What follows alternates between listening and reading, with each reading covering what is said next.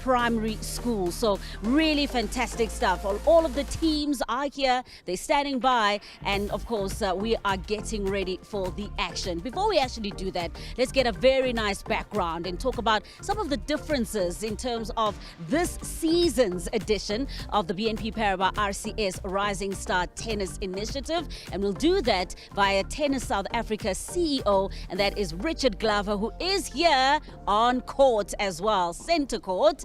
Richard, really great to have you back for this year's edition of this competition, and I know you're certainly excited as well to see the finals getting underway, what with so many challenges under COVID-19. Yeah, this is the second edition of Rising Star Tennis. We finished the first one, if you remember, February 2020, right here. The national final took place here. Little did we know, a month later, our world would be changing on so many levels. But we're back for year two.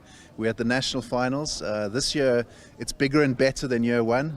Year one was primary schools. This year, we've added high schools and wheelchair tennis as well. So we really delighted with how it's gone this year. Yeah, there were lots of learnings from the first edition, obviously. It was the first initiative, and the most important thing for Tennis South Africa was just to get it underway and to get word out there. Exactly right, yeah. So we had just under 400 schools participating in year one. I mean, that number's doubled in year two, so we're really excited. And people mustn't forget, this is a massive event that touches all parts of the country. We've had 30 district tournaments, culminating in 9 provincial finals, and those children who fought their way through those district finals and provincial finals have made their way to Soweto today. Wow. So all roads lead to Soweto. All roads lead to Soweto. You've spoken so much about this wonderful venue. It is world class, isn't it? So here's another way to just invigorate and invite more and more competitions, more tournaments, more individuals here. Yeah, I mean, this is a very historic venue, the Arthur Ashe facility in Soweto, and Tennis South Africa has a national development centre here, and then the centre is a really important part of what we're trying to do across the country in terms of really growing the sport across all communities. This is a massively important centre. There's a lot of kids who come through here every day, and it's a really great place to play tennis. Oh, it certainly is, and we're looking forward to all of the action. In terms of how this initiative has been unfolding, the schools as well that have been taking part, tell us a little bit about that, and some of the new schools as well that were competing. How competitive was it this time around? Yeah, I mean, it's been super competitive. I think people got really excited after year one, and they started to understand what it's about. So as I say, the entry numbers have really jumped. I think one of the exciting things about year two has been the schools from historically disadvantaged communities. So in year one, the percentage of total entries was about 20%. This year, it's grown to about 40% of the total number of participants. So we've got a long way to go, but it's really exciting to see this initiative really being used to drive change and drive growth, and also drive the transformation of tennis as well. A long way to go. I think we need to be judged maybe in 5 years' time in terms of the real impact, but I think we're ahead of our forecasts in terms of where this event is, so that's really exciting. Oh, so far so great. Richard, thank you so much. Enjoy the competition. Just about to get underway as well. I've got our commentators also standing by to tell you a little bit more about the action, but also here on the court. Richard, enjoy the competition. Prince Madema is here as well. Prince is going to be coming in. Richard, we will see you a little bit later on. Prince, good to have you here. You're nice and ready for the action. It's a beautiful day, isn't it, for great tennis? Very beautiful day, good weather. I hope the players are going to use it to the maximum. Obviously, when I came in the morning, it was a bit chilly. I thought we were back into winter. But as we go on now, the weather is clearing up. It's looking beautiful for tennis. Okay, tell us about your role today. The commentary team, tell us a little bit more about your tag team partner, as it were. To be honest, I'm more like an analyst. Yep. The commentary guy is Mike, and it's not the first time he's doing it. Okay. For me, it's the first time. It's a learning curve. So I'm looking forward to it. Okay, fantastic stuff. Well, the teams are here, the individuals are here. We're looking forward to finding out who are going to really shine, which teams, which individuals are going to shine when it comes to this year's initiative. Best of luck, Prince. We're looking forward to hearing from you, of course, and Mike as you get the commentary underway. So Prince making his way up to the commentary booth because the action is about to begin. It is the BNP Paribas RCS Rising Star Tennis live action. All of you are watching. Let's get it underway.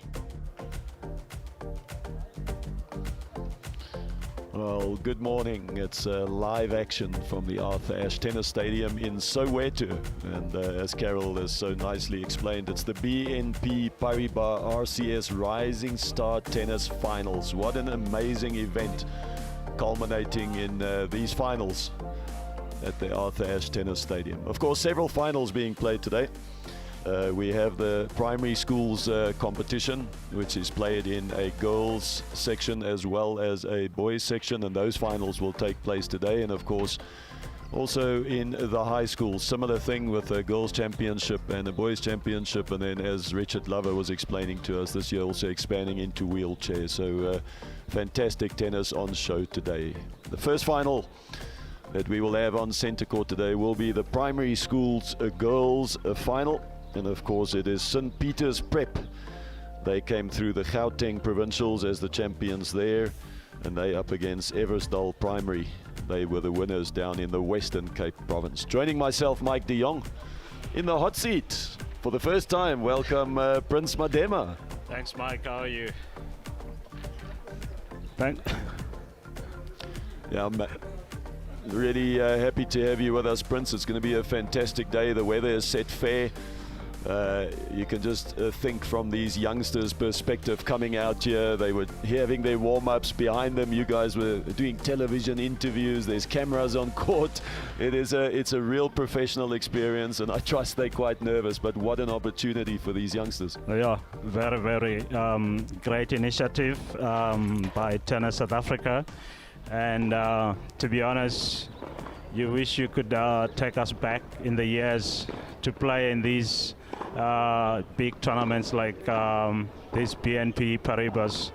I can imagine what it is like going through all those tournaments and to make it to the finals today.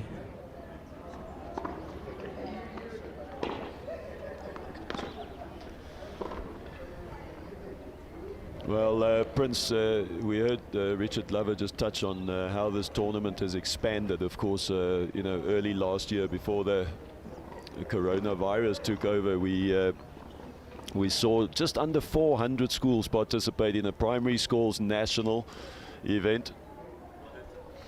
And of course that came through to the finals that was played right here. And this year they've doubled the schools. We're talking about close to 800 schools across the primary and high schools event. So truly covering the whole nation. They've played in 30 different districts, and that culminating in 9 provincial finals. And as we just said, St. Peter's, the Gauteng winner, and of course Eversdal Primary, the Western Cape champion in the primary schools, and then culminating. But how fantastic an initiative from BNP Paribas RCS, and then of course Tennis South Africa, to take tennis, you know, across every province in South Africa.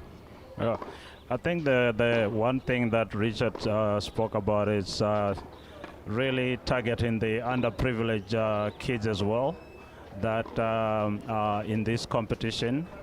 We all know that tennis is a very expensive sport, and obviously covering the nation through this event, through the schools, there is no better way of doing it to consolidate in the tennis development that Tennis South Africa is initiating. Yeah, and then what you're touching on there, the best way to do is to take the tennis to the people instead of aiming the people to find tennis. That's the cheapest way of doing it, because it's an expensive sport. And I heard him mention that in the first year 20% of the entries were from previously disadvantaged areas, and this year they've got it up to 40%. So moving in the right direction. It is definitely. I mean, we all know that a lot of kids are very talented out there, but the biggest, obviously, obstacle in tennis is the resources. So to get 40% of the underprivileged kids in this competition, that's really massive for Tennis South Africa. Well, now seeing our young ladies on centre court, of course, we've mentioned that it's St. Peter's Prep, and representing in picture right now we have Peta Kruger, and she's from Eversdal Primary. She's from the Western Cape, so she represents Eversdal Primary, and up against her from St. Peter's Prep on the other side of the net will be Madison Edwards, and what an opportunity, of course, to just make this clear that the finals, Prince, had 55 different schools making it through to the finals. Yeah. They played at 2 different venues, Groenkloof in Pretoria, and then of course here at the Arthur Ashe Stadium, and they had to fight through all of that. After making the final, still get through, you know, the best of the best to make it to today and actually have an opportunity to play for the title. So quite an achievement. It is huge. It is huge. I think what it does, in even if they are representing their schools, but individually, these kids will develop massive confidence, massive mental switch to actually believe in themselves and compete even at a higher level, at provincial level, and who knows, we'll probably see some of these kids representing the national team. Yeah, just so that we understand the overall format, of course, we're looking at the #1 singles taking place on center court. Out of camera shot, Prince and I have the privilege of being able to see the doubles on one of the adjacent courts. And the format is you play 2 singles and 1 double. So it's a #1 singles, a #2 singles, and then you have your #3 and 4 pair up and they play at doubles. And naturally, you'll have to win 2 of those 3 ties to win the overall championship. So this #1 singles that's being played on center court would give one of the teams a nice edge. That'll give them a 1-love lead and put them 50% to where they need to be. 2 matches, you get 2 wins, you are the national champion. Yeah, it's almost like a Fed Cup or Davis Cup style or format, which is the singles are very, very, very, very important. I mean, once the good thing about tennis, I know tennis, we normally think that it's an individual sport, but when you have this kind of setup, you're not only representing yourself, but representing the team. So that gives you that extra oomph to put a lot of effort. And obviously the singles, once you win the singles, it gives you an edge. And if you win the doubles, then that's it. Yeah, it's such a good opportunity. If you think these kids have spent a week up here in Gauteng, so they travel as a team, they eat out in the evenings, they have dinner together, they have team talks, they practice together. And as you said, tennis is such an individual sport for most of the year when you're playing your individual tournaments, that it's a fantastic opportunity that these kids don't have to wait until they represent South Africa. They can at their school level participate as a team and experience that camaraderie. I think that's the huge part. We know tennis, as you get better, to be honest, it's 95% it's mental. And in this format, when you know that you're not only representing yourself, you're representing your teammates and your peers, and the team spirit that is in the team. I think that's what sometimes, even if you look at Davis Cup or Fed Cup, sometimes it's not the fact that the guys that are #1 and #2 in the world, they win Davis Cup. You get even guys that are in the lower ranks winning Davis Cup because of that team spirit.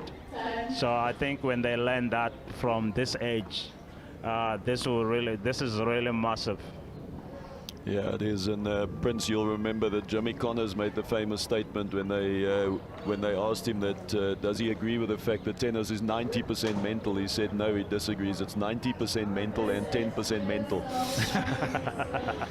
Nonetheless, the stage is set for our primary school ladies final. It is the #1 singles with Peta Kruger serving.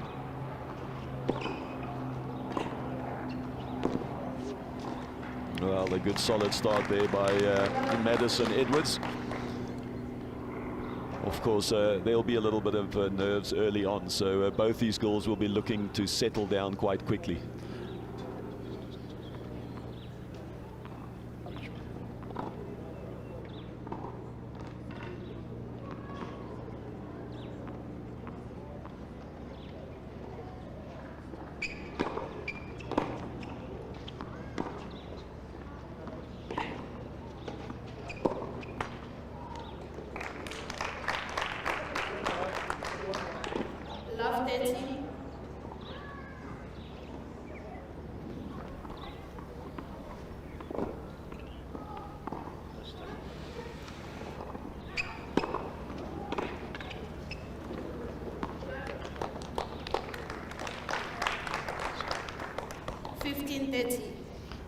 that was quite important there for Peter to just get into this match. Winning that point at love 30 was quite crucial.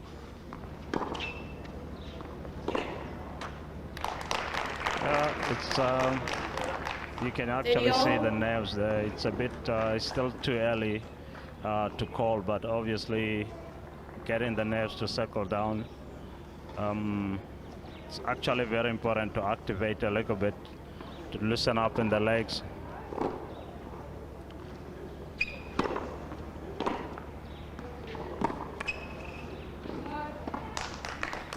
Yeah, that was a good return, maybe unintentionally so. It actually was a short, low return, and maybe not exactly what she tried. It was very effective, drawing Peter forward, and Peter Kruger not able to handle that, and it sets up the very first break point of this match. Yeah.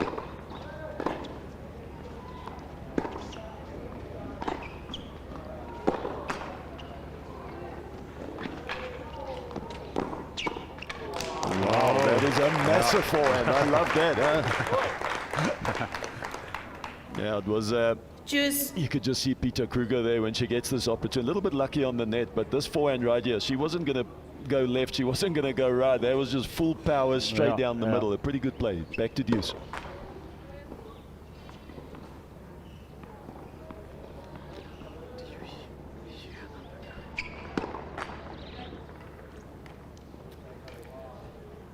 Advantage, St. Peter's Girls Prep.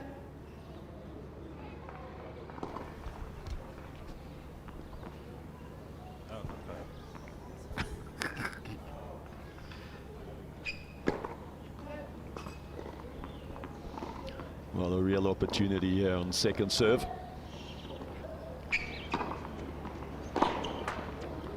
Oh, that's unfortunate.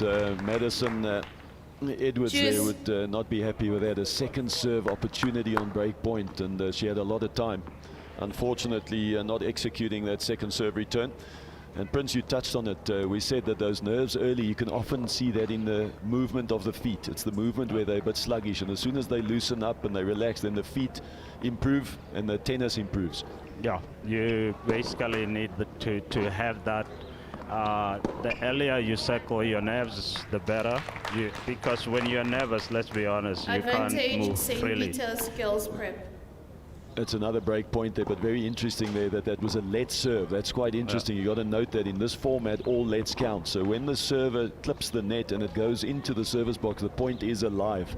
And all junior events. Madison Edwards doing really well there to get up to that.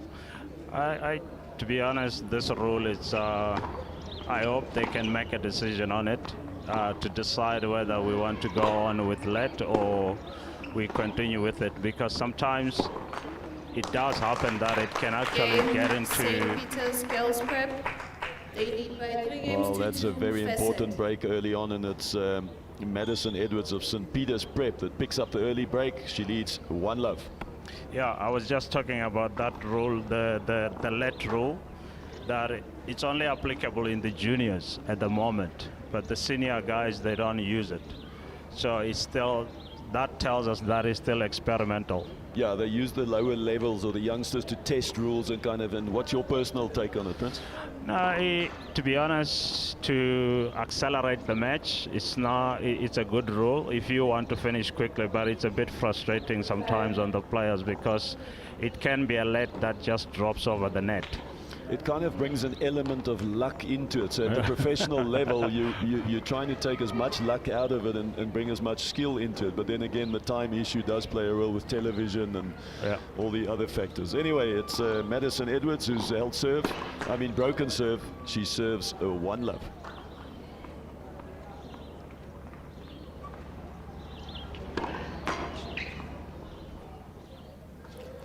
Love 15. Well, just a little nervy double fault to open proceedings, and it's the young Peter Kruger from Eversdale that will not mind that. She needs to try and break back straight away if she can.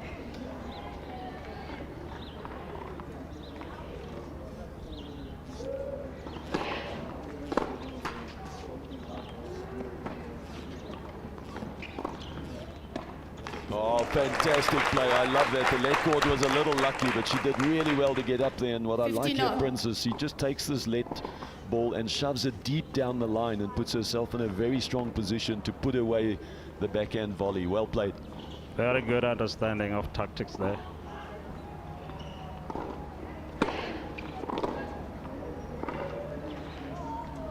I think the other thing with tennis is that normally a bigger percentage of the players are right-handed, and when you start playing a left-hander, then you know that you have to adjust a little bit in terms of your tactics. Well, you could just see that return there of Petra Kruger was just out, but you could see the power that she possesses, really stepping inside the baseline, took that backhand return early. She just dragged it wide, but real power there, and something that we'll look for as the match goes on.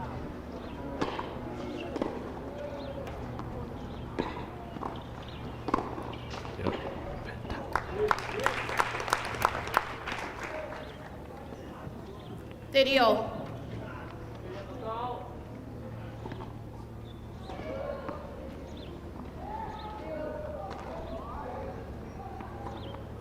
And that's the power that we're talking about. She hits through the surface nicely and just catching Madison unawares there, just with pure pace. So a real opportunity on the second serve. I think the other thing is, oh, unfortunate that one, but she had a good idea.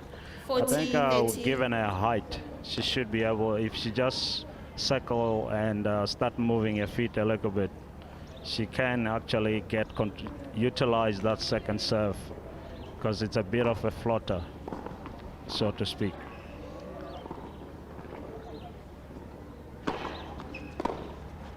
Oh, what a solid serve. Madison Edwards really getting a hold of a big first serve down the tee, of course, to the backhand of the left-hander. And she consolidates the break, hold serve, and the young lady in picture now leads 2 games to love. I think we're going to see more of that serve going towards the backhand of Petra Kruger. Now, of course, we are at altitude here in Soweto, so when you do serve well, you are well rewarded.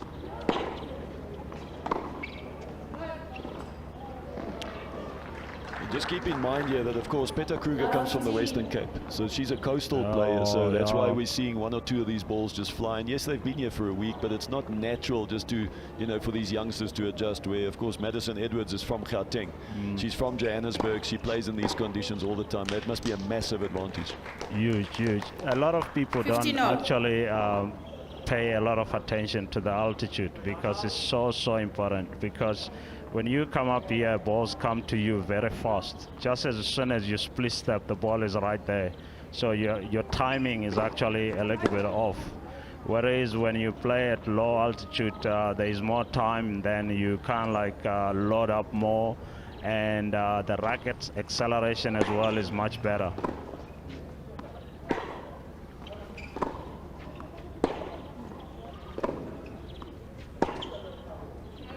Well, that's high quality, really. Probably the best one of the match so far. And this time it is the coastal Petra Kruger that gets out on top. And that's good for her confidence.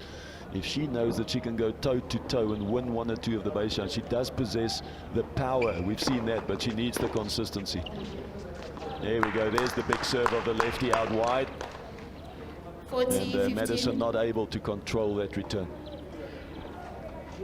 I think that's the strategy that we were talking about earlier. As a lefty on the ad court, you are able to swing it all out and stretch the right-handed player. Yeah, especially with a double backhand out that side. Yeah.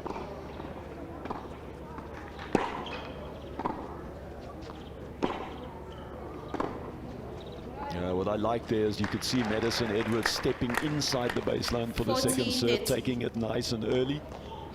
And at altitude, if you take it early, you'll see also the ball shoots through the surface, puts a lot of pressure on your opponent, when that ball bounces deep and is shooting through. Oh.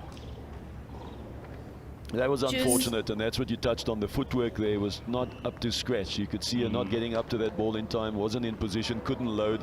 And you'll see her off balance here. She's trying to reach, and it's just the arm that swings through. She wasn't set properly, wasn't loaded properly.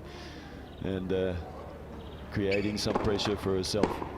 I think that's an area that she can really work on, to try and use the legs a little bit Advantage, more. St. Peter's Girls Prep. She has a very good left hand, very good feel for the ball, but she really needs to back it up with the legs. The leg drive is very important in tennis.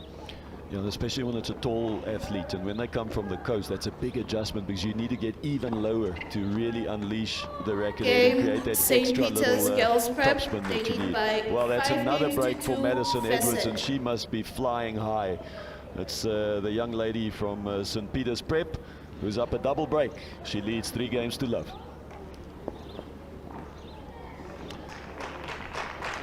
Interestingly there, Prince, as they do in Fed Cup and as they do in Davis Cup, the coaches are allowed on court, and that's fantastic to help these youngsters talk through strategy, make adjustment in the match. That's very valuable. I'm wondering what the coach could be saying to her just now, or what we're seeing in terms of her leg drive, if he's talking about that, or even going for more high percentage to try and keep the ball in. Because at the moment, to be honest, she can, if she improves her footwork and go for bigger shots, but inside big targets, and go for big targets, that's the safest way to play until you get a rhythm. Once she gets a rhythm, then maybe she can win some points and win some games. Madison Edwards is in control of this one. She serves 3-love.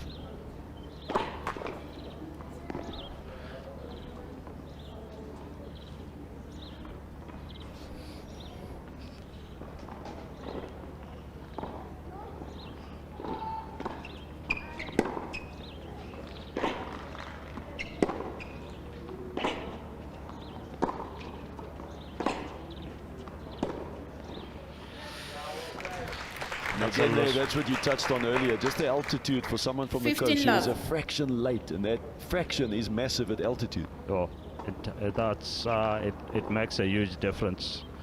You can see even the preparation there, the legs and all that. It didn't really come all together. And it's not that they don't know they need to be quicker, but somewhere in the rally your second nature takes over, because that's just what happens, you know. And that's where she got caught. And as you said, her prep was a little late. Now the point of contact's late, and the ball shoots 45 degrees to the side. Yeah.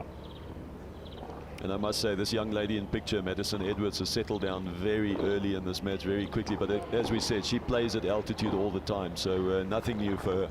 But you can see already with the body language, the way she walks around the court, she's really bouncing, and then she's full of energy. She's feeling the confidence, she's feeling the flow. She has a rhythm going on her side, and then definitely, wow, yeah, that's a good shot. Tell you what, that reminded me of Petra Kvitova. 15-30. This is what you were talking about. Much better footwork on this one. She moved inside the court so quickly, and there was time to set. It wasn't just the arm swinging and the feet were catching up. That was brilliant by Petra Kruger. Very good. That's what you want to do. I mean, once you step inside the baseline, you take control of the rally.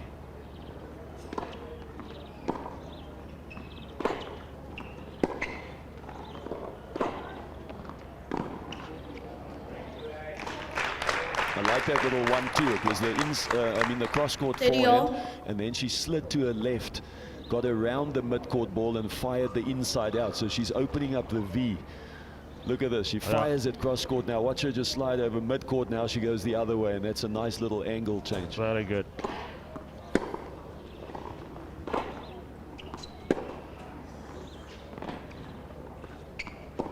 I think one of the big advantage of the inside out or inside in is that when you set up, the opponent can't tell which side you're going to go. 14-13. You could go back to the same side or go inside. It's a last minute decision that you make.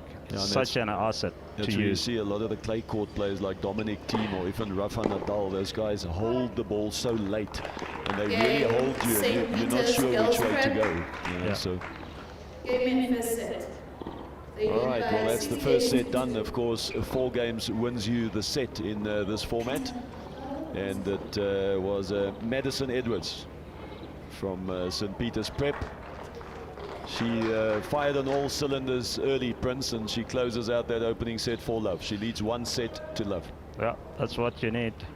I think psychologically as well, these short sets, if you are up, if you grab the first set and close it in the second, you try to avoid going to the third set.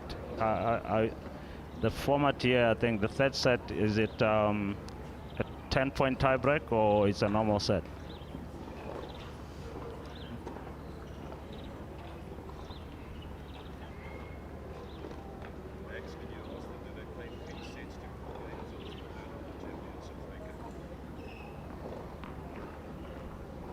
Well, what this format does do is it rewards the fast starter, and it was Madison Edwards, as you said, that was out of the blocks with her footwork. She was striping the ball quite early.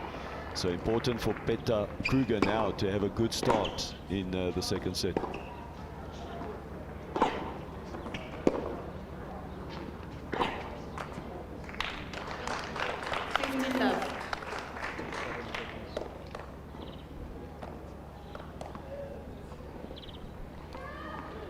Yeah, for Petra Kruger, this is important that she gets off to a good start. As you said, losing the first set, and it's only up to 4 games. You need a quick start in the second to get back in this match.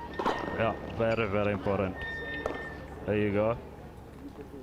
Yeah, a good solid start, winning the opening 2 points on serve as well, which is nice, build some confidence. And if she can hold serve here, she can take some chances on Madison's serve and see if she can put some pressure on her.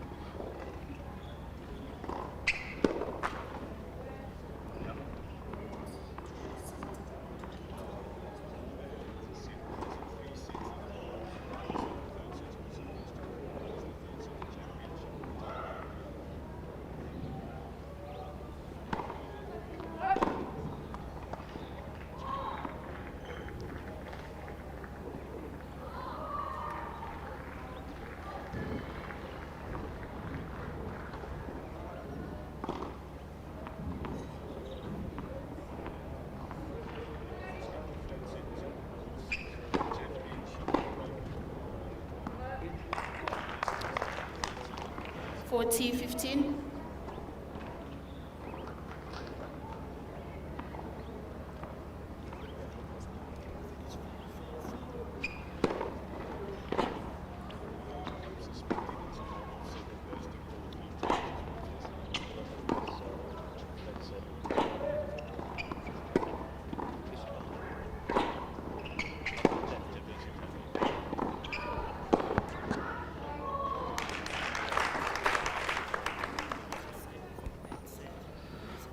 Yeah, I think this kind of format. So we have confirmation there, Prince, that the first 2 sets are normal games, except that the set is 1-on-4, and of course the third set will be a championship breaker. Yeah. And obviously, it's very important for Petra to try and consolidate with a good start in the second set, because if she wins the second set, obviously a decider, if it's a super tie-break, it's anyone's point, it's anyone's match. There we go, that's much better by the young lady from the Western Cape, Petra Kruger, and she holds confidently. I love that final inside-out forehand, really deep in the court, flat and really shooting through the surface, but she manages to hold serve. You can see the coach out there, he's fired up, he likes the way she's turned this around, and he understands the importance of her getting out of the blocks quick in the second set, try and force that third set. I think also she has a height. She should use the height to her advantage, because if she moves well and stays solid and consolidate from a good start, you never know what will happen. Of course, the opposite is also true for Madison Edwards. As you said, she wants to avoid the tie-break shootout for a third. She wants to try and win this in regulation and capitalize on the dominance of the first set. Yeah, sometimes in tennis, everything boils down to mental. So with if Petra starts getting nice rhythm and moving her feet, and then she's probably opening up. She can give herself a good chance in the third set. Madison Edwards has won the first set, but she trails a love one.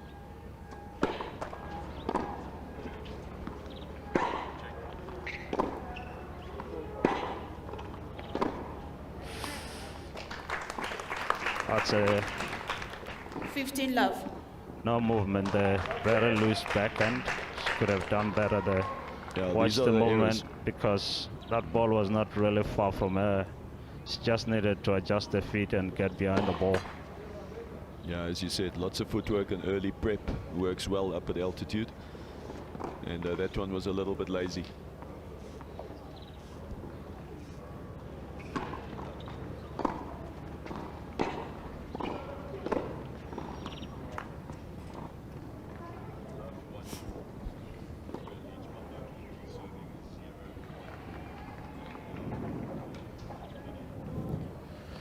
I think the other thing, Mike, that is very important to mention is that if the second set goes up to 4-all, then they play a normal tiebreak compared to the super tie in the third.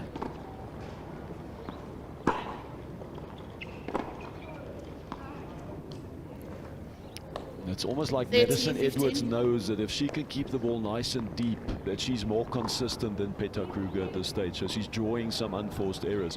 Petra Kruger, on the other hand, wants to get on the front foot and try and play the power game. So we'll see how the struggle of tactics pans out.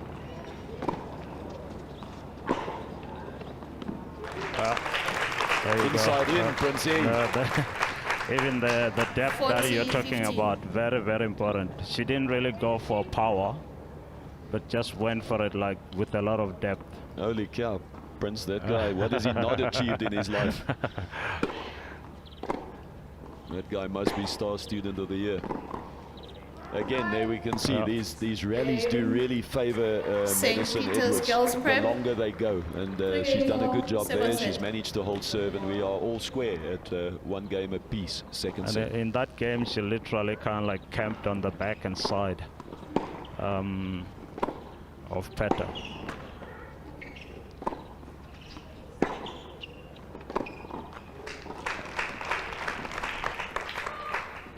Love 15.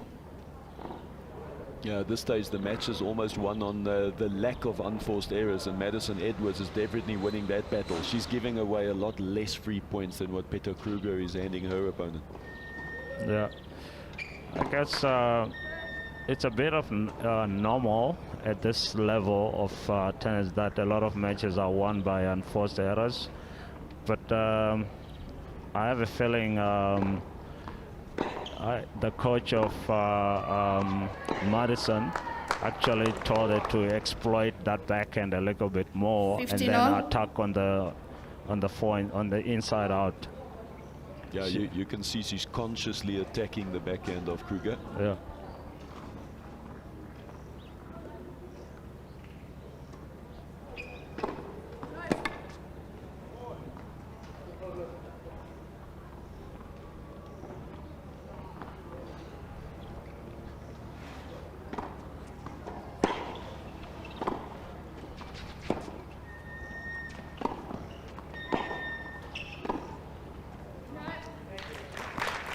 Caught right in the middle of the court there. She was not sure whether the thing that we haven't seen a lot, it's them 15, actually 30. utilizing the short balls to go up to the net. Yeah, and you could see the pressure there when she was running back from the net, shows that she's not too comfortable up at net, and it puts pressure on the serve. 15-30.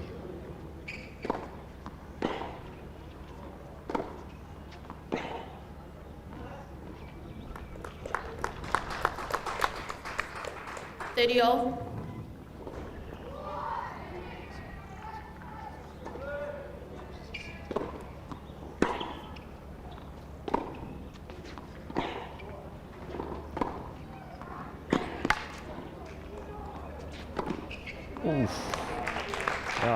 The point you just mentioned, Mike, that she's not comfortable 30, going forward. 14. I think that's a thing that she'll have to improve going forward in her tennis development. You can see that was a sitter right in the middle of the court. She should have put that away. I suspect that her transition game is under more pressure at altitude, so she's uncertain. She feels like the ball flies on her, so she's not finishing, and it's so we see often her biggest mistakes are from midcourt, not from the baseline, because she feels nervous. Where at the coast, she's probably more comfortable hitting that ball. So you're right. This is the age where the transition happens between winning matches only on unforced errors or the lack of them, and then adding the component of offense where the winners start playing a role because they start getting strong enough. And sometimes kids in this age get caught between when am I supposed to go for it and when am I just playing safe. And that's all just part of your tennis development. So and the only place to do it is in tournaments like this, where you have the exposure, you feel the pressure, and you make good decisions and you make bad decisions, and this is where you learn.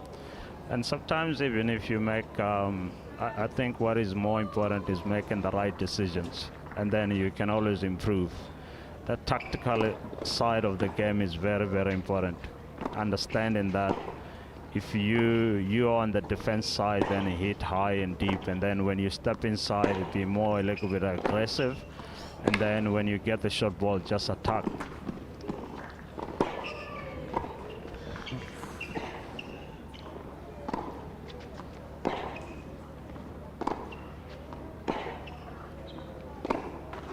Well, that's the best rally of the match, and it's a big break for Madison Edwards, girls prep, as she now leads 2 games to 1 after winning the first set 4-love.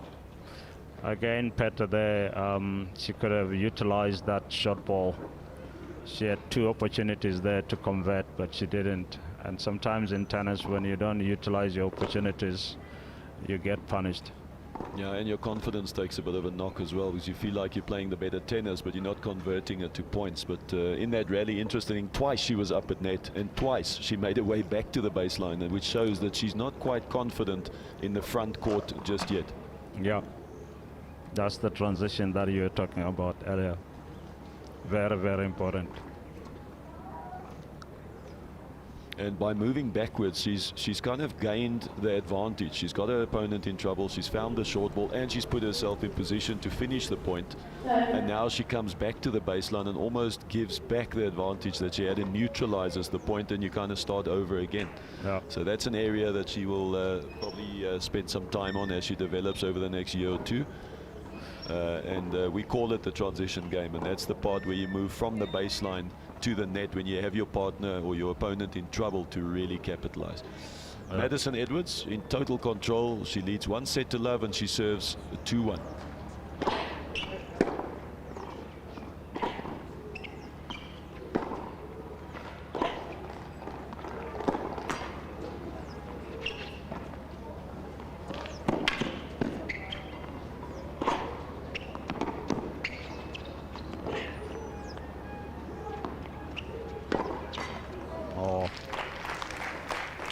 That was a huge point as well for Madsen. The other thing that I see is the coach coming in and out, because it must be very tough for coaches because he has to coach the doubles on the other side and then still come back this side and coach the singles. Yeah, 2 of the 3 matches are on court, and it's the #1 singles and then the doubles. The #2 singles will soon follow. But it is tough, and I think the coach kind of tries to see, in this case where Madison is in charge, he might spend it, 2/3 of the time with a doubles match. And if he sees things getting tight this side, he might slide back again. But as you said, a good challenge for the coaches as well to manage their time and strategize with their players. I like that serve, Prince. It's a little body serve and a lefty, especially with a wide arc. When you serve onto the hip, you handcuff your opponent. Difficult to make the return. Yeah, I wonder if she was really going for body or she was going for tee, but it really worked as a body serve. Very, very difficult. She's going to tell you body serve, man. Come on. Very, very difficult to return that one, especially if you're not a good mover. Very difficult to move, to make space. And even if you do make it, you can't generate power. Yeah. So often the server will then have the first ground stroke where they can really unleash power.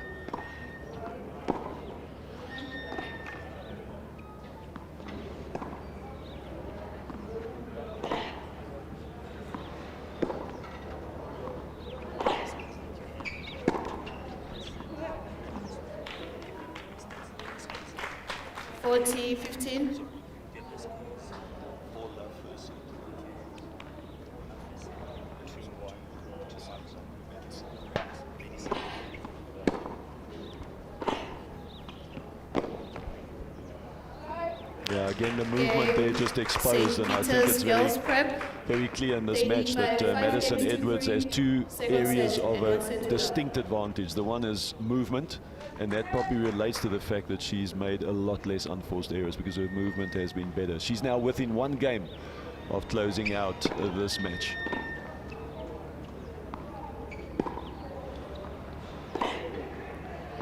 I think her strategy is she's basically playing a high percentage. She's making sure that she reduces unforced errors, and if she's pushed back on defense, she just hit it high and deep, and then she hasn't really given Peta a lot of short balls.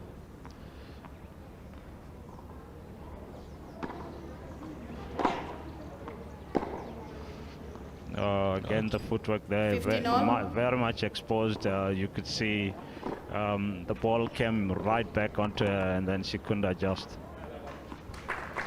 Yeah, and it's needless to say that this is a must-hold for the lady in picture, being down a set and 3-1. Of course, 4 constitutes a set, so she has to hold to stay in this.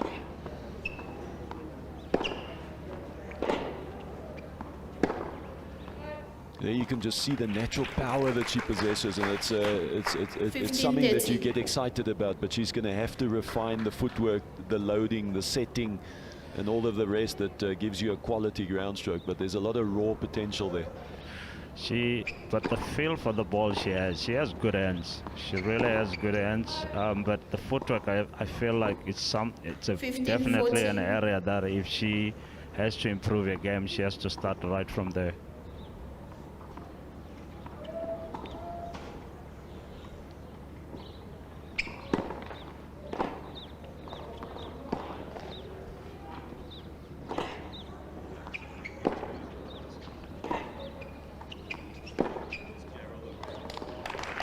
Wow. 30-40. This is what we're talking about having good hands and more power there.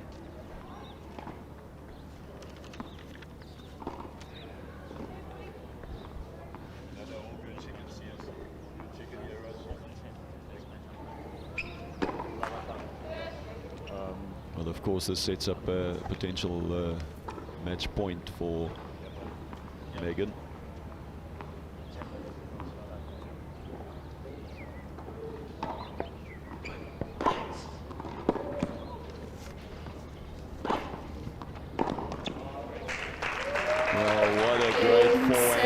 This match, and it's Madison Edwards who does not waste any time in this opening singles match, as she is a straight set winner over Peta Kruger. She wins the match 4-0, 4-1, and it is indeed St. Peter's Prep, the Gauteng champions, that take a 1-love lead in the primary schools girls final. Well, Prince, a very solid performance by Madison Edwards, and I think we said it over and over. She was just too solid. Her footwork was better, she moved better, and she kept the unforced errors down. Good, solid match. Yeah, I think it did boil down to the movement, the strategy, very consistent, and that really helped a lot. Well, that's what this is all about for these youngsters, is getting out on center court. There's cameras on the side, there's people in the stands. It makes them a little more nervous. It's a new experience, but it all helps in how they develop their game. Let's take a look at some of the highlights of those 2 sets. Well, I tell you what, that was probably what she wanted more of. Peta wanted more big power like that, but unfortunately there wasn't enough of it, and you can just see the raw talent here. She whips that forehand with a lot of power, and it was impossible for Madison to control, but there wasn't enough of that, and there were too many similar unforced errors, as you saw there, and Prince highlighted that most of the mistakes that she makes is related to movement that hasn't been sorted yet, and when you're on the move and you're not balanced, you're not set, you can't load, your prep is late, all of those things are just going to add to the unforced error tally at the end of a match. And it was the lady nearest to us, Madison Edwards, who played the more solid match. She also had an opportunity or two at net, finished those nicely. And as we stated, when she was on defense, she would play the high, heavy ball, keep herself in the point and wait for an opportunity to find the short ball. And again there, it was unfortunate for Kruger dominating that point, but she couldn't finish the point, she couldn't capitalize. I think one other thing that she can do, she can actually increase that pace because she's almost upright. Whereas if you look at Madison, she stays really low. She lowers herself, get under the ball and well balanced. Well, a very solid win then for Madison Edwards as she gives her term the lead. Let's go downstairs and let's hear who Carol has with her. Wow, Peter, that was a really, really tough encounter. But to have gone this far, to get to the finals, tell us about your experience. Well, it was a great experience. I think my whole team, we played really well, and we worked really hard to get to here. And I'm just really happy that we made it to the final. So, tell us how it is that your school heard about this particular competition. Well, we were really excited, and we started practicing immediately because we wanted to do well for our school and we wanted to represent our school. So, how much is this experience going to push you to, just keep playing and keep getting better at tennis? Yeah, this is definitely a learning experience, and I really want to continue working hard to get better at tennis. So, well done for having made it this far. Thank Congratulations. Let's chat to the individual that triumphed from St. Peter's and Madison. Fantastic stuff. Tell us about your preparations to put in such a great performance today. Well, we've been training really hard, our school and me individually. We have put in the effort, and I think we're all really proud of us to get where we are today. Well, it's very clear that tennis is a big sport at St. Peter's, yes? Yeah, we all do very well and we all train very hard, yeah. How important is a tournament like this? Because, we are looking to have more tournaments that are as competitive as this. It's so professional. You've got the cameras here. How big and how important is this tournament for you? This is very important to me because it's all about experiences, and this will help me grow and if I want to pursue tennis as a career, and yeah. Oh, fantastic stuff. Are you very excited about your performance? Yes, I am. Thank you.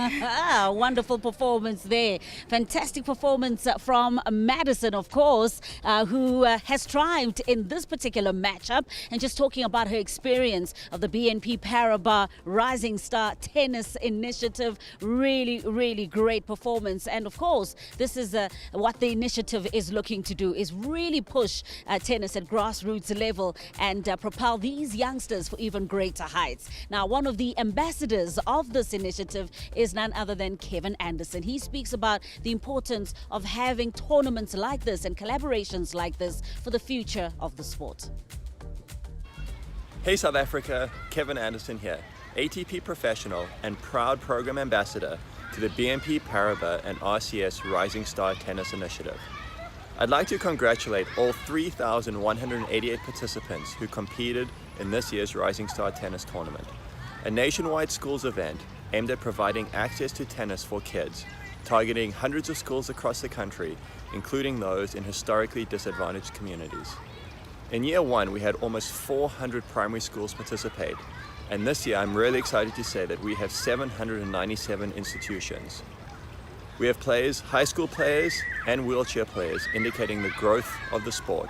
And I'm really looking forward to the finals as we continue to uncover the next best tennis players in South Africa.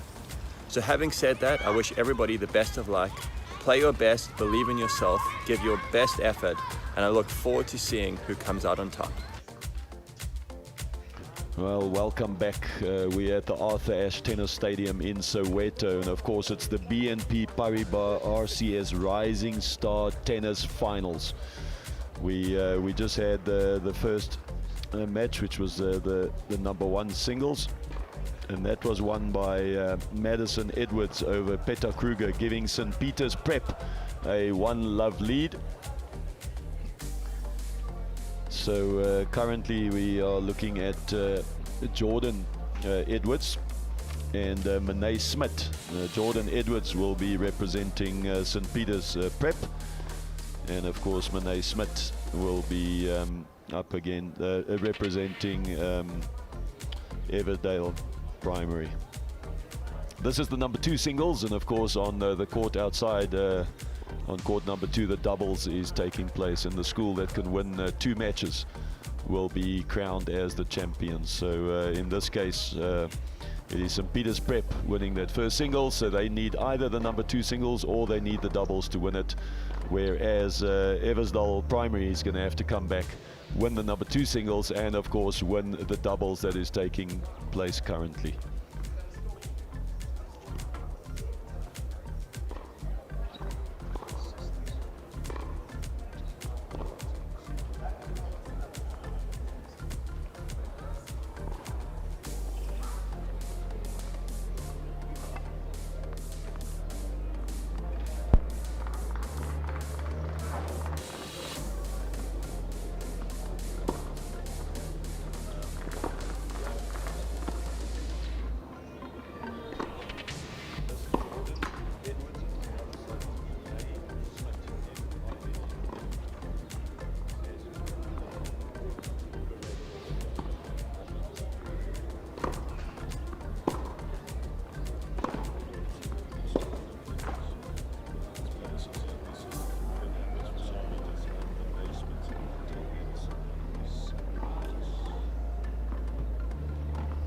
Alright, so in picture we have St. Peter's number 2, and it's Jordan Edwards, and if there are some similarities to the first match, this is Madison's younger sister.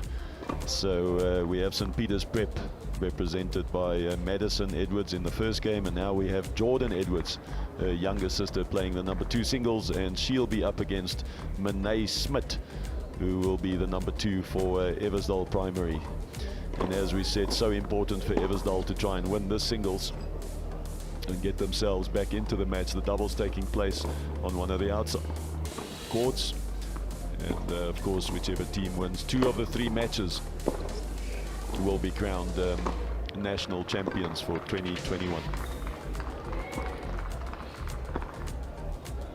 You look at the physical build of these 2 players, very opposite.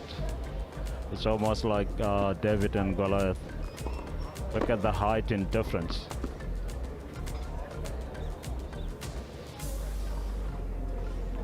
Yeah, I just saw Jordan hitting a few balls earlier, and she might be small in stature, but she's got a nice technique and a nice style and a lot of rhythm. So I'm expecting her to put a good solid match on court for us.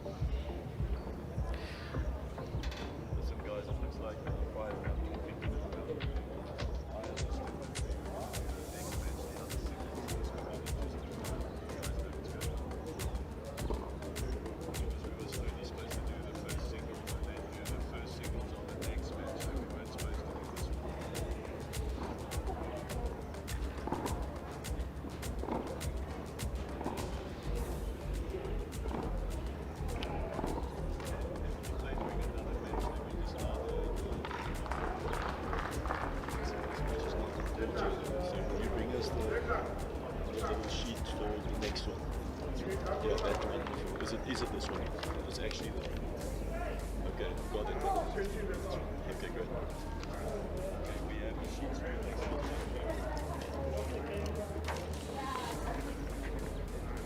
Well, there might be a little confusion for you guys at home, but the first singles was played on center court, and it's supposed to be followed by the first singles of another match, and the number 2s were so fired up and ready, they sprinted out onto center court and followed their number 1s, which just would seem natural, but they are actually scheduled to play that number 2 singles on an outside court, and then we're going to have the number 1 singles of the primary boys, I believe, are going to come our way soon. So a little bit of confusion, over-eager, 2 young ladies sprinting out. They saw the television sprints. Yeah, how can you not course, run out onto the court with television? I want to be on TV. I know it's tough to play in a center court because of the TV and everyone is watching, but who wouldn't want to be there? It's a short court, so they really wanted to come and play and show us our skill, and they were fired up, really fired up. Well, at least it shows that those youngsters know where they're going, Prince. They're going into the stars and into the lights, baby. They, the minute they saw the television cameras on centre court, they flew out there and said, let's go play over there. So fantastic to see that. No intimidation at all. Not quite the match that we had scheduled for centre court, and they've got the youngsters out to their court where they will be playing, and so both Jordan and Monet have been escorted to their court, and we have our next match, our competitors rolling their way onto centre court. Of course, this is going to be the wheelchair singles. And we have Kanye Kundu and Siabonga Ndumo. So Tundu up against Ndumo, and they've just made their way onto court. We can see they have coaches there as well, same style. The coaches allowed on court, allowed to give advice, change of tactics. So I think that's a wonderful initiative. Itembelise School and Adelaide Tambo School.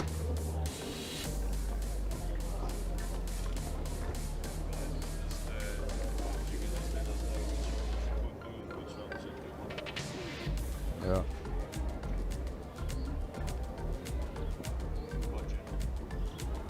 So Ndumo is from which?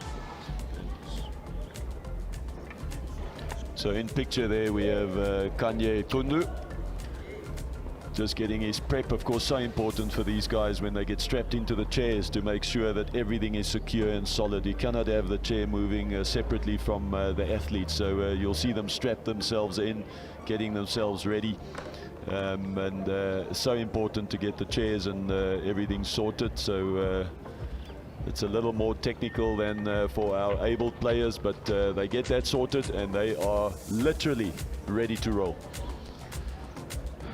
Yeah, this is going to be very interesting.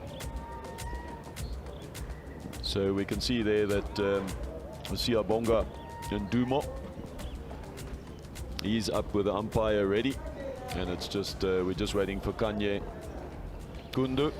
There he is. He's got his chair sorted, and he rolls out to meet the umpire and his opponent, of course, for the coin toss, and then the warm-up to follow.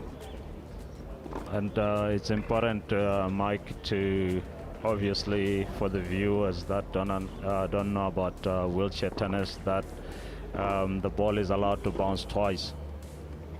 Yeah, the rules remain the same. They will play the same format for this tournament, except for the fact as Prince touches the ball, is allowed to bounce a second time. Doesn't mean that they have to let it bounce a second time, but they do have the option on a drop shot or a wide ball to use the second bounce. And sometimes strategically some of the better players will use the second bounce, not because they have to, because they make their opponent hold and not know which way to go. So you'll see as the match develops how the two players use the bounces strategically. Sometimes they want to take it on the first bounce to take time away from their opponent before they can recover and get into a defensive position. So a lot of technical coaching that goes into wheelchair as well. Yeah, and the fact that the chair has to be always in motion, otherwise you'll be very, very slow. It's not easy to take off. You see, once they hit the ball, they keep the chair moving, so that in anticipation of where the next shot is going to go. And you'll see it specifically on the return of serve. They obviously wind up before the person serves, and they come swerving closer, as you said, in motion by the time the serve is struck. They don't stand in a stationary position and then caught. Of course, I've played in one of these chairs, Prince, as I'm sure you have. If you had the opportunity. I've tried. So played, difficult. and I tell you what, moving towards the ball is not the problem. It's once you've hit it to stop and not crash into the fence and turn around. So admiring these guys' ability, one, to move the wheels, hold the racket, it's phenomenal. Keep your eyes on the ball and then anticipate, and it's not an easy thing. No. Very, very difficult. All right, so both players on court. The umpires lay down the law. They're now going to go through their 5-minute warm-up, and as soon as that has been completed, then we'll get into the action. As we said, it's in picture Siabonga There we've just flipped over to Kanye Kundu, and he's up against Siyabonga Nduma.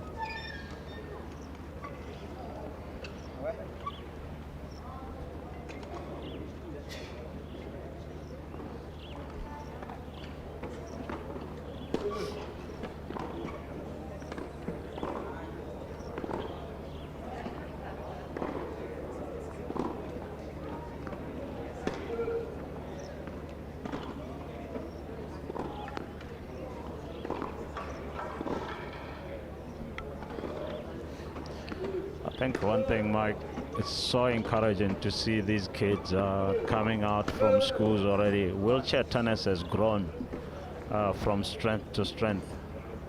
I mean, the likes of KG,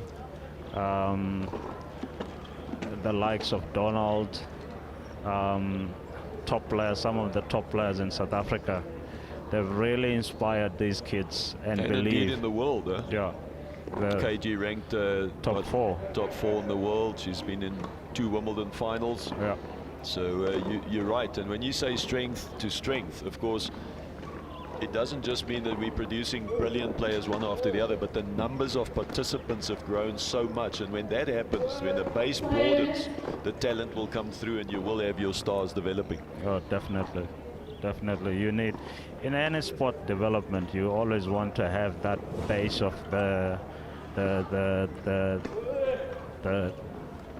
development very, very strong, so that even if at the top, at the apex of your triangle, if you get 1 or 2 players representing the country, it's huge. It's really massive.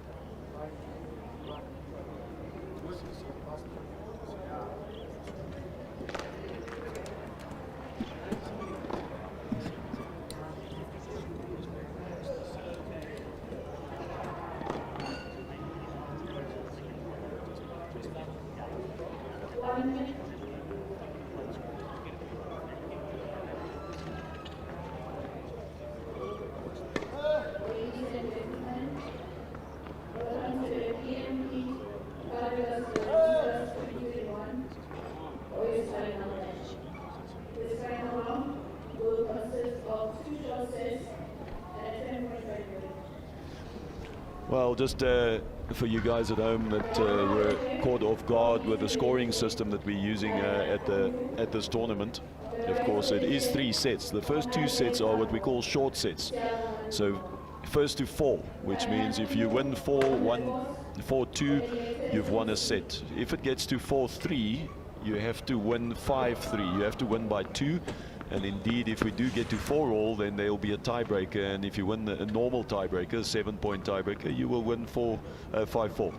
The third set, however, is not a normal short set. It will be a championship breaker, which will be the first to 10 points. And that will be the decider if we do have a 1-set-all situation. This format, Prince, obviously puts a little more pressure on having a good start, because if you were to lose your serve in one of the first or second game and you're down 2-love, the person's already 50%. They then hold serve, it's 3-love, and they're sitting with an opportunity to close out the set quickly. So puts a little more pressure on the slow starters that enjoy the long sets. You need to come out and you need to fire straight away. Most definitely, Mike. It's a mental game. You really have to have a very solid warm-up, and by the time the match starts, you're already warmed up. But if you're those late starters, guys who take long to warm up, it's not this format is not a good format for you. You really have to start up as warm as possible, even if playing like a set, before you actually come into the match. And that's a very important point that you make, because you say the warm-up is so important, but you're not just referring to the 5 minutes on court. You're referring to that 30-40 minutes that you need to spend on a practice court, really get your game honed in, come onto the court, have those 5 minutes just to settle your nerves, get used to the court and the conditions, and then you need to fire. Because the 5 minutes, to be honest, is for guys that are playing big competitions like these. They really have to. We are ready, and the boys are ready to start, and it's Siabonga and Dumo who will serve first.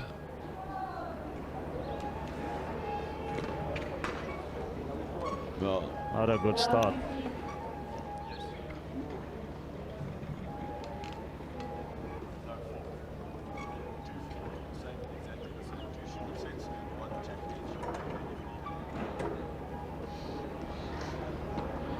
Not a good start for Siabonga, starting off with a double fault there.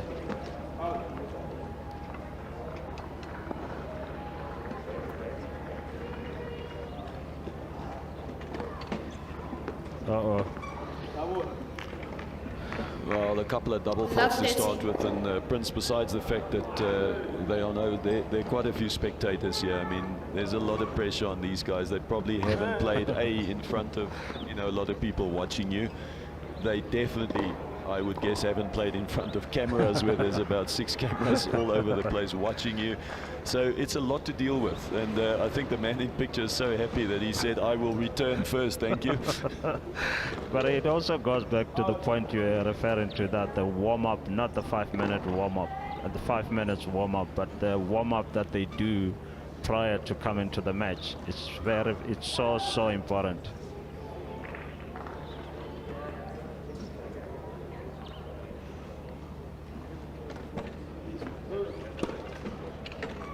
Adelaide. Well, there we go, the serve, he got his second serve in. Love and got the point going. Unfortunately, he missed the ground stroke, and so he's facing 3 break points straight off the bat.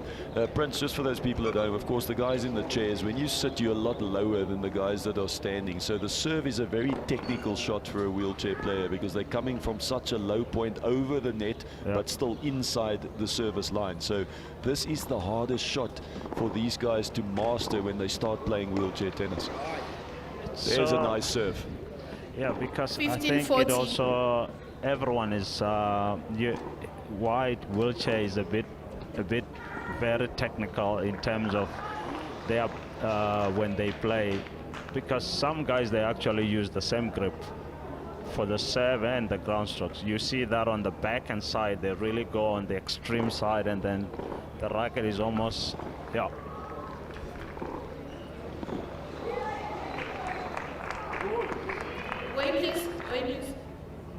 Yeah, I almost relate that to that movie Karate Kid, when the coach said to him, wax on, wax off, wax on, wax off, and they sometimes hit that forehand and keep that grip and just flip the racket over and almost come from the wrong side, you want to say. But it depends on what their abilities in their bodies are, depends what their fingers and strength in their hands are, and what grip they are, able to take. So not always that easy for these guys just to say use this grip. Sometimes it's not possible for them to do that. So it depends on your physical ability, and then the coaches help you to build a grip and a game around your physical ability. Remember, sometimes they also strap the racket on the hand. And that's because of the muscles that sometimes aren't strong enough to hold the racket. So they strap the racket to the hand, 30, and they can 40. Then use it just as a one-unit swing, Yeah.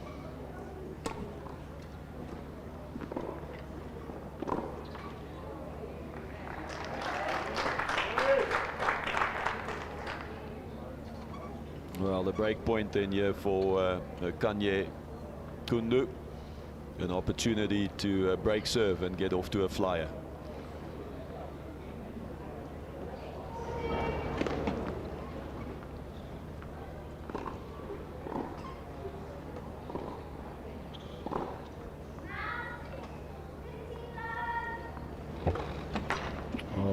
It's an unfortunate double fault, and that secures the break of serve. For Itembelite School. Itembelite School leading by 1 game to Lava.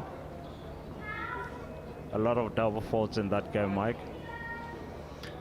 Of course, on the serve, what is so important for these guys is the toss, because unlike a able body, you can make a big adjustment if you throw a bad toss. These guys are sitting in the chair and they can't move half a yard to the left or right, so the toss has to be very specific to be in a position that they can manipulate with spin that they want. And of course, again, some of them don't have the ability to use the one arm to throw and the other to serve with. Sometimes it comes from the racket hand. So there are a lot of challenges for them to just get consistency in something as simple as the toss of the serve.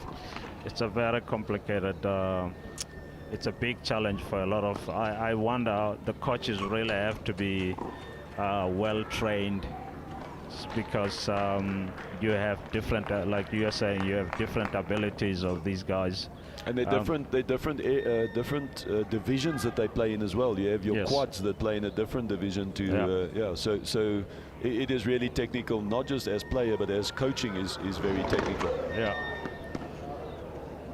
And we know that there are a few coaches in South Africa. We know that Holger Losch has done a lot of wheelchair coaching. Gerald Stoffberg has done a lot of coaching. Patrick Salepi has been involved in wheelchair tennis since way back that I can remember. So there's a lot of knowledge that has been gained and shared over the years. And as you said, it's so nice to see the base of wheelchair tennis growing tremendously, where it's not about the quality of tennis, but it's getting more people to consider wheelchair tennis as a sport. But I think Tennis South Africa has done so well. With this competition, it actually increases not just the participation. It increases the participation, increases a wider base for a lot of players to be exposed to tennis, and that's what you need. I mean, if you are talking about having future champions, you really need that strong base. And you need going inclusion. Forward. Yes. And we've seen it in just this tournament from the first version 18 months ago, where it was only primary schools. We now have primary schools, high schools, and wheelchair. And we have a 20% increase of previously disadvantaged participants, up to 40%. So TSA doing a wonderful job in, as you said, bringing the game to the people. What a wonderful forehand. I like that. That was the forehand slice that he used. And it was Kanye Zundu that dragged that back cross court, and just impossible for Ndumo, once he was moving across the court, to turn around. So smart play going behind his opponent. He did. He actually didn't give him time there to adjust.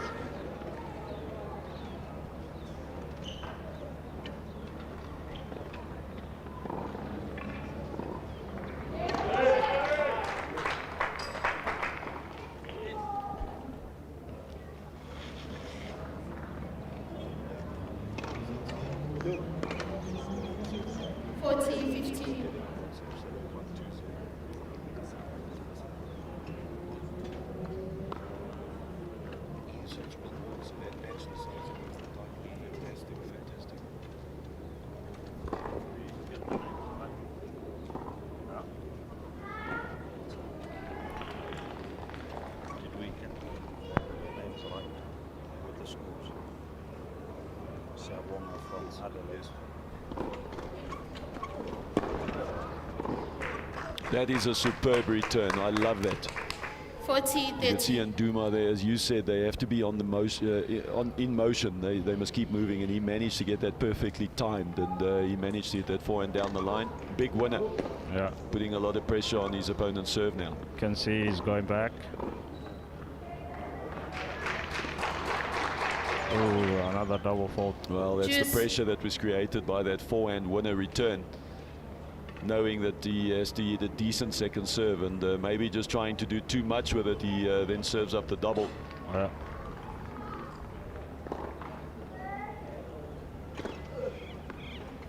Oof, that is such a smart serve, and we saw that at the Spring Open as well, where the better players use the body serve, because once you serve it at the chair, it's so difficult to maneuver the chair out the way in time to be able to hit the shot.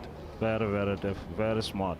Very smart play. Again, for an able-bodied person, you just kind of lean to the left or step to the left or the right. It's a lot easier. These guys have to maneuver the chair out of the way. Not that easy. So a very effective serve.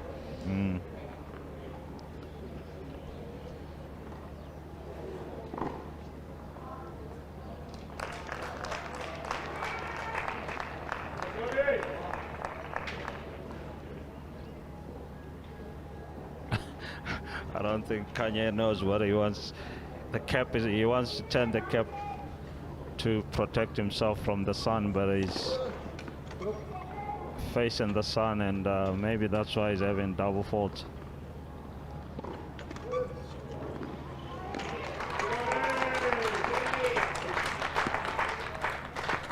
Juice.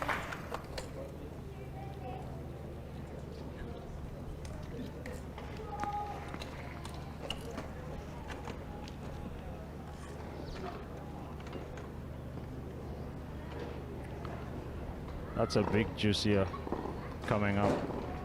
Yeah, we've had a couple of deuces, so the service game is so important, and in a short set, it's quite interesting, because 1-all and 2-love to a race first to 4 is a massive difference. Yeah. I guess Kanye really has to hold here.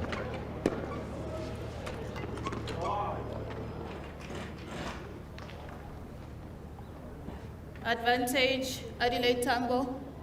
Thank you.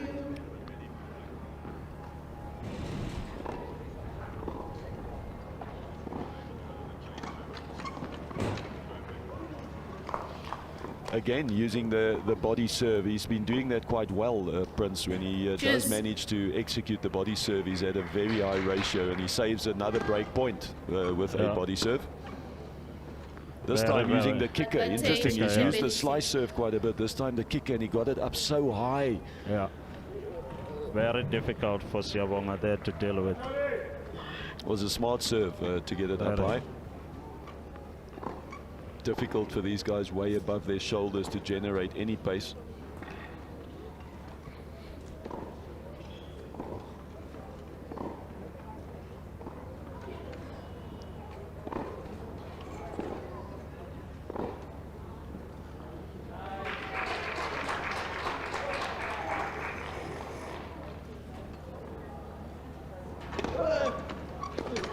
That's a big first serve. He just dropped the bomb. Tembelise leads by 4 games to 2, first set. I think the other thing that we need to mention to the viewers at home, Mike, is that the wheels of the chair, just like we have with able bodies, that we have a foot fault. The wheels of the chair, they have to make sure that it doesn't touch the line before they serve.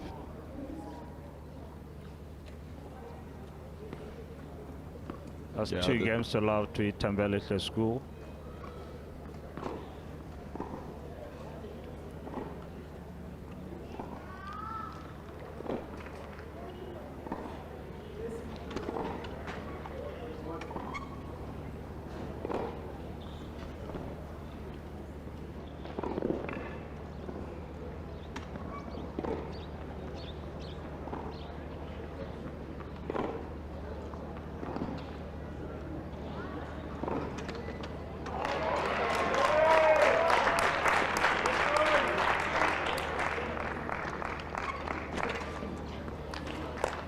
Love 15.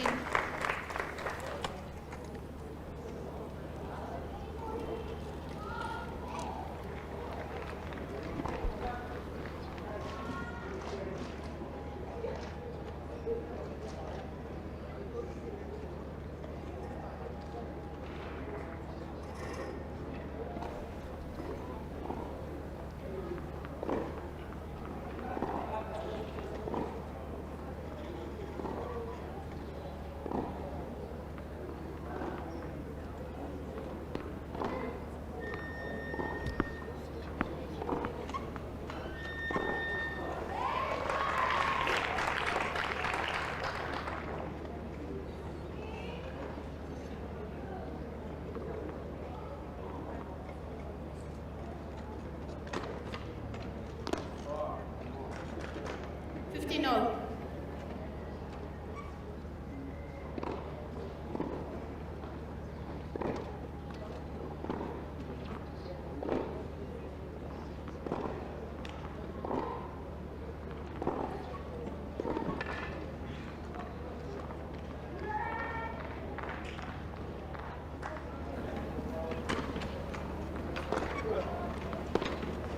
Oh, there we go. This time using the return straight at the body. 15-30. Yeah. It's a strategy that he's employed very effectively on the serve. Now he's flipped it around and taking the return of serve straight at his opponent, and just no time for Siobonga to get out the way.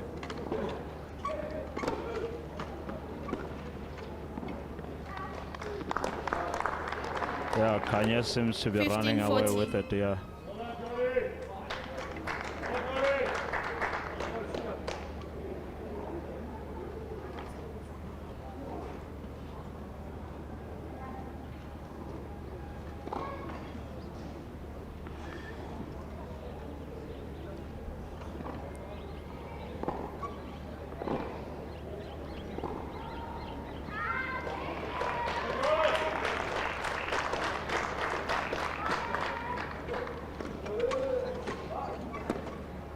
Oh, that was an opportunity there for Siobonga, Itembelihle. but he didn't They lead by utilize 4 it. games to 2. First set.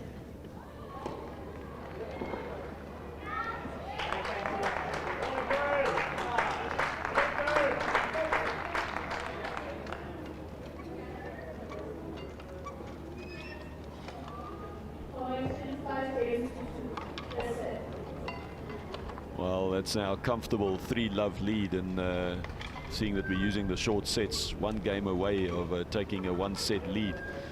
And as you said, Prince, it's Kanye Kundu who's taking control of this match. He's come out and he's been the fast starter by a mile. Yeah.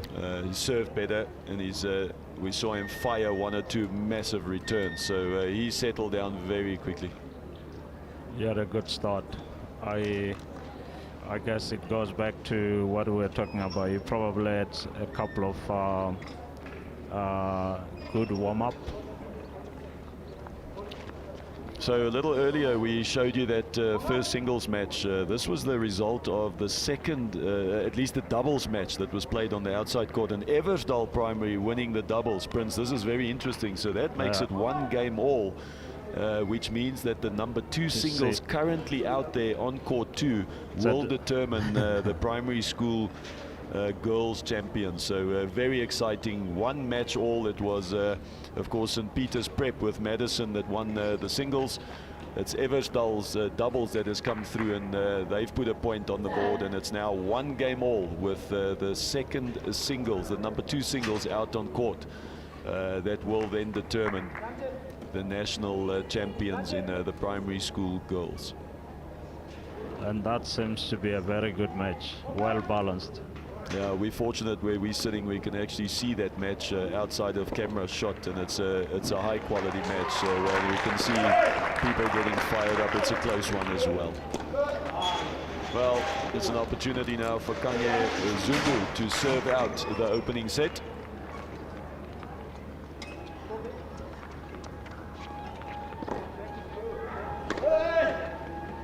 Well, how about that? Good serve. That's a huge serve. He has a lot of variety in his serves. Yeah, that one he used the pronation and really flattened it out. Exactly. We've seen the slicey serve, and then we saw the big kick serve. So great variety, as you said, and something that he uses well. That time trying the slice out wide. Yeah. Wait, please. Ball boy.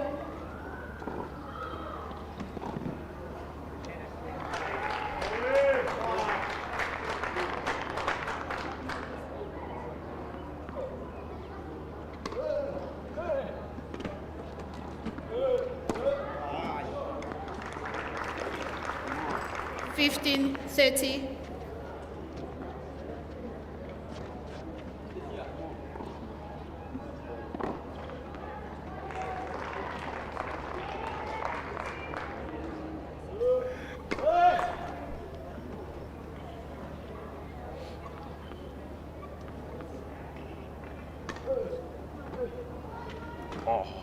Oh, yeah.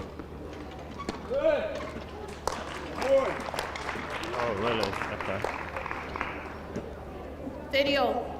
Well, 30 all is such an important point because Zundu trying to close out this first set and Ndumo trying to stay in the first set. So at 30 all, this is a crucial point.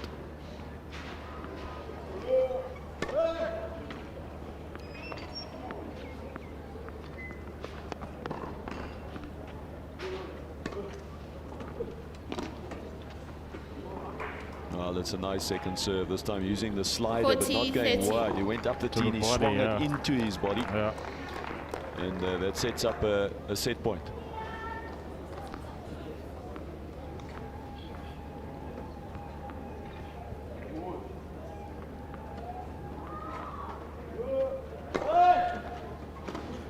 Oh, that's another big serve, and that's going to do it. It's Kanye Zundu that manages to hold serve, and he wins the opening set 4-love. Yeah, he came up firing. He didn't hold anything back.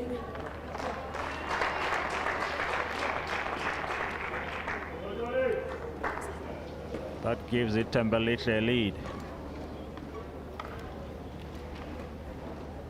Yeah, very dominant in that opening set, and we'll see Bonga and his coach will need to have a little bit of a chat about strategy and see how they can turn this match around, because the man in picture, well, there we go. There we see the coach having a good chat with Bonga, seeing if they can find a different strategy, trying to motivate him, trying to keep him positive.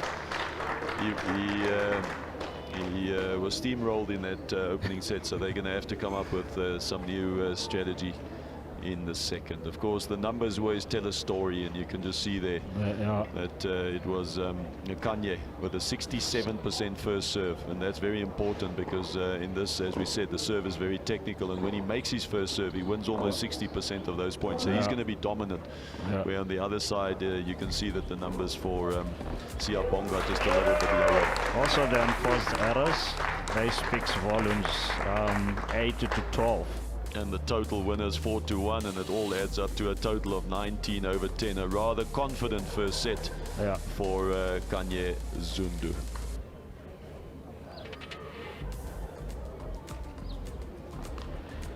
Second set about to start. Let's see what Bonga can bring on the table.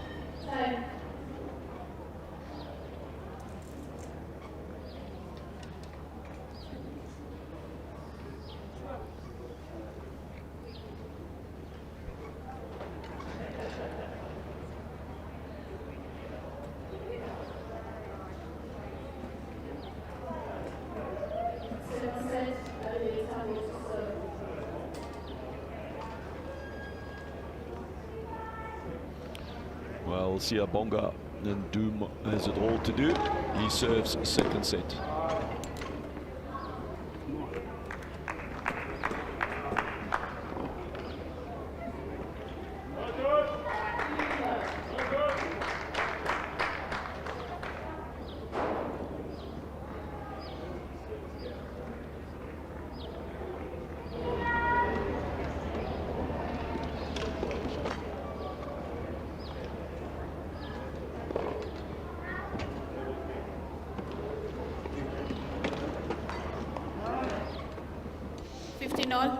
Just something that I'm noticing from the side of the court here, and it's just off sound that I'm hearing his serve, Bonga's serve.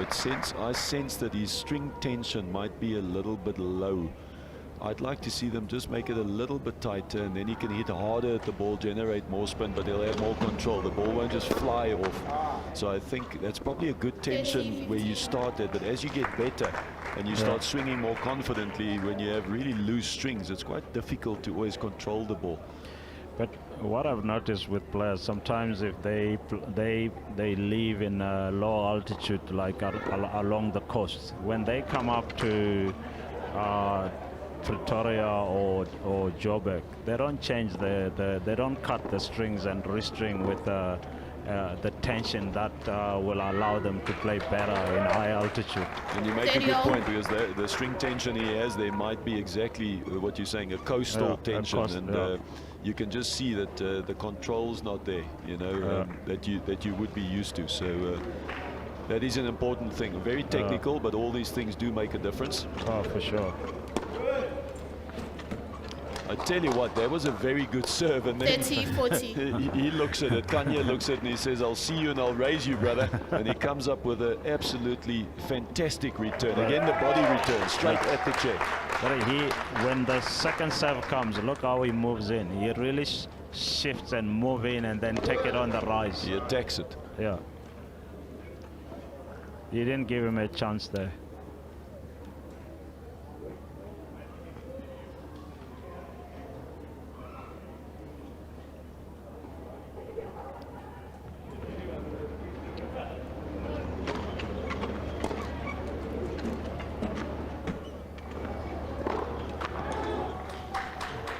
Game. Itembelihle. Well, again, that's the perfect start for Kanye Tundu as he breaks the first game, second set after winning the first. So in total control of this match now.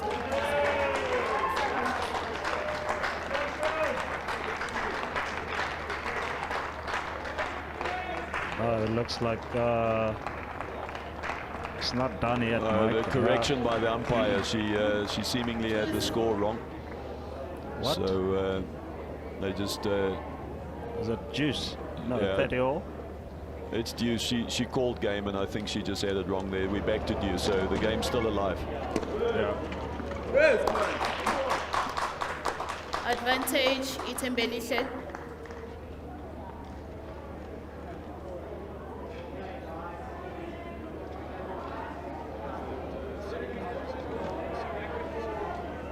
Wait, please. Thank you. Thank you.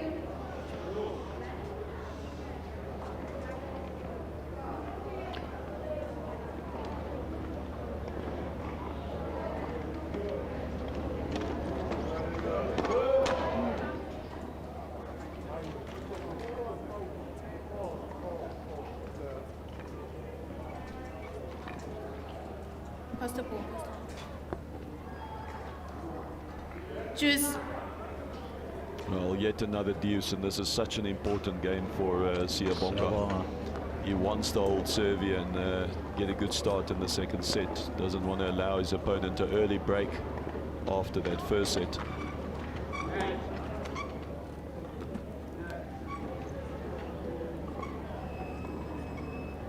Advantage, Adelaide Tambo.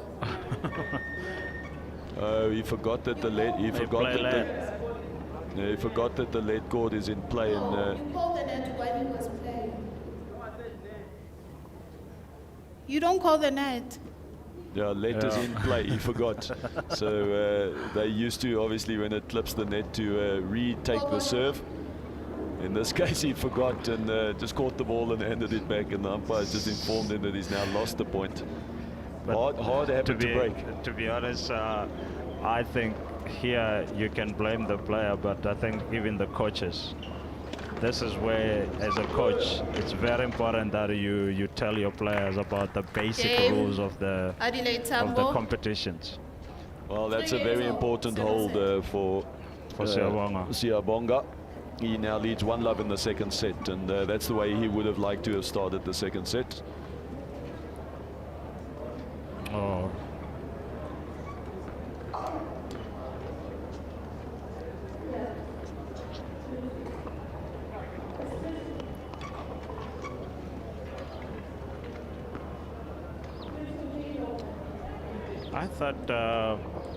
I thought even the rules are the same like normal body tennis, because I see at 1-love they take a break and then they go and sit.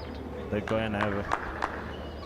Oh, there we go. So they just touch base with their coaches, but it is a, can we say, a roll through, a walk through. They're not supposed to really take a 90-second break. Kanye is having a drink there. He's having a. Yeah, you're right. The first changeover is a rolling one.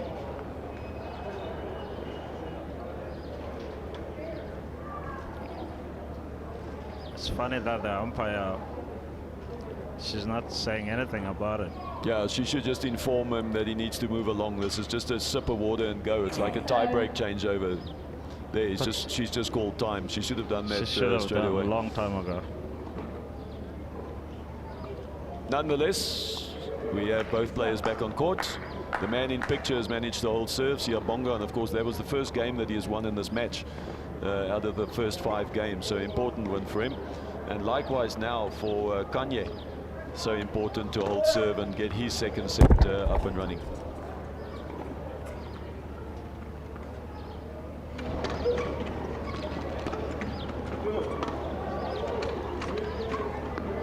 Oh, he dropped.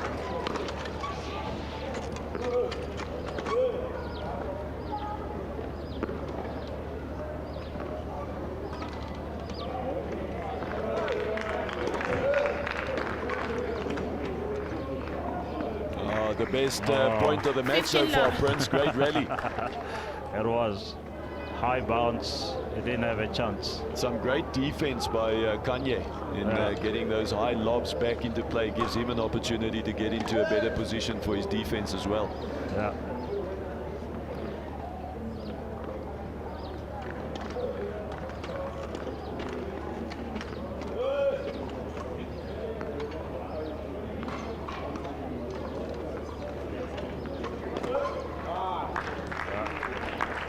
Well, a much better start for Siyabonga in the second set. Really getting into the points. We might see a third set, yeah.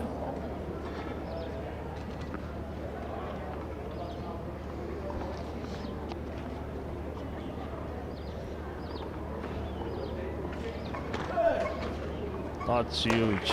That's a big serve wide. Yeah, just when the pressure was mounting, he comes up with the goods and takes control of his own service game. That's what you normally see from good players.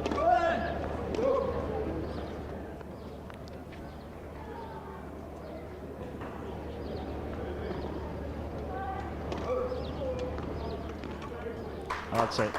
That curled into his body. He didn't have a chance to move at all there.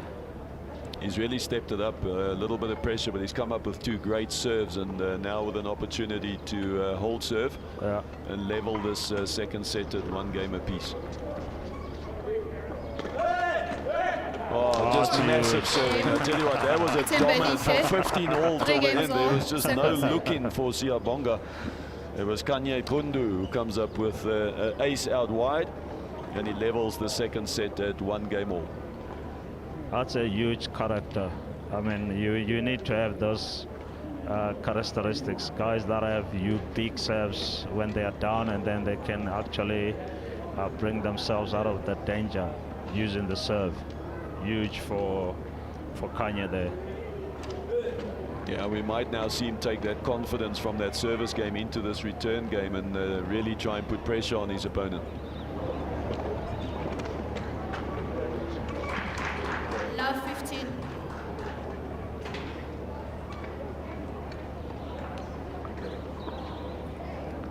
Yeah, so far it's very clear that the difference in this match, Prince, almost sits in the serve.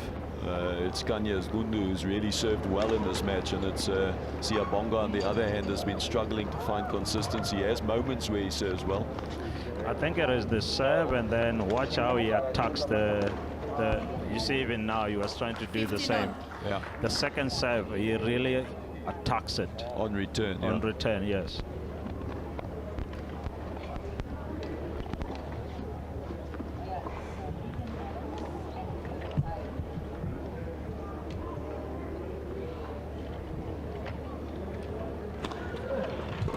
That's a big first serve. Oh, he didn't take advantage of that. 15, that was a 30. big first serve. Kanye, what he could only do was just block, and then he gave him a chance there. Yeah, that first strike after the serve is important. You have to then continue the dominance in the rally. Instead of being in control, it's now 15. Oh, he comes up with a nice slice serve. That ball swung a lot. That was the in-swing. Yeah.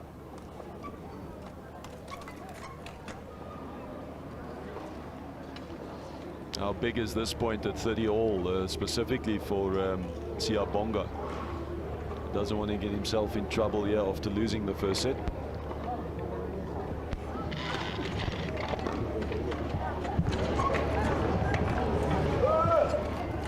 Brilliant, Wow. Absolutely brilliant. How smart was that play? You could see him from the corner of his eye that he's coming to the net and he's coming to close in, and then he just lobbed him. It was a perfect cross-court lob, and you saw the little fist pump as he rolled his way back to the service line. That's massive. Gives him a game point.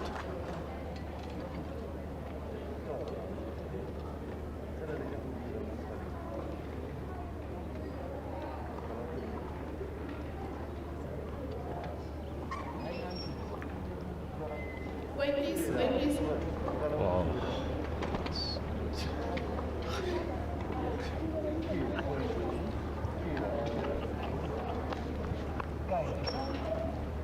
Ready?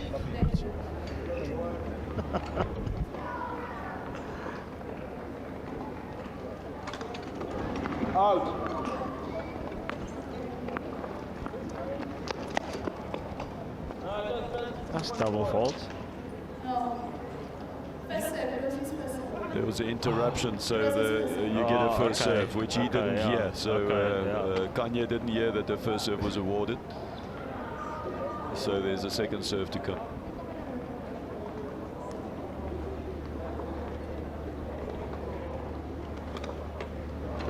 Oh, shit. Same results. Yeah. So back to deuce, and the importance of this game just grows with every deuce.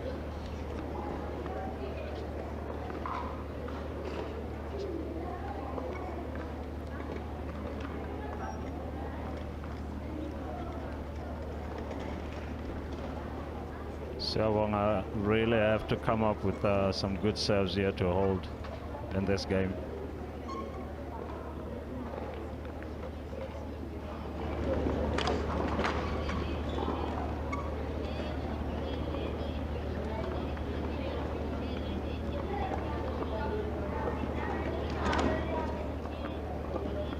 Well, that's unfortunate. From game point to break point with two double faults. Yeah. And the one was actually a triple, seeing that got the first serve again.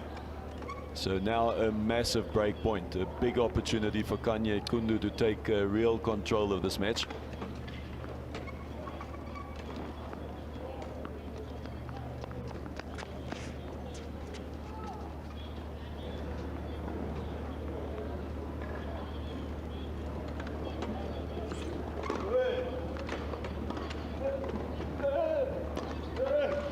That's big. Yeah, Oh, brilliant. that's big. Game. Really well played. I I tell you, he put in a big effort to get across to that forehand. He manages to break serve, and he now leads by 2 games to 1. 2. Yes, 2 games to 1. Yeah. Mike, just another thing with the serve. With the able board is obviously if the guy serves and the ball hits you before it touches the ground, you lose a point. But with these guys, if it hits the chair, is it the same rule? The same rule applies? It does. So you have to get out of the way of the ball. If the ball hits your body or hits your chair, your chair is considered part of your body. Yeah. Or an extension of your body. So same as the able body.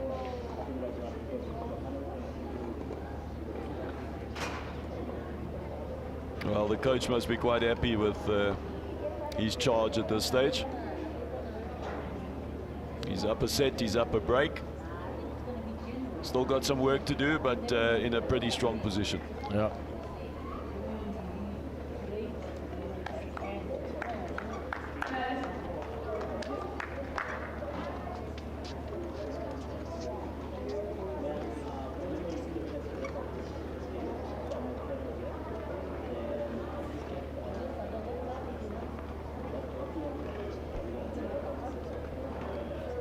Well, it's Kanye Kundu who is large and in charge. He won the first set and he serves 2-1.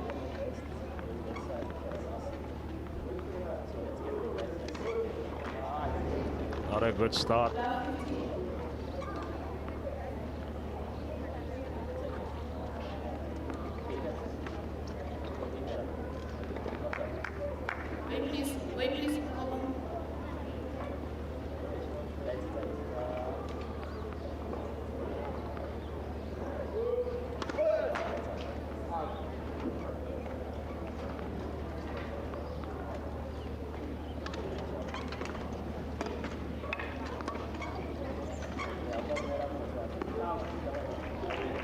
Nice aggressive return there by Siyabonga.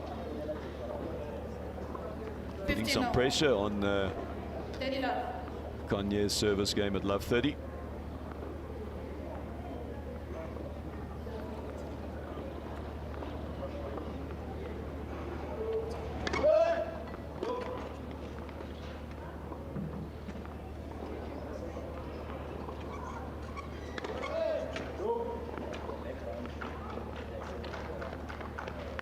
Love He went for it there. Went for it, but took the chance, paid the price. Yeah. Love 40. He faces 3 break points, and what an opportunity for Siyabonga to get back into this match. There we go. Delivers the One goods on serve. the first one. 1 down, 2 to go. 15-40.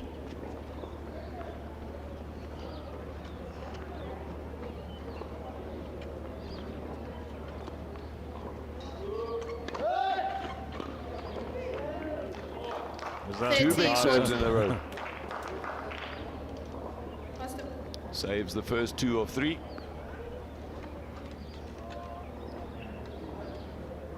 He really needs that massive first serve now. Will he go for it, or is he going to play safe?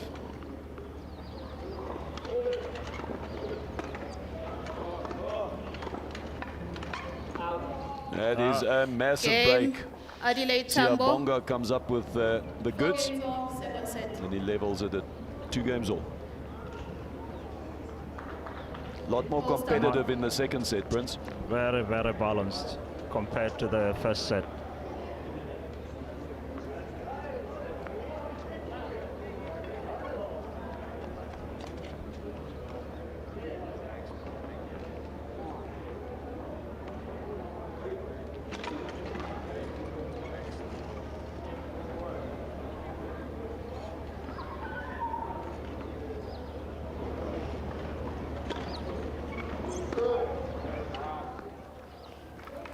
Fifteen love. Good serve from Siyabonga.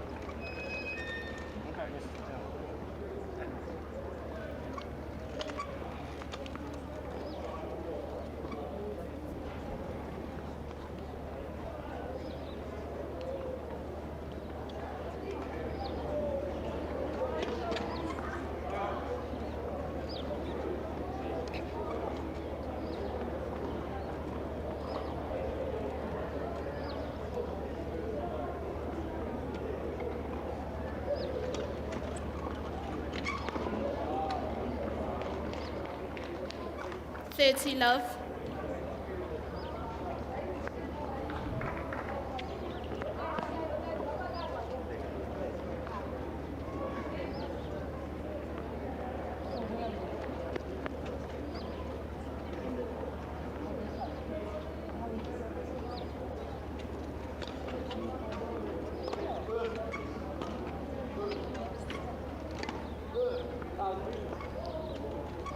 That's unfortunate. He was going for it there, Kanye.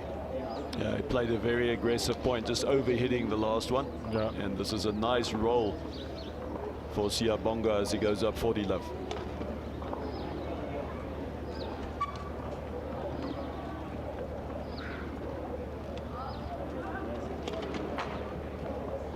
Oh, That's an ace. He doesn't know it yet, but that's an ace. It's a lead court. They still don't. did she? Oh, the umpire has changed the rules now. Now she awards the lead. 40-15.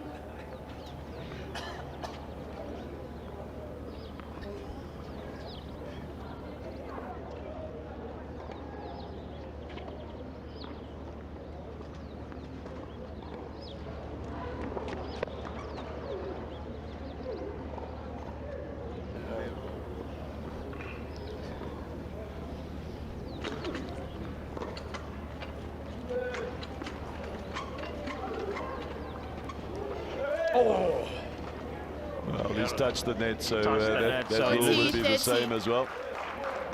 He doesn't, I don't think he knows that, but he touched the net, and therefore he'll lose the point. Yeah. So it'll be 40-30. He thought he won the point. Yeah, he thought he might have got away with it, but He couldn't stop the as chair. he touches Look, the net, there we go, touches the he net. touches the net, yeah.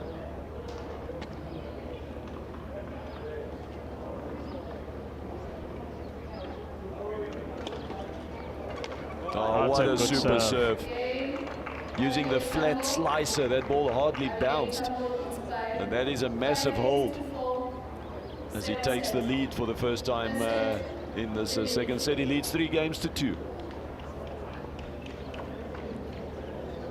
Was he pumping up a fist there, or he looked like he was in pain? Yeah, this. It was a bit of both. He first had a little fist pump, and then it kind of went into, maybe he felt a little something somewhere, but he seems okay now. He's listening to his coach, taking advice on board, and he seems to be physically okay now. Yeah.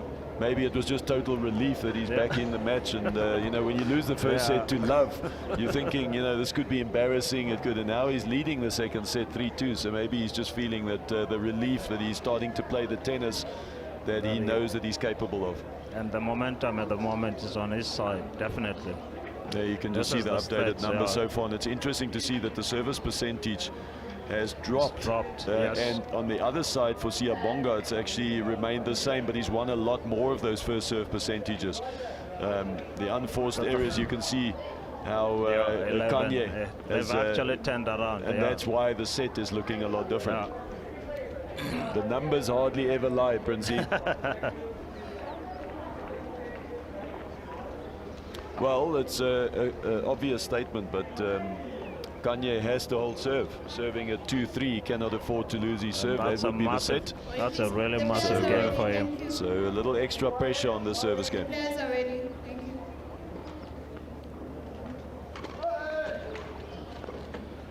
Well, he starts off with a really good swinger. Jeepers, that ball left the court. I think Siyabonga had to try and reach it outside the doubles alley. Yeah.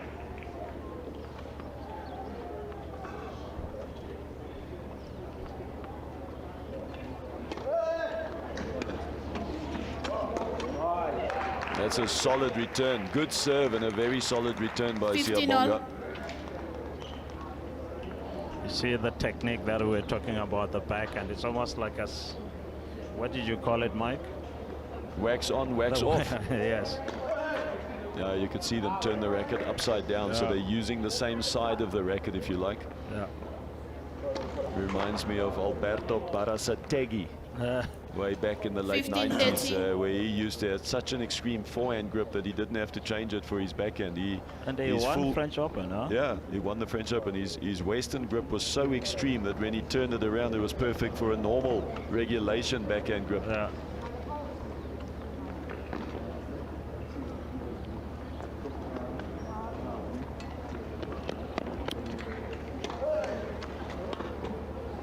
Well, 15-30, and he comes up with the goods again.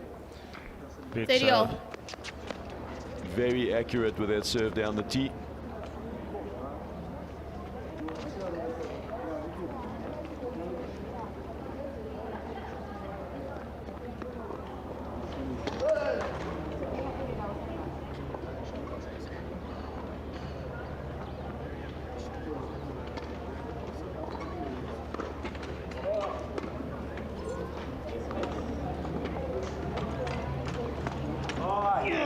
Oh, he's not going to be happy with that.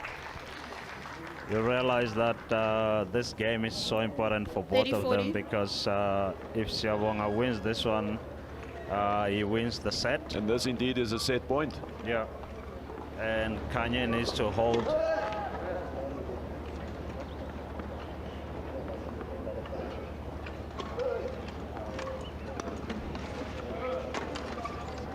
Well, he has done it. He only needs, and look at the first pump. He's loving it. He's right back in this match. And we are going the distance. Of course, the third set is a championship breaker. And after a little break, they'll be back to contest that 10-point breaker to see who will win this opening match in the wheelchair final.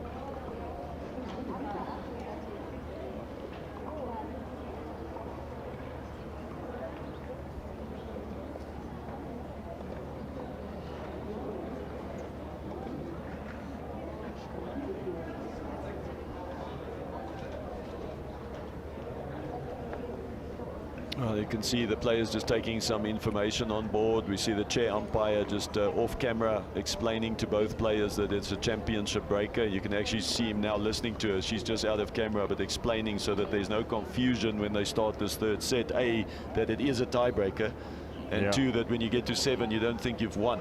So it's a super breaker. So that's maybe good work by the chair umpire, just making sure that there's total clarity, as in this match there's been a few confusions between the players. So I think she's just taken the initiative and said, let me level the playing ground here before. Yes. So both coaches and both players hopefully now fully understand that it's a championship tiebreaker, and it's the first to 10.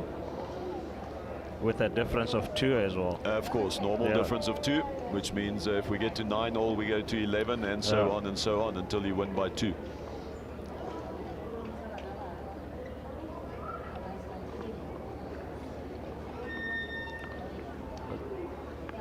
Thank you. Of course, it will be Siyabonga Nduma that will start serving first.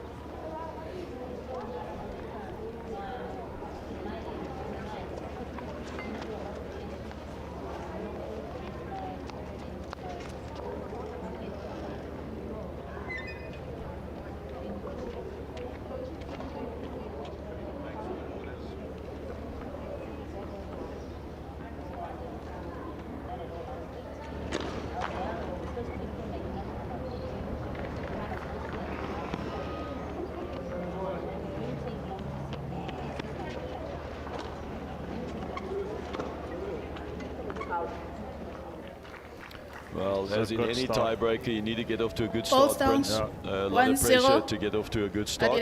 Of course, this is a little longer tiebreaker, but still. Still a long way to go. Balls down. Balls down.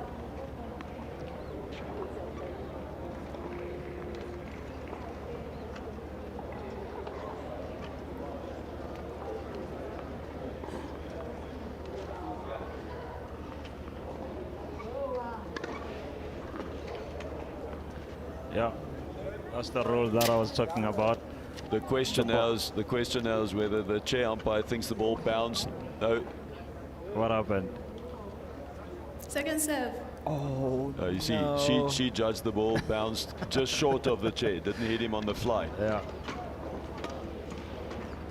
So the confusion continues in this match, Prince. But the players seem to be happy, so maybe the ball did bounce just before hitting the chair. We didn't see it from here. Please fetch that ball. But indeed, if the ball hits it on the fly, then there would be loss of point. Yeah. And you saw that She's fetching it. Kanye kind of asked the question because it was quite close. But the ruling was indeed that it bounced just before the chair and the second serve was served.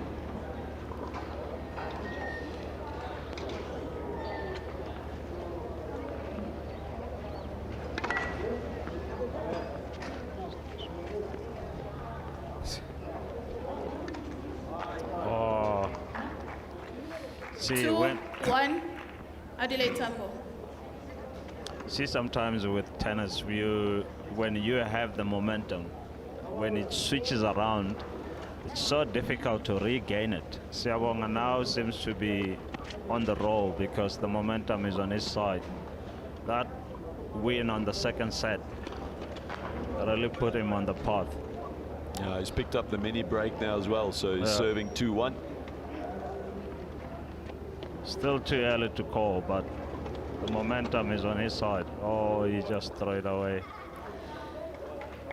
2 games all.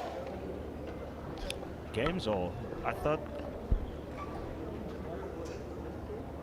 Balls down.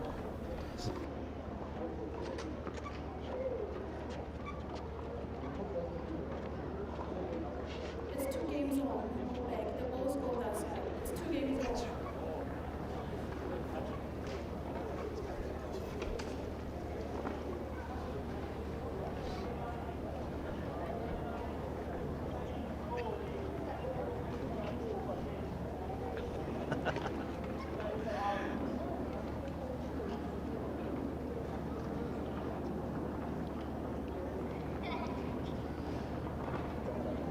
I see. Patrick is going to help the umpire there to call this goal correctly because it's. It's a very fair. Oh, there you go. She got it right this time. Yeah, she just got confused. She put games behind it, but she was referring to points. So it's 3-2 at this stage. Yeah. The double fault, unfortunately, gives Kanye the mini break.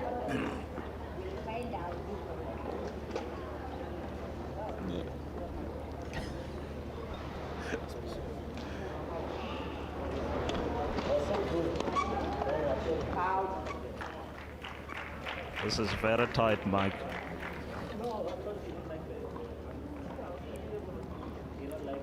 Three games all.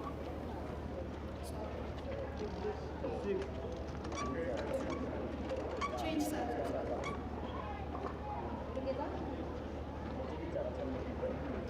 Anyway, 3-all, so we need to change sides as per any normal rules, tiebreaker, yeah. every 6 points. And that's obviously just to make sure that throughout the tiebreaker that the conditions with the sun and the wind is equal for both of our contestants. So Kanye serving at 3-all.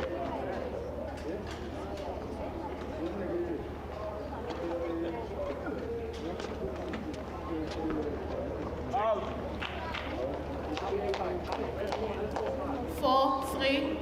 It's in Belisha. Balls down. Balls down, you just change sides. Balls down.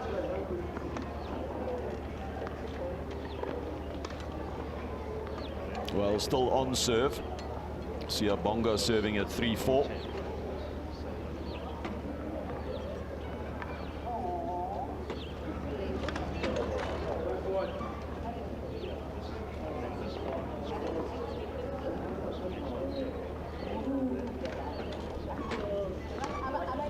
Oh, that is a fantastic second serve. Got it into the backhand corner with a lot of slice. That ball stayed down low and gets it to 4 games all. This is very tight to call, Mike.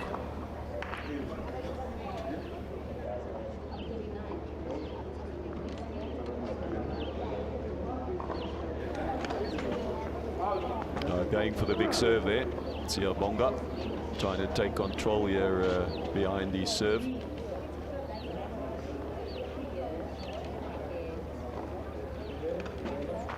Oh, and unfortunately the double fault, which ends the mini break to Kanye. Yeah.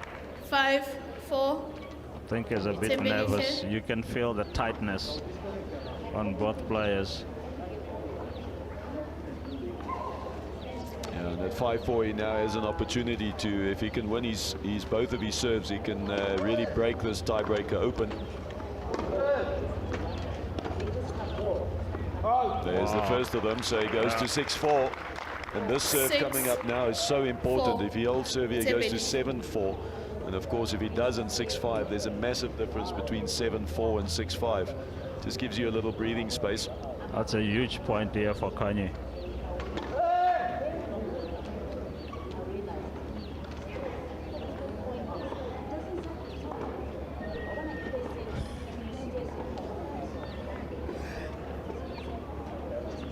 The ball kids.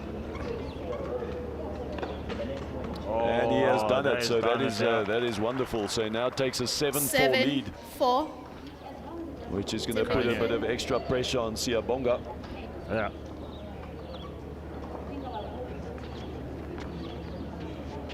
And you almost sense that he has to win this first point. If he goes down 8-4, then the pressure is just going to mount. So a lot of pressure on this first of his 2 serves. Yeah. He really has to look for that first serve.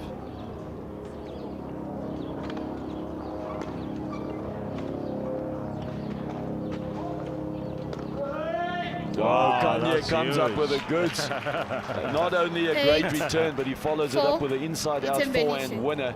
Yeah, that's a huge point. Of course, change sides again at 8-4. That's 12 points, so that's 2 sets of 6. And you can just see the energy. He shoots around. He gets around to the other side in no time. He wants the ball quickly. 8-4. I don't think it's his serve though. No, it's still one more. It's He has one more. It's Siyabonga's second serve that has to come. So it should still be Siyabonga's serve. Siyabonga's serving. He should be serving.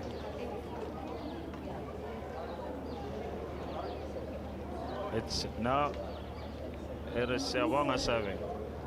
He's got one yeah, left. He's yeah. got one left. All right, umpire's on it. So at 4-8, 4-8. this is quite important point now.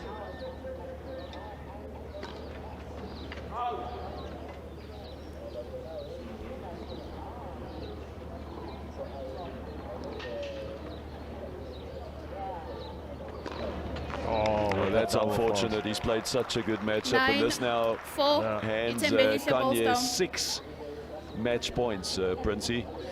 You Yeah, have I to think- believe that he's going to get one of them. You know, with tennis, I mean, it's just like with the elbow tennis. To be honest, it's so mental. You can see it, he feels it, Siabonga. And while you look on the other side, Kanye is looking very energetic and very confident.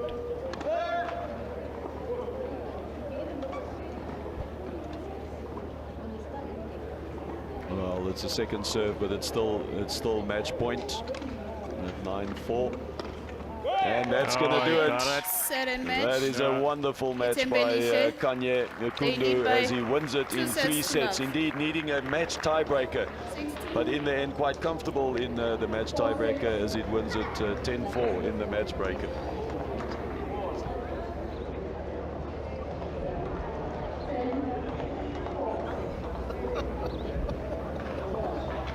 Well, the man in picture will be disappointed. He turned it around beautifully in the second set, and as Prince so correctly said, the momentum was with him into the tiebreaker, and he started off, and then there was just 2 or 3 points where he served a double, missed a forehand, and the man in picture, Kanye, ran with the momentum from 5-4 to 10-4 in no time. So Very good match. A worthy winner. Very entertaining match and a well-balanced match. I guess that's the thing with tennis as well, is that you always have one winner. Well done there to Kanye.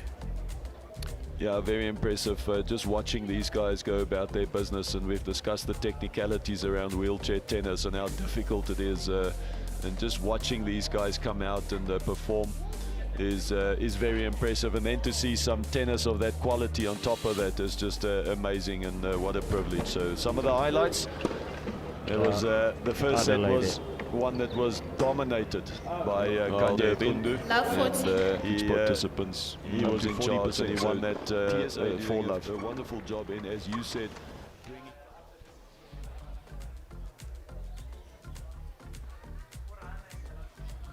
credit must be given, though, that after that confident start, that Siabonga had the opportunity to turn that match around. He took control of the second set. He managed to come through and win that and force a third set. Of course, the third set in this format is a super breaker or a championship breaker to 10 points.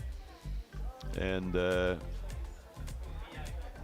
in the end, it was Kanye Kundu managed to take charge of that tiebreaker, and in the end winning at 10-4 in the championship breaker. So 2 sets to 1, but a worthy winner is Kanye Kundu.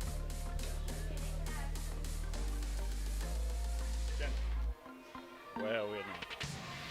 With the exhibition. The exhibition is going to be 3 players. 3 players. Yeah. Solo, Alwande, and KG. So they're going to play the American doubles. So we're going to give them 10 minutes, like for each quarter. So there's going to be 2 quarters. In the first quarter, Colo will be by himself versus KG and Alwande. They allow the ball bounce twice. Yeah. So as usual, like for everybody is going to be 1 bounce, and then for them it's going to be 2 bounce. And then the next quarter is going to be other way around. So KG would be on the other side, Polo with Alwande on the other side. Alwande.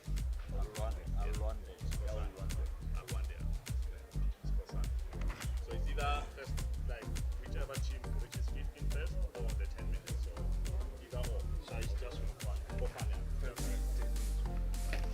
Well, there's a summary of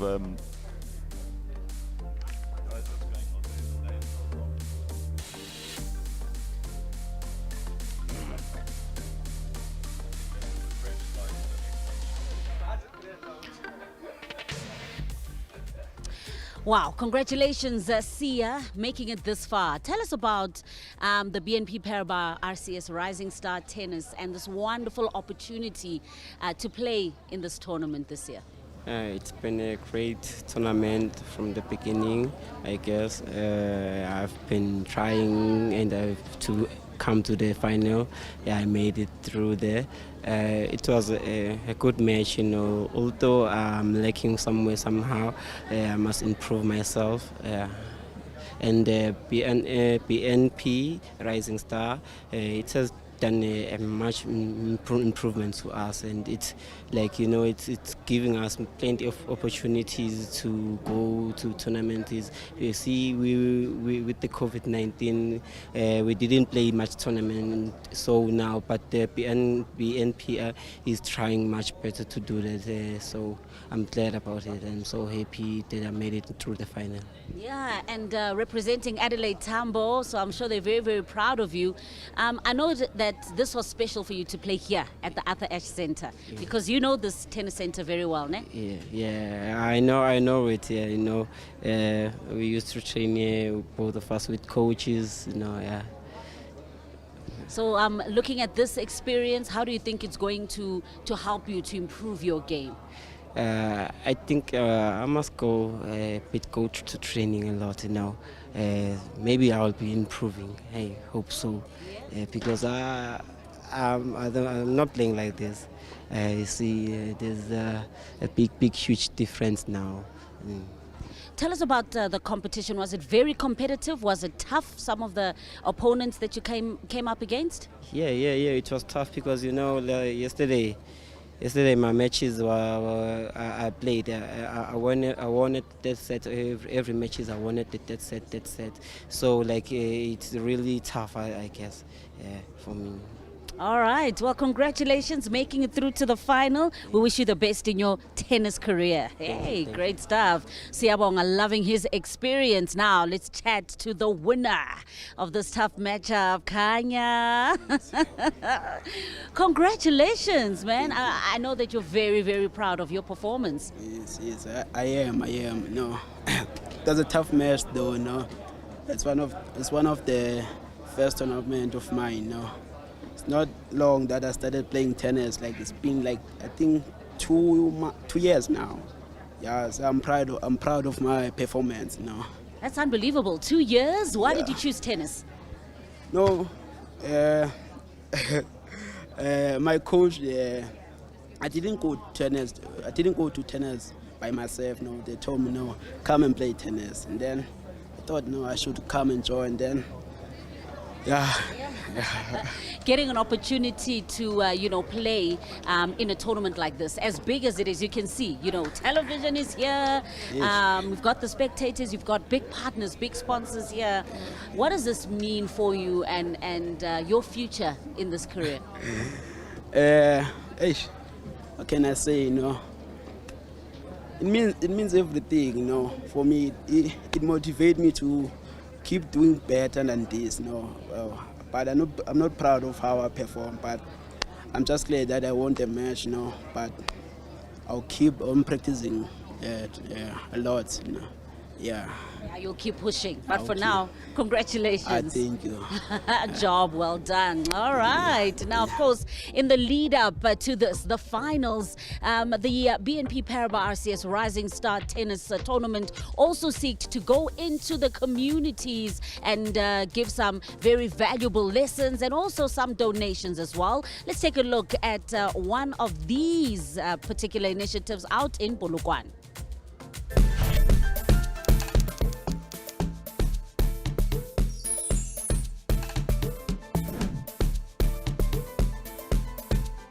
These kids, they've never been exposed to tennis, so this program will motivate them a lot, because when we talk of the Rising Star competition, all of them, they want to come. So it has motivated them, and we hope that they will do well in the competition. And today that they are here and they have learned from other schools, other kids, they will perform better when they get back to school.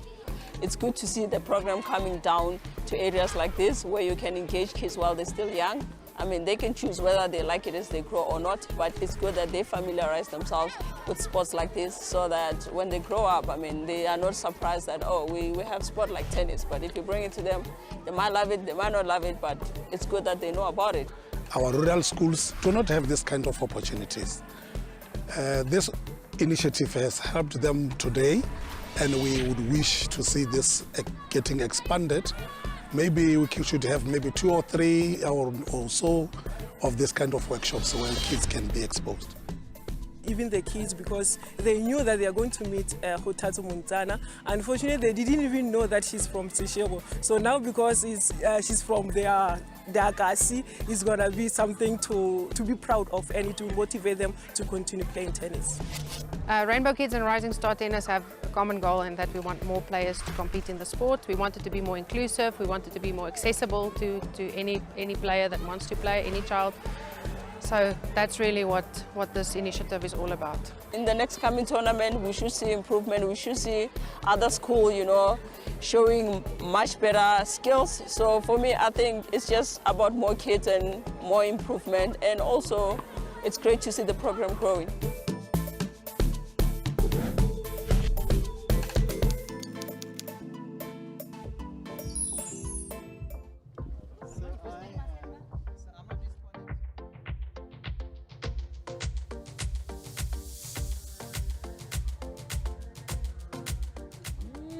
Well, it's all happening here at the Arthur Ashe Tennis Centre. And in terms of this wonderful tournament now in its second season, as it were, let's talk to the big wigs that are behind it. Representing BNP Paribas as well as RCS Group, we've got Regan Adams, who is the CEO of the RCS Group, and the new man at the helm of BNP Paribas, that is the CEO, Kieran Fay. Kieran and Regan, great to have you here on the court. Let's start off with Kieran, first of all. Really exciting, really wonderful initiative, you know, to have a powerhouse brand and a powerhouse corporate like BNP Paribas putting its financial muscle behind an initiative like this. Why is it so important? Well, Carl, because tennis for BNP Paribas is the most important sport in terms of sponsorship. We have been involved in tennis since 1973 across the 68 countries where we're present. So very important that South Africa, a country where we only have been for less than 10 years, that we can extend that involvement, that commitment and that investment to the sport and bring it to the grassroots as we're doing here today in the country. Yeah, I know that you're extremely excited. Congratulations, in fact, in terms of your new appointment as the new head of territory for BNP Paribas South Africa. So you're really excited about an initiative like this and to see it coming into fruition here at Arthur Ashe. Absolutely, and this is the second year of the event, and we have doubled the participation in terms of the number of schools and institutions involved, from 400 last year to 800 this year. So that's a trajectory, if we can maintain, is going to ensure that this sport will be reaching many more people in the next years than it has in the past. So that's what we're excited about, and that's what we hope to help to support over the coming years. Yeah, Regan, you've been able to firsthand just see the growth of this tournament, of this particular initiative from the first year. And you can see that, you know what, this was a really good idea for RCS Group to really get behind an initiative like this. Yeah, that's right. And I think, Carol, you mentioned last year, which was the first year. And as you know, we sat here in this beautiful place with Kevin Anderson and with Lloyd Harris, yeah. Yes, and you know, I think before I get back to your question, I think it's worth noting how Lloyd has developed over the past year. I think he's now career high ranking of 31. Kevin is on his way back and up in the 60s again after his break in 2019, and then obviously Khotatso that's here that made the final of the Wimbledon wheelchair and also the semi-finals of 2 other Grand Slams. So, you know, our tennis stars are doing well, which is also bodes well for the sport and development. But yes, we are very excited that after the first year of including primary school, we now have broadened it to secondary school and wheelchair tennis. As Kieran mentioned, we've doubled the participation. I think there are about 3,000 of these kids playing the sport from 30 districts, which means it's quite broad. And I think the one thing that is key for us in this program is not just to develop the kids and develop the sport, but to make sure that we also impact communities where the sport was not so prevalent before. And the key statistic for me this year is that in comparison to the first year where we had 14% participation from disadvantaged schools, that's up to 40%. So it's not just that we're broadening it, it's also going into the areas where we wanted to grow. Yeah, tell us about this partnership, the synergy between yourself, RCS Group, and BNP Paribas. Why does it work? Well, look, at the end of the day, we share the same parents, you know. So BNP Group, obviously, from a corporate investment banking division, and RCS, which is really the trading name in South Africa, it's the personal finance arm. So together we are united to be able to do these kind of initiatives, not just in the arena of sport, but just in terms of our corporate social responsibility. BNP Paribas is very invested in making positive impact. You know, we are a bank for a changing world, and we want to support that changing world. And I think our efforts are stronger when we combine in the South African territory and drive some of these initiatives locally. Yeah, Karen, we love the fact that this time around bringing in high schools, but also wheelchair tennis, and having an ambassador like Kgotatso Munjani, for example. I mean, just the cream of the crop, best of the best. That must have been a real coup as well. Look, I think it's a source of pride for everybody involved in the project, not just from BNP Paribas RCS, but from the Tennis South Africa. I mean, it's just fantastic to see. And that's what it really epitomizes what this whole project and adventure for us is about.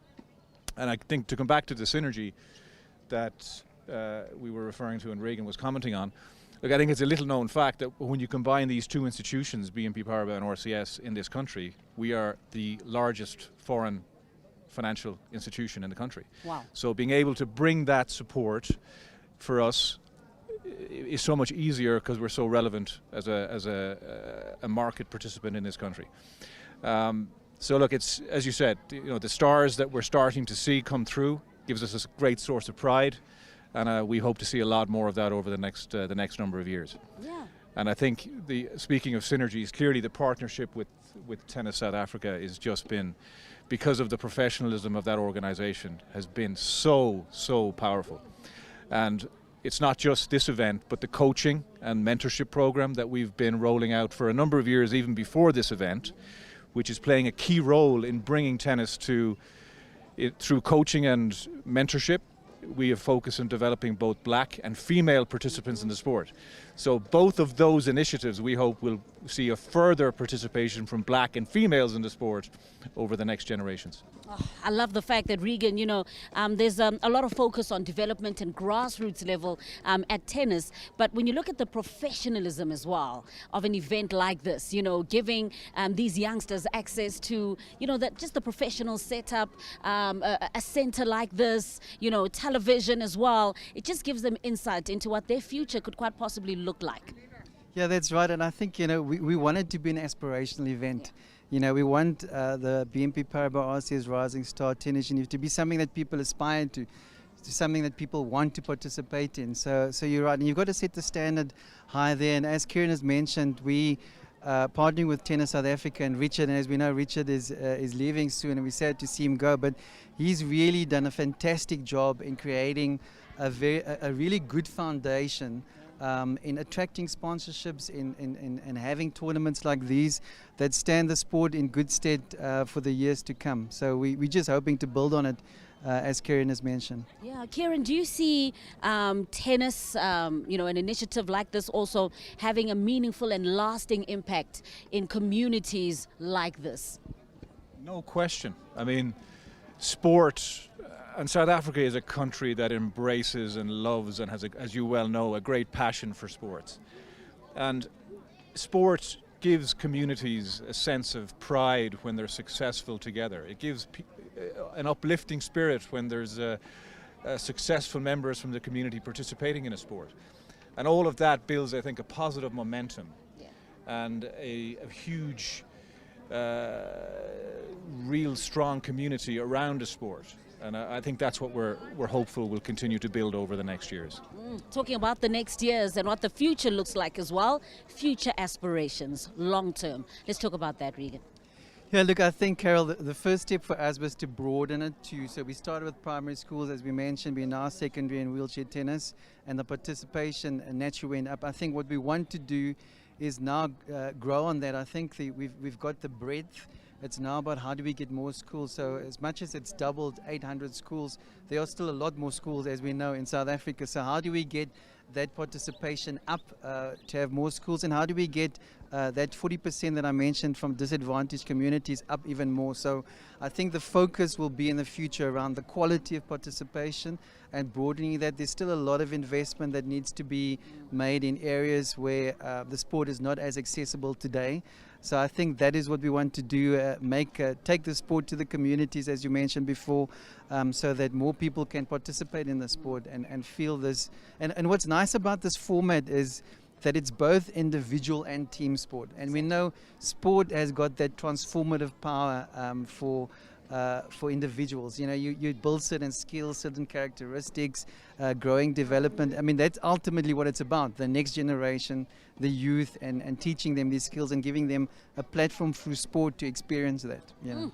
So we've got communities that are most certainly benefiting. We've got youngsters, we've got schools, but we also have coaches and future coaches as well that are most certainly, getting something out of this. Tell us about the coaches mentorship program, Kieran.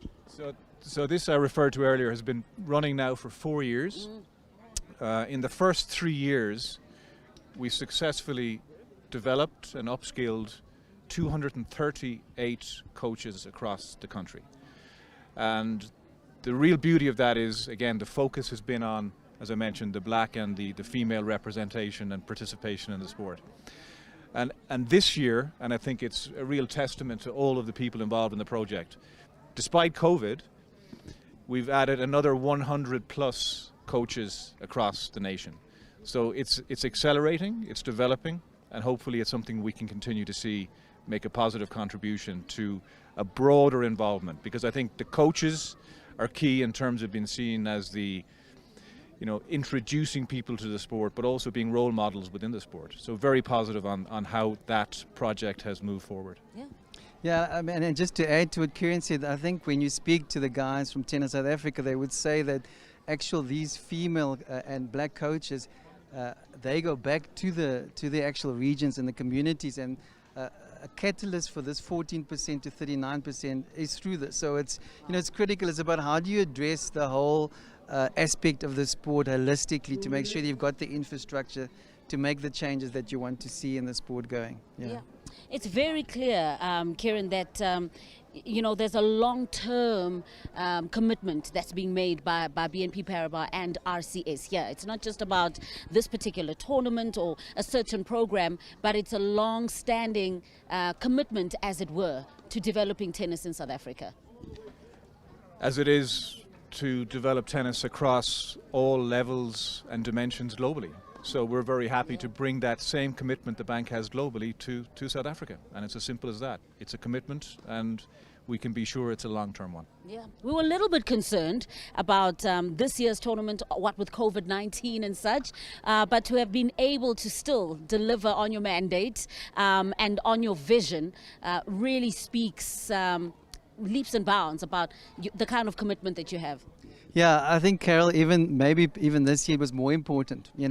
For months and months, kids were indoors, we were in lockdown, the ability to do outdoor kind of sport and gatherings weren't there. So I think the fact that we enlarged the program during a pandemic speaks volumes to the commitment that we see in this particular program and taking it, as I mentioned earlier on, broader. So yes, we are very committed.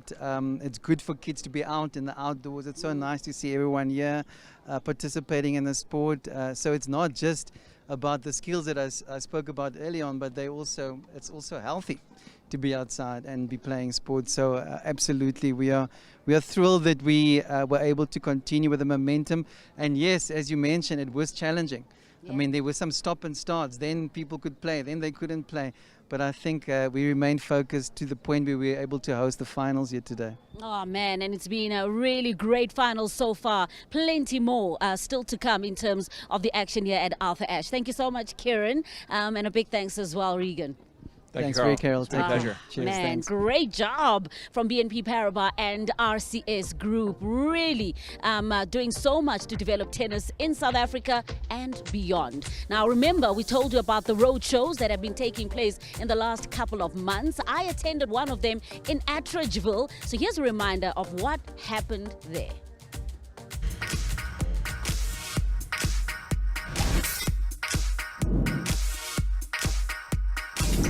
BNP Paribas sponsors two programs. They sponsor Rising Star Tennis, which we've spoken about, and then they also sponsor what we call the Coaches Mentorship Program.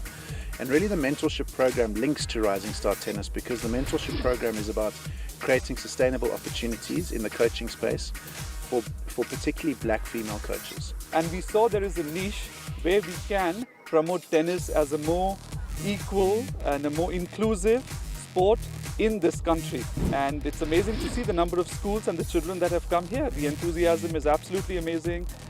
Pleased to see that children have got now something to do after such a difficult time that we have been going through. So we've just completed year 3 of that program, and 53% of the 95 candidates in the program were black females. And we really believe that this is important in terms of taking tennis to more communities.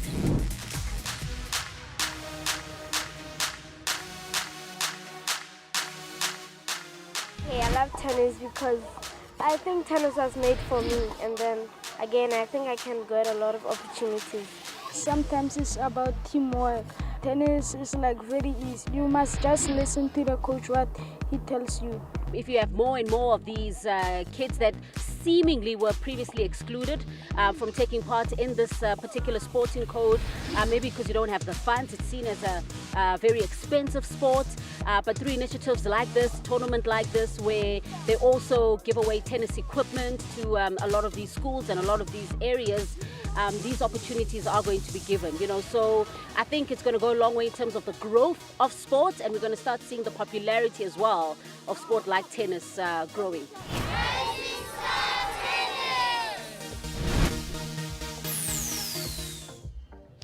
Really has been amazing to see how it is at Tennis South Africa. BNP Paribas as well as RCS Group have been going all across to these different communities and leaving a lasting impression. Now, in terms of what's happening here now, all eyes on Centre Court, and that's where we have the BNP Paribas RCS Group Rising Star Tennis Ambassadors in action. Yes, I was supposed to be in action as well, but I'm doing a more important job here and I'm not complaining because since I made my debut in the exhibition encounter in last year's tournament, I haven't gotten enough practice to take on the stars that are currently on the courts. Of course, leading that particular charge is none other than an absolute great ambassador for tennis. She's got a international acclaim as well. That is Kgothatso Monjane, who's been so happy to be a part of this year's tournament as a great ambassador. She's going to be showing us some of her moves along with Kolomunsi as well,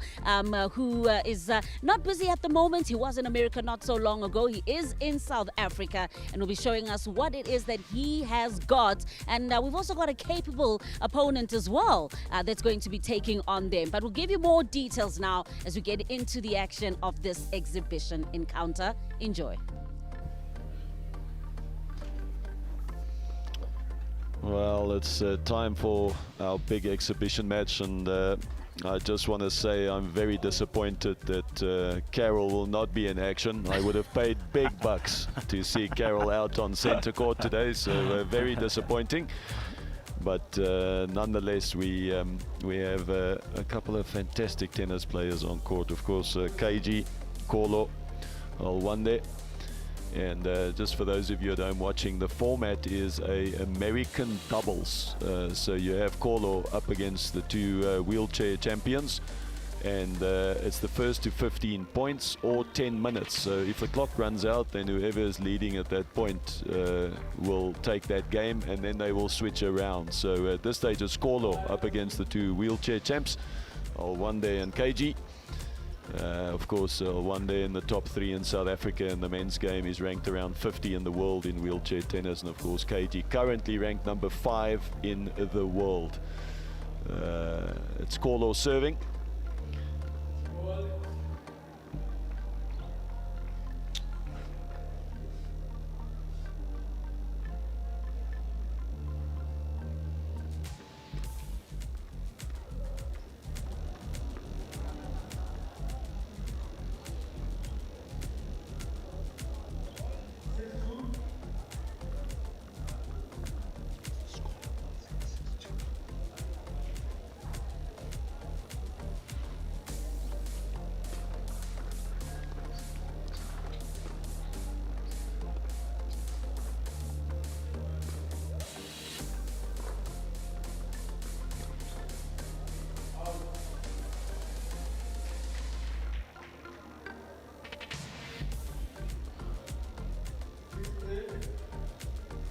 Alright, so Kolo is in charge of this one. He leads 6-3, and of course, as we said, it's first to 15 points or 10 minutes.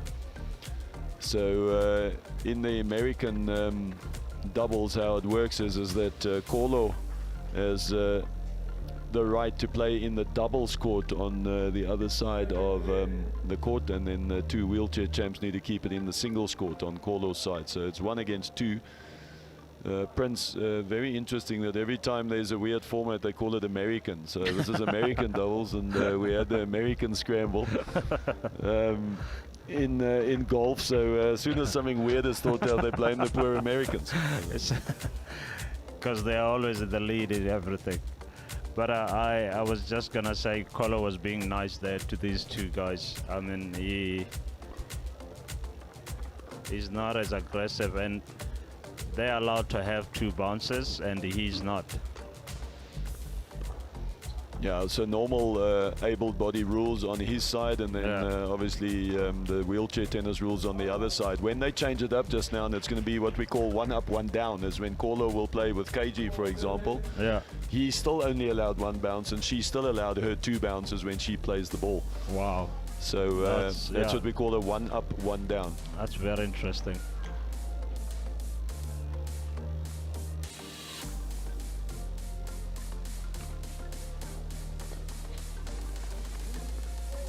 Oh, no, a little mix-up there because KG was trying to play that ball a little bit behind her, and it looked like Alwande was behind her, and he had a better swing at it. Yeah. So smartly played by Kolo, putting it between them to create a little confusion. The old yours, you know, when both of us say yours, then it gets quite interesting. In doubles, yes. And you both let the ball pass.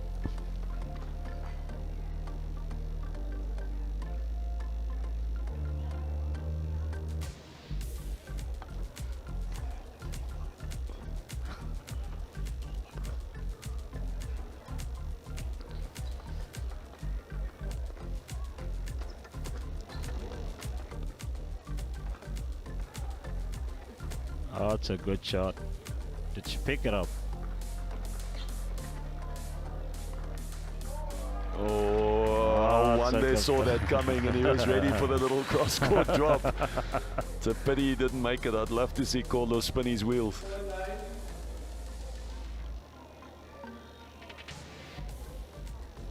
So just to remind you guys again, first to 15 or 10 minutes on the clock. So at this stage, Kolo is leading 9-4.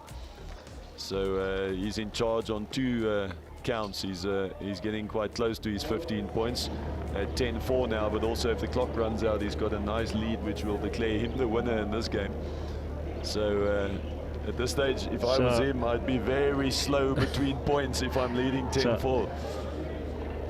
So in this situation, we allow, what happens if they all win the singles?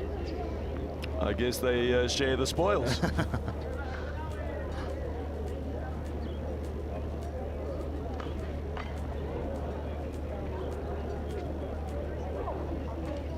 All right, 11-4, so Kolo looking very strong.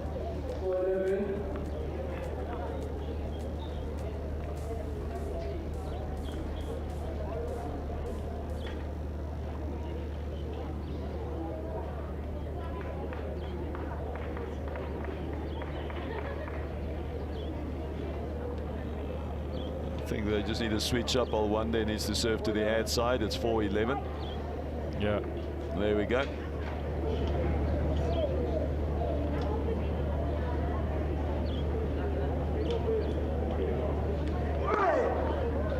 That's a You went huge for the serve, big one huh? out wide. It's a big serve.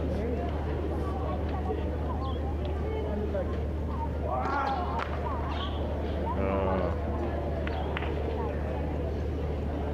4-12, so now caller closing in and the opening point in this American doubles. Only 3 points away now.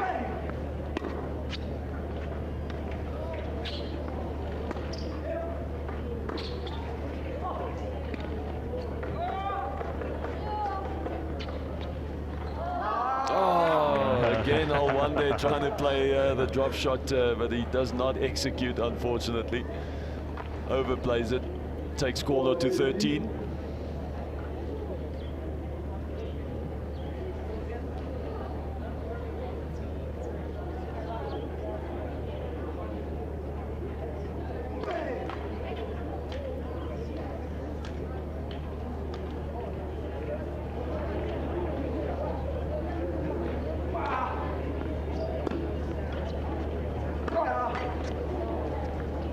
And that brings up match point for Kola Monsi.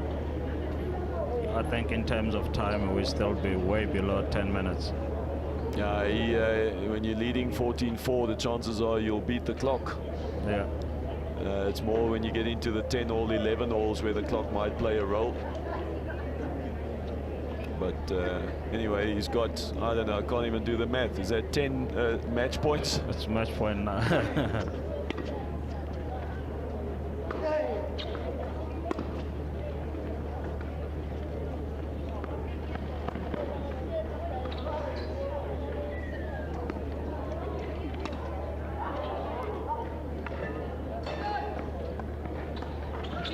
Bravo!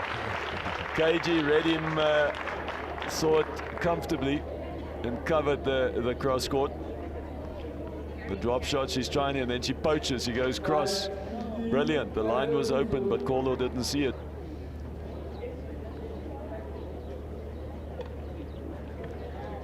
So 5-14 at this stage, if I have it right, Prince. Still, yeah, still Alwande serving.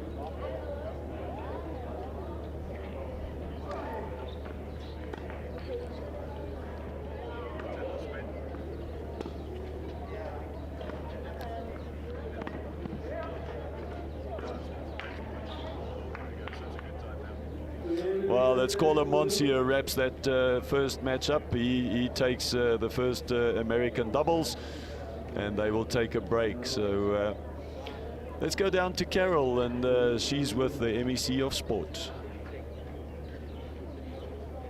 That's right. Of course, government playing an important role as well in this wonderful initiative. I've got the great honor of having here on court with me the MEC of Sport, Arts, Culture and Recreation, and that is none other than Mbali Hlophe here in Gauteng, MEC in Gauteng. Mbali, man, so good to have you here. This is a beautiful day and such an important initiative, right? It absolutely is, and we love this because, you know, it's taking place in Soweto, a very popular township, and it's also about introducing black kids within townships to codes that are predominantly known to be white sports. Yeah, and that's why we're seeing the involvement of government as well. You're kind of just putting your signature, putting your stamp of approval on an initiative like this, because the main focus, as you rightfully said, it's grassroots tennis, introducing tennis and this sport that's been such an exclusive one for many years to these previously disadvantaged communities. It's very important that we do that because there's so much talent out there, and unfortunately we're not going to be able to tap into all that talent if we don't give young kids the opportunities. And that's all we really want to do, is make sure that there's avenues for them to be able to explore different sides of themselves, and to importantly to know that there's a wealth of opportunities that are there and they're open for them. So we take great pride in being part of initiatives like this. Yeah, we had to wait a while to get MEC Hlophe here for this interview because she was enjoying the exhibition encounter. And this is the thing, you know, you're having these global ambassadors that are part of this tournament just to act as heroes and heroines for our future stars as well. Absolutely. And I mean, like we were saying earlier, that it's all about bringing that inspiration and bringing people of great magnitude to become part of this so that they're able to inspire the grassroots. And that's what we're all about. I mean, we, as everyone knows, Gauteng is the home of champions, but we don't pride ourselves knowing that we've only got great players who are in various national teams and so forth, but we have an appreciation that the grassroots is what matters the most. And in protecting our crown, it's the grassroots in which we invest in. Yeah, and also the fact that all sporting codes really do matter. You know, it's not about those sporting codes that are more popular, but the lesser known sporting codes and the ones that where a lot of development still needs to be put in, a lot of financial muscle, a lot of emphasis needs to be put in, like tennis, they're also extremely important. Extremely. And I've spent this week, funny enough, just dealing with all those types of sporting codes. I mean, we're in Mamelodi dealing with equestrian. Where would you think that equestrian would take place in Mamelodi? And here we are today in Soweto, and we seeing young kids playing tennis, and this is where our focus is really going to be, because we want to make sure that when the Olympic teams go out and the teams that we have, they must be reflective of the South Africa that we have, and that's a really important mandate for us. Fantastic stuff. Good to have you here, and good as well to have, of course, just the support of government and their involvement when it comes to an initiative such as this. Tell us about what the future looks like. Are you wanting to see more and more tournaments, more programs like this here in Gauteng? Absolutely. So I also chair the bidding and hosting on behalf of the province, and so we really target all the major big events. We just had we're working together with Rugby South Africa, where we had, the British-Irish Lions games that took place, and there's work towards the Netball World Cup that will be taking place. We'll be supporting Cape Town, it will be taking place there. But we really want to have all sorts of tournaments taking place here because we have the infrastructure and everybody knows it. So, and everyone can have a great time because that is the economic hub. There's so much to do. It's not just from sports, it's from arts, it's from culture, it's from the heritage that is in place. There's a lot that can be done in Gauteng, and we really love tournaments of this nature. Let's talk about the growth as well from this tournament last year, the fact that you just had the primary schools, now you've got high schools that are involved, you've got wheelchair tennis as well. You're actually seeing the tangible growth. And you can see, I was just watching now the game with the wheelchair tennis. It's amazing. I mean, they are absolutely amazing. But that's what you require, let's inspire young people and say that it doesn't matter how abled you are, whether you're differently abled and so forth. So everybody has an opportunity as long as you have the skill, you have the talent. Let's make you grow, and we need to do that. And that is the mandate that we must make sure we're able to deliver on. Yeah, well, government saying, let us help you grow, and they're doing that through programs such as this, just opening up the field, the playing field as well, and introducing all of these youngsters to great opportunities like this. Beautiful day out in Soweto, Mbali. Continue to enjoy it. Thank you so much. I'm having lots of fun, and we must thank Tennis South Africa. All right, big thanks to Tennis South Africa, big thanks to BNP Paribas and RCS Group as well. Let's head on back to the action in terms of our exhibition match before we continue with the finals. Well, thank you, Carol. Well, the second match, the second 10 minutes has started, and indeed it is KG who's up against Kolo and No.1 this time around. And just to refresh your memories, it is a 10-minute time clock that runs, or any one of the teams that get to 15 points. Kolo Monsi winning his singles against the two wheelchair champions. That was quite comfortable, 15-10. So he's got 1 point in the bag, and now it's KG's turn to go solo. Yeah.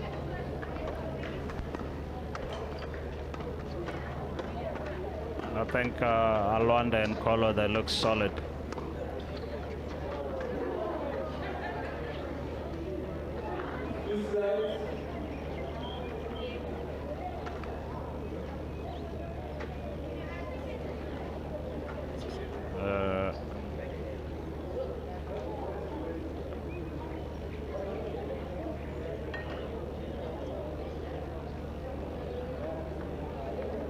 Let's listen to the umpire.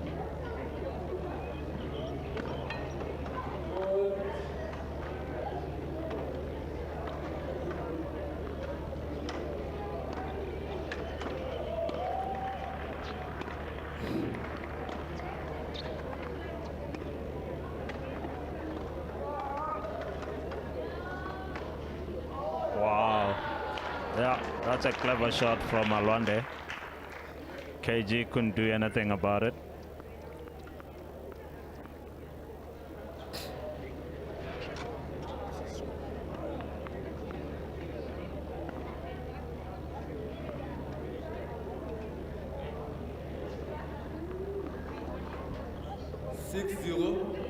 Six zero. I think it's 6-0 for Alwande and Kolo. Yeah, they are in charge of this one. So Yeah. KG under pressure. Very She's much yet to under open pressure, her bank yeah. account.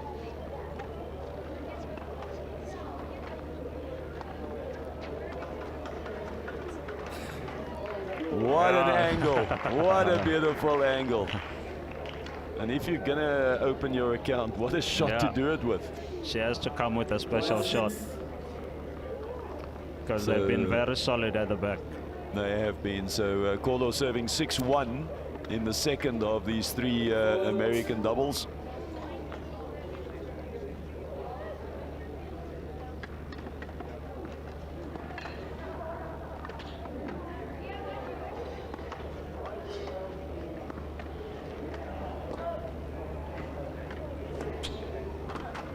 Oh, she had the volley, and yeah, there we go, second time around.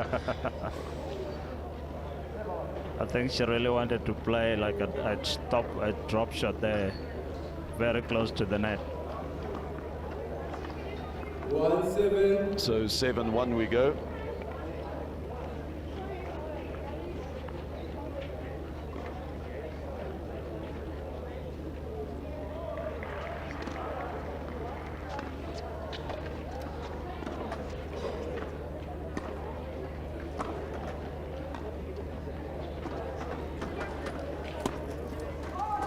All right, come on, KG, chase this one. Come on, KG. No.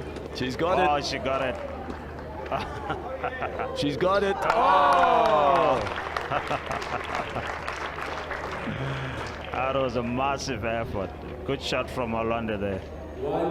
Tell you, that's just phenomenal court coverage by KG Monchane. Yeah, that's why she's in the top 5, top 6 in the world, huh? Yeah, it's those kind of wheels that got her to the Wimbledon final in singles and doubles this year.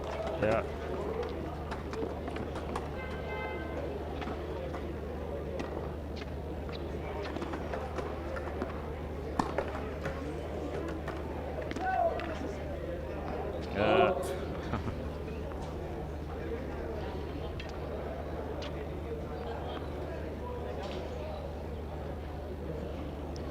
Kolo did well as well at Tux International. I think he got to the semis, and also in Ellis Park. What happened? He made the quarterfinals, played really well there as well, had a really good win in the second round, and then had a tough one in the quarterfinals. But so the Spring Open at Ellis Park was a quarters followed by semis at the Tux Open, so that was very good. Yeah, a good tournament.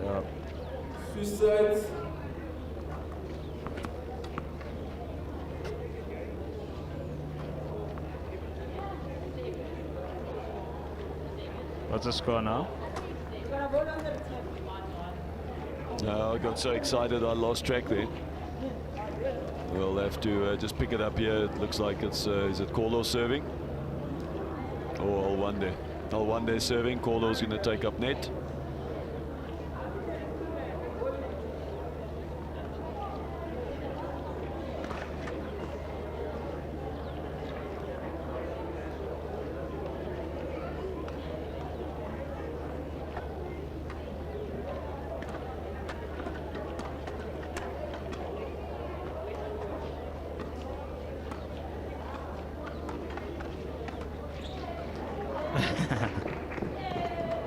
That's a good shot. Go, KG. Go. Get it.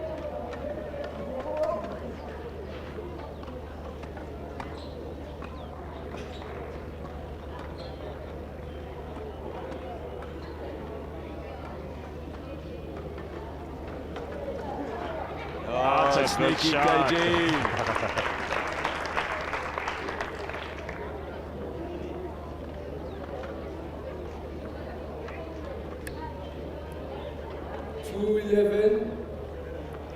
Well, 2-11, which means Alwande and Kolo are in control of this one. And that would put Kolo in a strong position after him winning his singles. Yeah.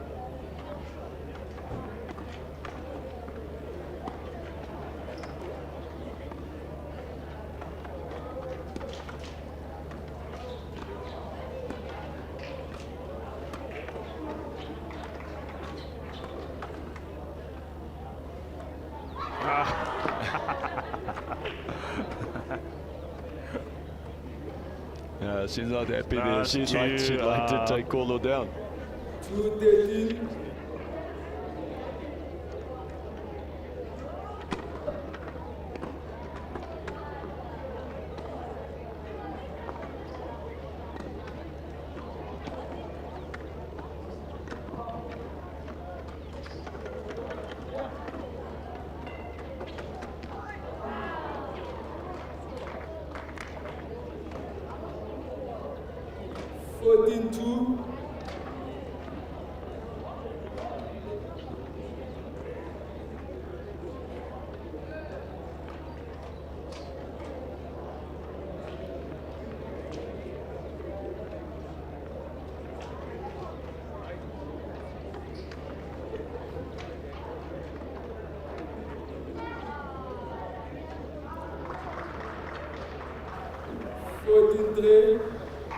Well, at 14-3, it's Alwande and Kolo with a match point, and not one of them.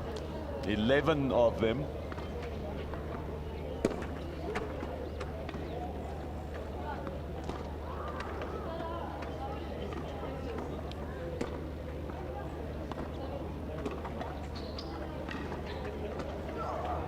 Oh, what a that's volley. a good shot. That's a wonderful little cross-court forehand volley drop. Just a little lunge and she stabbed at it, but great control by KG. And she saves the first of 11 match points. That's a long way to go.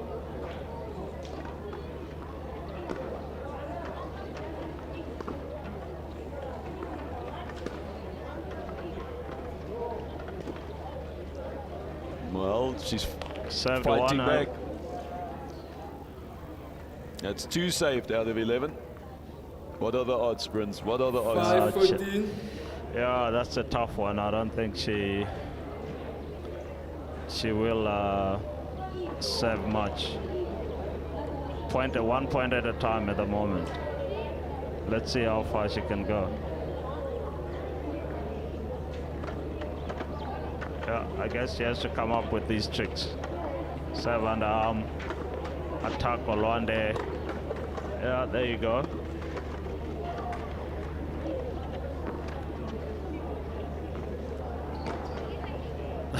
Easy put away. That's 3 saved, Prince. What are the odds? No, Only 8 left, eh? No, that's a lot. That's a mountain to climb.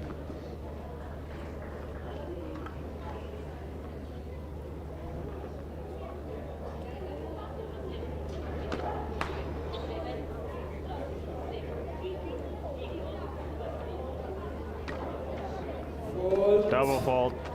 That's going to do it. Game, set and match. Alwande and Kolo closes it out. Yeah.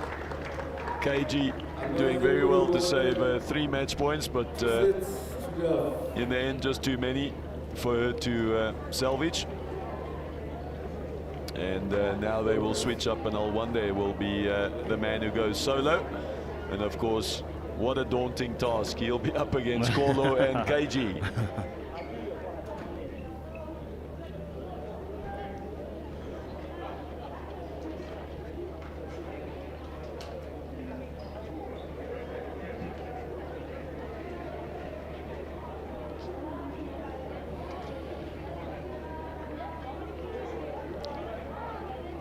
Of course, Prince, these 3 players that we have out here are ambassadors for the BNP Paribas RCS Rising Star program and tournament, so that's wonderful to see them give some of their time back and also contribute and chat to the youngsters and inspire them.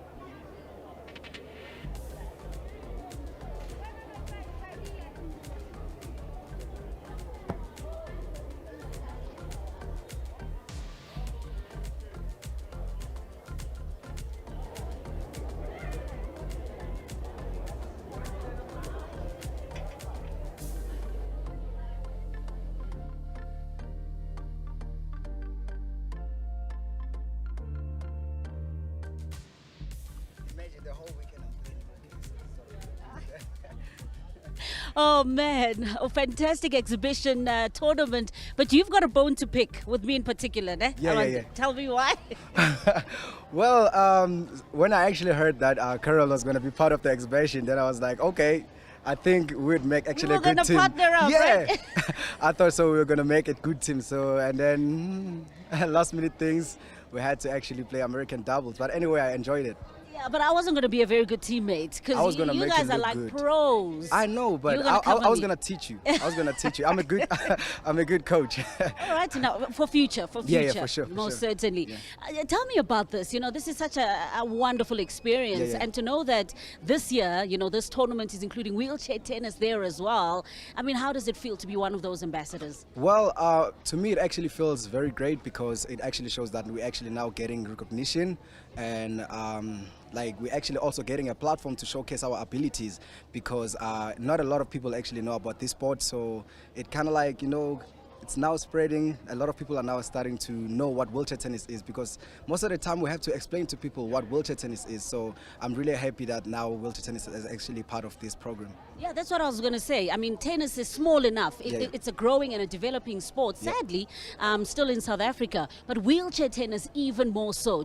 So to have superstars like yourself, like KG that are out there, taking over the globe, it really is wonderful because you guys are, aspirational for the youngsters that are coming up to say, okay, I can also do this. Yeah. Well, to me, I always love, participating in these programs because not long ago I was a junior and I used to, be in the crowd and watch this exhibition, and now to be part of it, to me, it's kind of like I'm giving back and I'm actually also getting a chance or a platform to inspire other rising stars, so I really love being part of these programs. To be honest, I mean, do you see the difference that a program like this is actually making for the future of tennis? Yeah, for sure. We don't really get programs that match able-bodied tennis players and wheelchair tennis. So having programs like this, it's kind of like it also teaches the able-bodied tennis player to say, okay, there's wheelchair tennis and this is how it's played, because sometimes when you hear wheelchair tennis, it kind of like portrays a different picture. So when you get a chance to see it live, then it's much interesting to see it live. How seriously did you take that? Because you were very competitive. It's an exhibition match, but you were competitive. You were like, listen, I'm going for broke. I'm going all out. Well, I guess it's just part of me. I'm very competitive. But yeah, I just enjoyed every single point that we played. I started off rusty, but I actually picked up during the match. Yeah. Fantastic stuff. Great performance, and really wonderful to have you as well as an ambassador. Thank you. Thank Great you so stuff. much. We wish you all the best. Thank Yep. Another great ambassador is none other than KG Khuthatsa Wunjani. Very busy lady. Hey, you're a global superstar, global ambassador. So, KG, what is it that said to you, you know what, you would actually love to be a part of this initiative as an ambassador?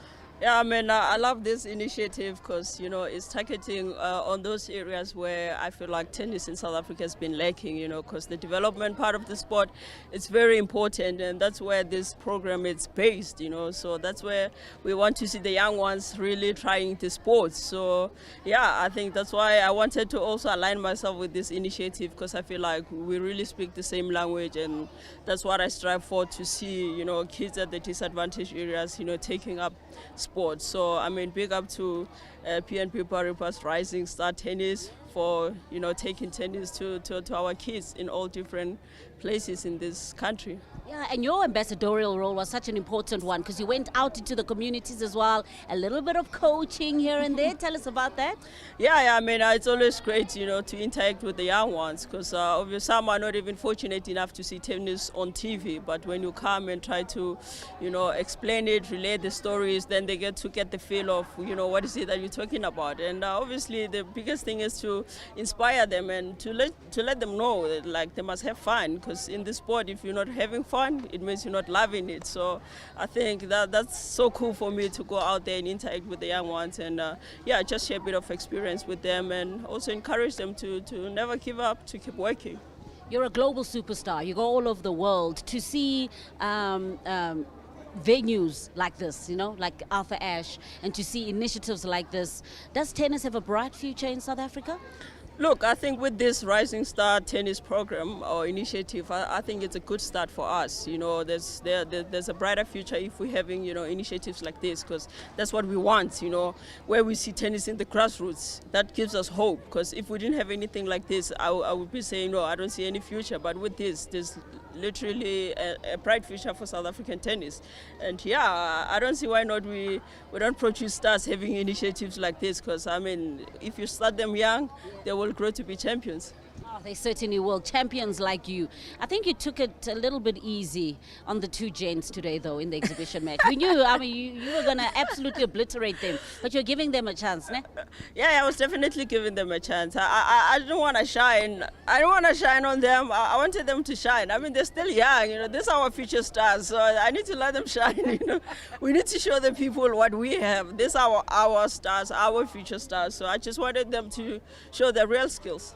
Oh man, KG, you are an absolute inspiration. It's wonderful to see you here, you know, playing your role as an ambassador, and we wish you the very, very best. Just continue to go from strength to strength and inspire all of us. Thank you so much. Fantastic stuff, man. KG, listen, global acclaim. She is here in Soweto at the Arthur Ashe Tennis Centre, just continuing to be such an inspiration to many. Another individual who is an inspiration to many and is actually in the country. I'm surprised. Kolo, you here? You're in South Africa for once. Yeah, it feels good to be back. I definitely missed home. I have loved America, but you know, there's no other place like home. So I'm glad I'm back in the country. Back in the country and at the right time. When you look at, you know, what's happening in terms of tennis at a grassroots level, at a development level, when you were starting out, you didn't have initiatives and programs like this. Why is it so important? Yeah, it's great to see this initiative, you know, it started great and it's still going good. I think it's also just going to get better. And it's important for the kids to start young, you know, from schools. When I was still in primary school, we never had big programs like this. You know, it was just you play at school 20 minutes away, you finish your day and you go on. So I'm glad that they've got this initiative running, and hopefully they can get some, you know, less privileged schools starting in the program. You know, it would be good for our black kids to be involved in a sport like tennis. Yeah, you take your role as an ambassador very seriously, because I know even while you were in the States, you still, video called, you Skyped, and you spoke to so many kids all across the country about why, development programs like this was important, and what their future in tennis could quite possibly look like, maybe following your footsteps. Yeah, I've always wanted to be a role model. I've always looked up to many different athletes, many different businessmen, people in general. And, I always tell myself, act like the person that I want to be in the next 10 years. Practice it now, fake it till you make it. So I enjoy, being with the kids. I learn from them, and hopefully they can learn from me. And one day I just want to have a kid saying that I look up to Kolomonsi, and hopefully one day I can even play against them on the tour. So we'll see how it goes. I really believe in them. Yeah, we continue learning from you as well. That's why I shied away from playing with you guys, because you're pros. You were going to obliterate me. I'm going to get a couple more lessons, and then maybe we'll do it next year. All right, sounds like a plan. I'll be waiting. Great stuff, Kolo. Thank you so Carol. much. Thanks Good so to much. see Kolomonsi here, ambassador for this wonderful program. Now, back to the action and back to our commentary team, gents.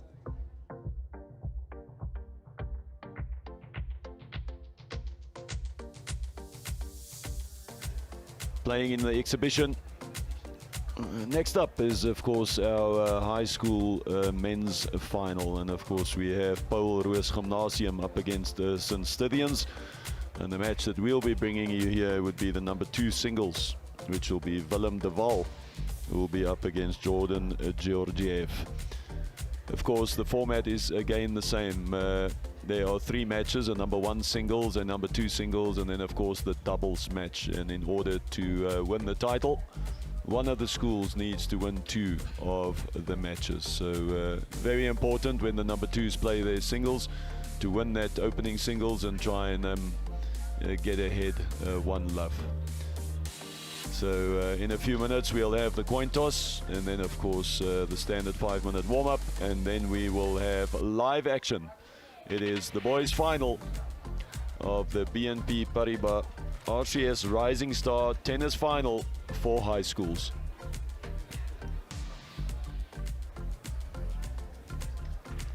I think, Mike, the weather is beautiful for tennis. Yeah, there's hardly a breeze. I mean, there's a light breeze, but not to an extent where it really is going to affect the tennis. The temperature is nice and warm, but not too hot. It's a perfect setting. Yeah. And unfortunately, Prince, no excuses for the players not to play well. Yeah, indeed. I agree with you.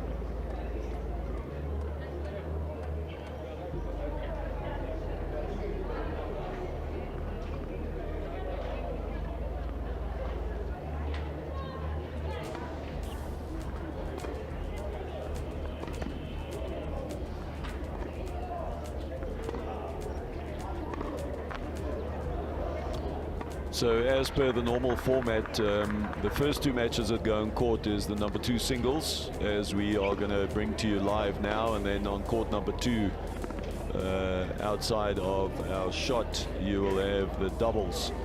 And then of course the number 1s get to play on whichever court finishes first. So the number 2s have the pressure of setting up their team, seeing that you only need 2 matches to win. If the number 2 wins, you are halfway there, and all the pressure is shifted onto their opponents. So a very important match for both these teams, who have done exceptionally well. Remember, we are close to 800 teams starting in 30 districts that all played through to provincial level, where we had 9 provincial winners, and in all those different categories of primary school, high school, and the wheelchair, both boys and girls, of course.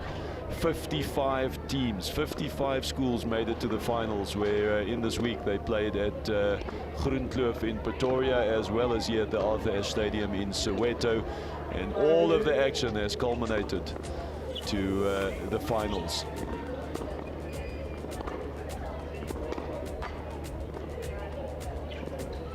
I think all these boys should be feeling big, the fact that they've achieved so much over the course of the year. It has been a long road to arrive to these finals.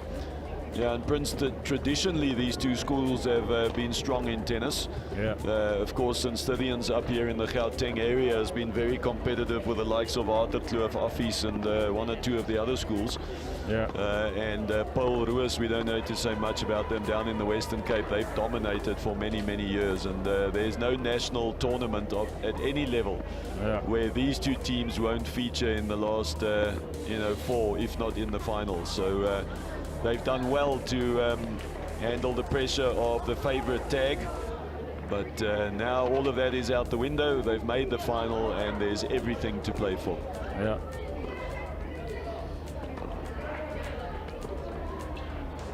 In terms of the prizes, what did the winning school actually walk away with? I think they said something like an equipment worth more than 50,000 rands. That's huge for a school. Yeah, it's equipment and all kinds of stuff that go into their tennis program. So it's another way how BNP Paribas and RCS is contributing to the development of tennis. So they're giving the guys the means at these schools where obviously talent is already, to keep pushing the talent. They're putting a lot into the districts and areas where tennis has not previously been. Yeah. They've managed to take the previously disadvantaged schools from 19% to 40% as entry percentage in the finals. So they really, and then they have the coaches program. So they're doing the coaches, they're doing the equipment, they're doing the tournaments, they're doing so they're really providing a wonderful base of all the different segments that contribute to taking tennis forward. And of course now adding the high schools and wheelchair tennis, phenomenal. That's huge. That's huge for tennis in South Africa. It really sets the tone, and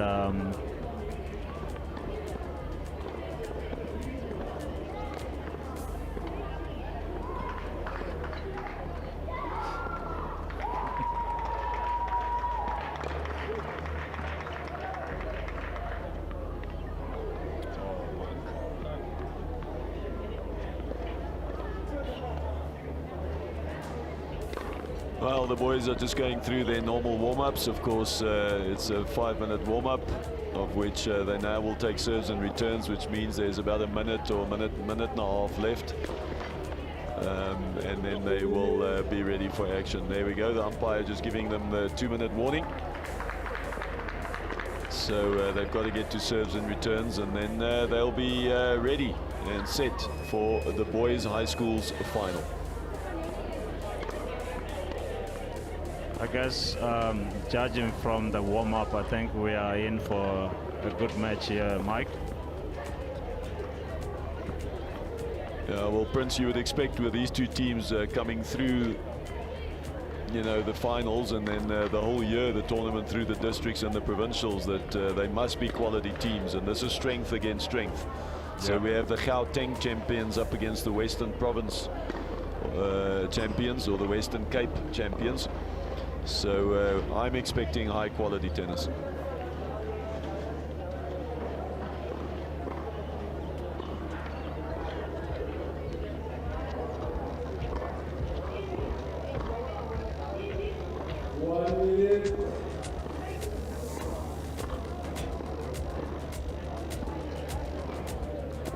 Yeah, it's almost a minute, yeah.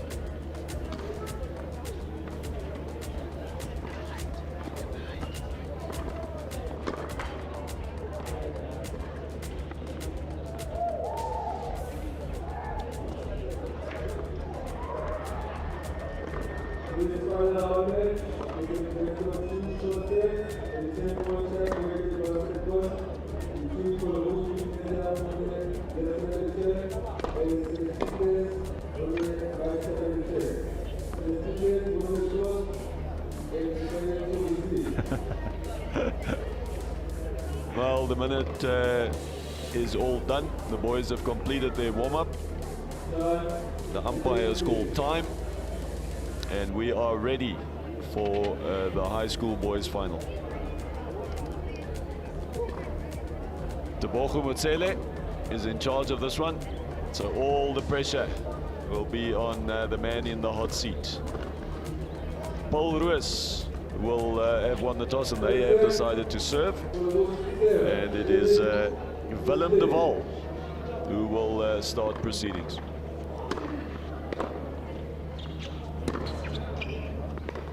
Interesting, Prince, that again we have guys playing from the Cape Town area, Stellenbosch area, which again altitude's not where they are used to, where the St. Cyrian boys will totally be used to the altitude. Yeah. And it'll be interesting to see under pressure how that plays out. Yeah, very interesting, because for the guys from the Western Cape, obviously it means adjusting to the altitude, whereas these guys are not St. Stitians. You would expect them to have a slight edge in terms of the altitude.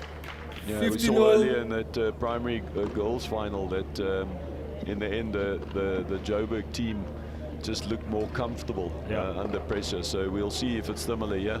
These boys do play a lot of tournaments at high school level. They do play all over the country, so most of these guys will be experienced of having tournaments at altitude.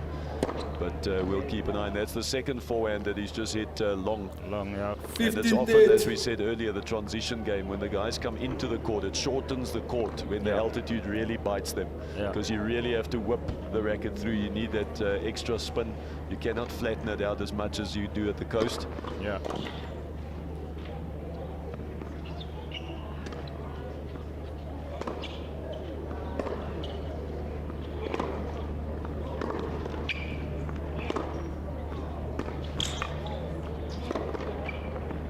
High quality stuff. Yeah. Beautiful play by Jordan Georgiev.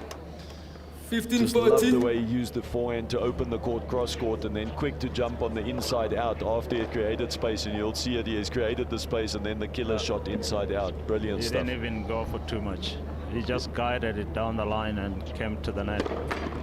Yeah, that if his opponent did get to it, he was ready to pick up the crumbs. Yeah. Well, that is the perfect start for St. Cyrians, and it's Jordan that breaks first. The man in picture leads 1-0.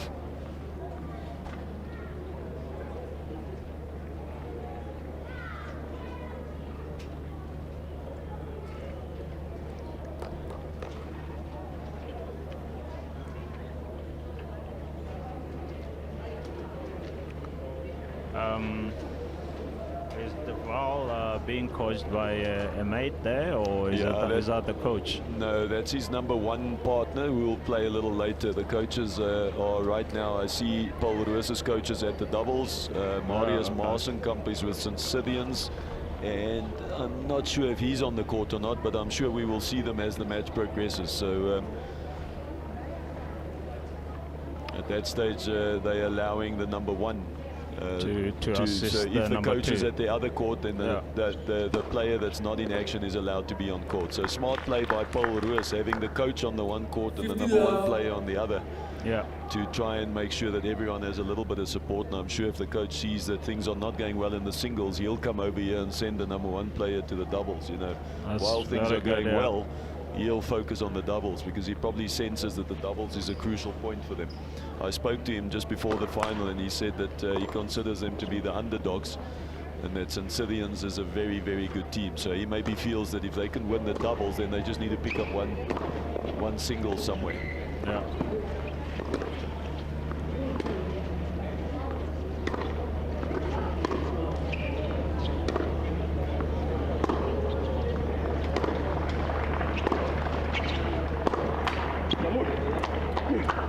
That's a better rally by De Waal. Looking more settled, finding his range with the topspin. On his own service game, it was a bit nervy and a bit flat. Now getting more spin on the ball, finding his depth. And that rally looked a lot more settled.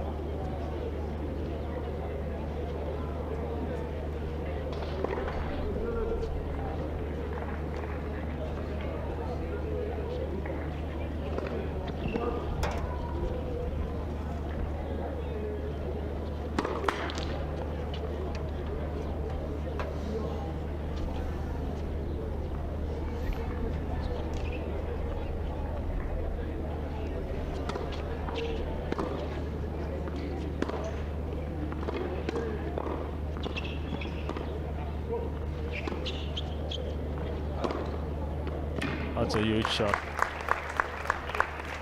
That's a huge shot from Jordan there. That's how you finish the point. When your partner hits a bit of a nothing slice that just sits up mid-court, you have to make him pay. And this is exactly how he does it. There you can just see the last lunge, but all in vain. Couldn't cover the inside out.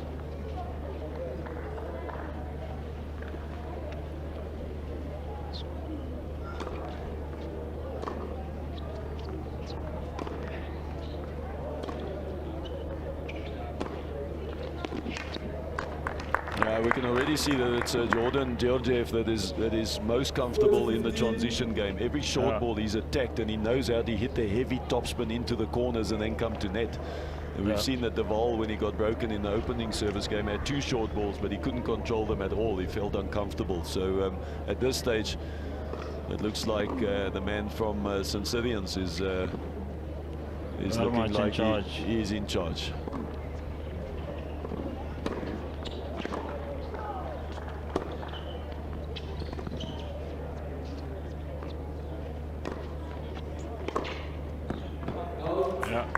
Yeah, and he's got a good feel moving forward. Left that comfortably, knew that it was long, so he's not unfamiliar with the net game. He's got a good eye up there. And he quickly consolidates that early break by holding.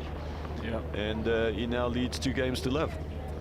I think that's the thing that we were talking about earlier, about the altitude, that it will play a role.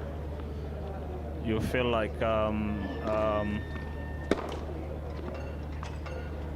Deval is still trying to feel the ball and feel his range, while Jordan is already on it.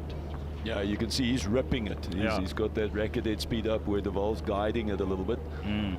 So not dissimilar to what we saw in the ladies' primary final, and it's again the Gauteng champions that just seem to be more comfortable here at altitude.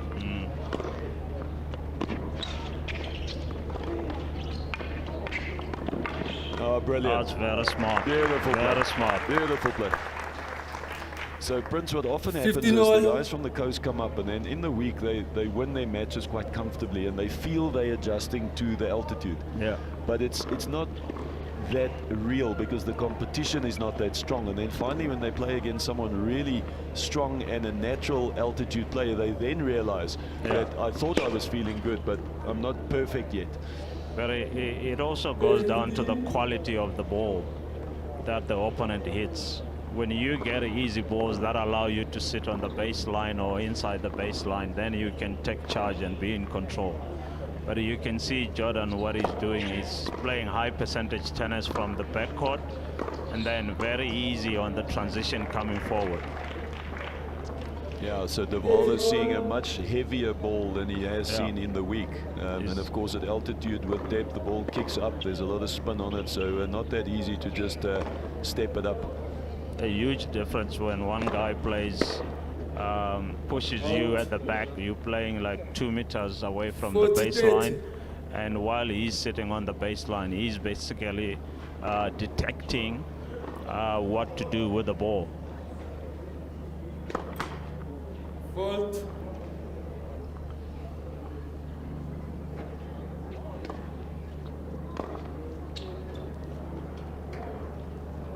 Well, overruled there by the chair. Yeah. Game Belarus.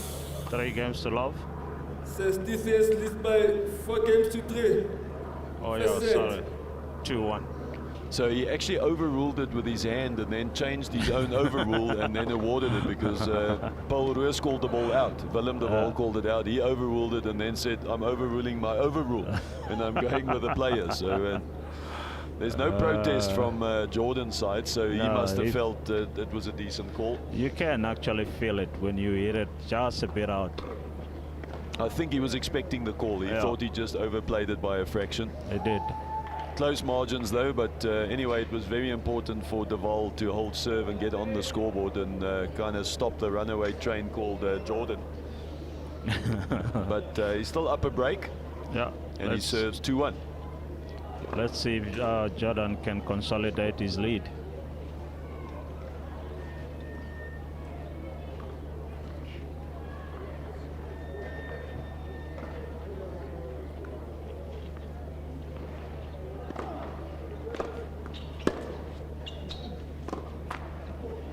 That was a loose point, huh?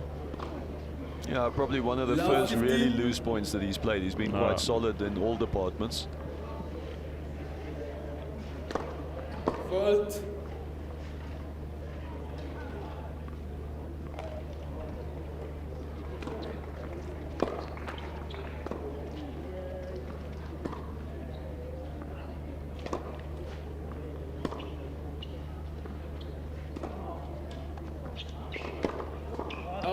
No, that's a pity because he used the heavy high ball to draw the short ball and then again overplaying the short forehand.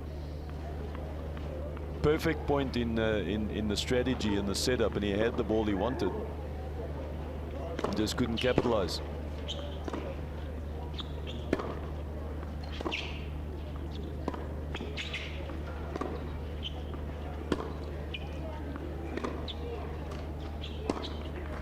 Oh, that's a bit loose there. 30-15. Could have done better with that shot.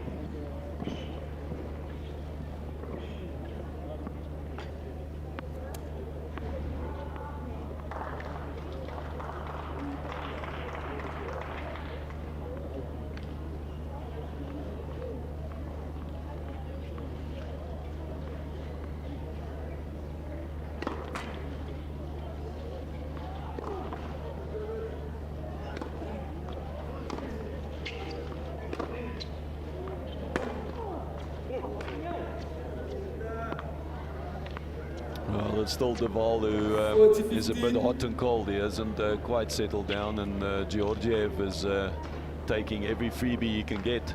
He's got the break in the bag, so if he can hold here and he gets himself set up at 3-1, he's looking good for this first set. Yeah. Remember, short sets are played in the first two sets, so first to 4, leading by 2, and a championship breaker for the deciding set if needed. Game says this. He holds for 3-1 lead.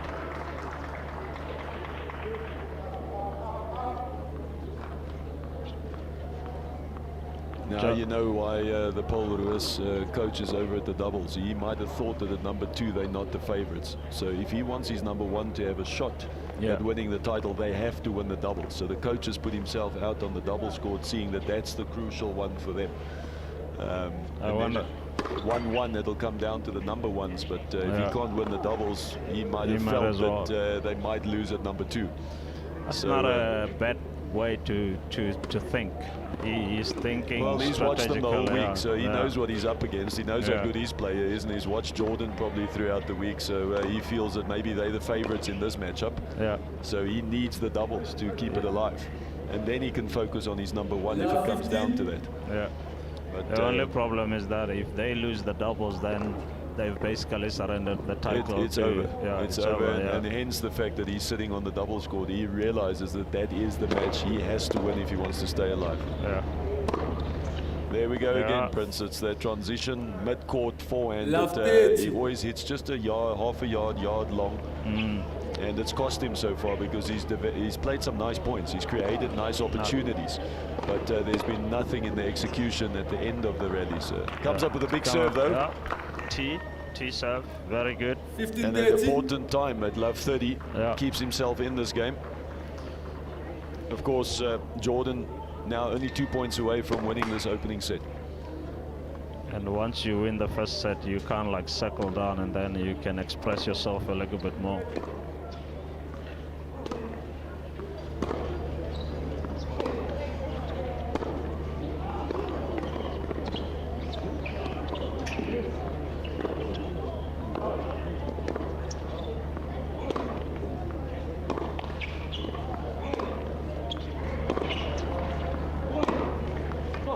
That's huge.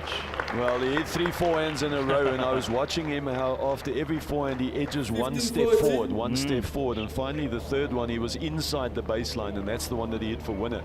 The 2 before that was set up forehands to get his opponent out of position.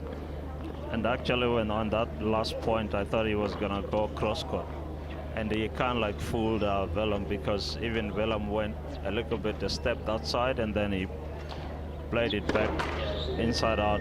He's got a very laid off wrist on that inside out, so it's a very late one that he plays. It almost looked like he's going to whip it, but then it just stays behind the ball. So good disguise. A very good disguise, yes.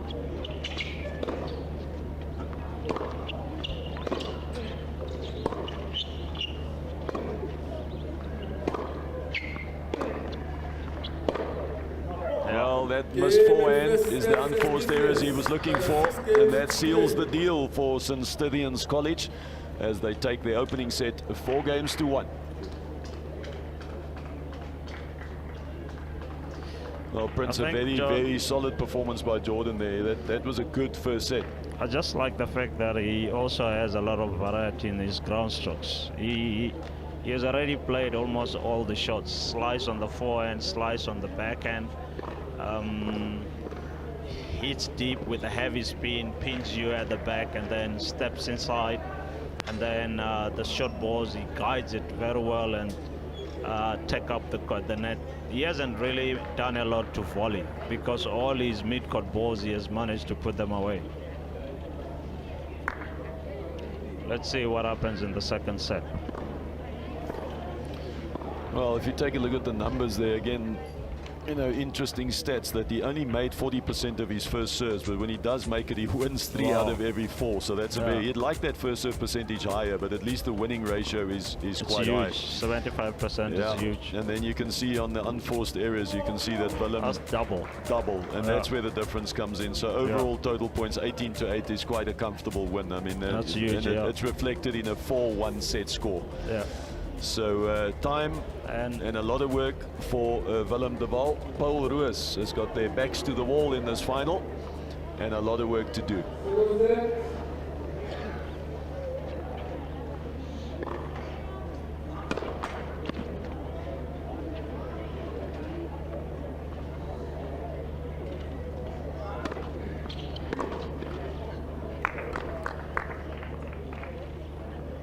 Love.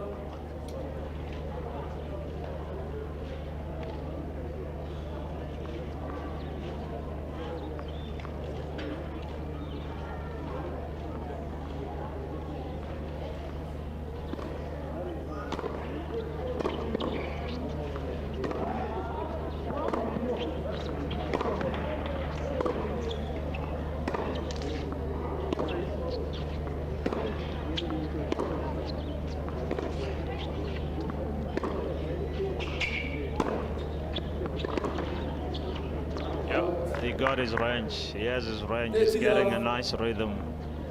He's playing much better. Yeah, and I like the variation between the flight as well. You'll see him hit these heavy high balls cross court. When he's ready to hit the inside out, he tries to flatten it out a little bit. So he plays with pace and speed as well, because the high ball gives him time to take up a good position for defense, and when he's on the offense, he flattens it out.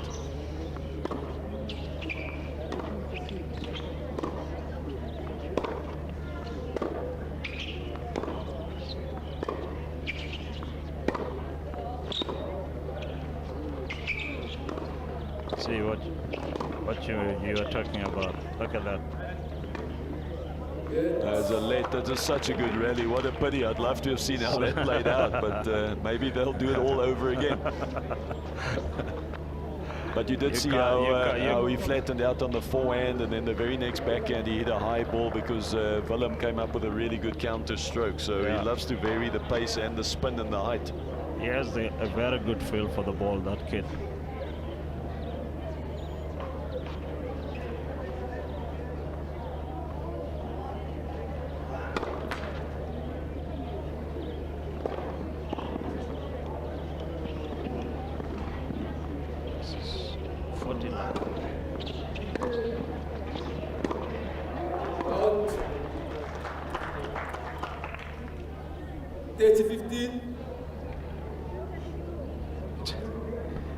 30-15. Not 15-40.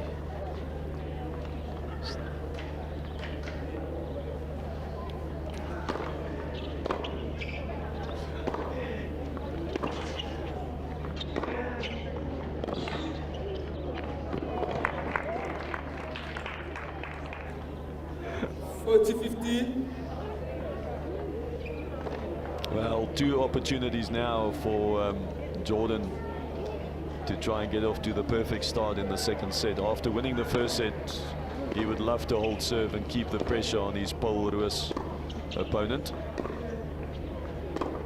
And that'll do it. Good solid hold by the young man from St. Stithians. And he leads 1 game to love and by 1 set to love. I think Willem is he started off a bit patient, but now he's feeling he has to go for it because Jordan is not giving him room to have a good rhythm. And you can see the strategy of the St. Stithians coach, Marius Maasenkamp, who was my doubles partner forever. So he's staying on this court because he feels they have to win this one. That's what's going to win the tie for them. Yeah. And vice versa. It's almost like the Paul Roos coach knows that they're probably not going to win this one. They have to win the double. So they've both shown their hand by where they're putting their expertise in. And that's the strategy. You've got to get to 2 points, whichever way gets you there.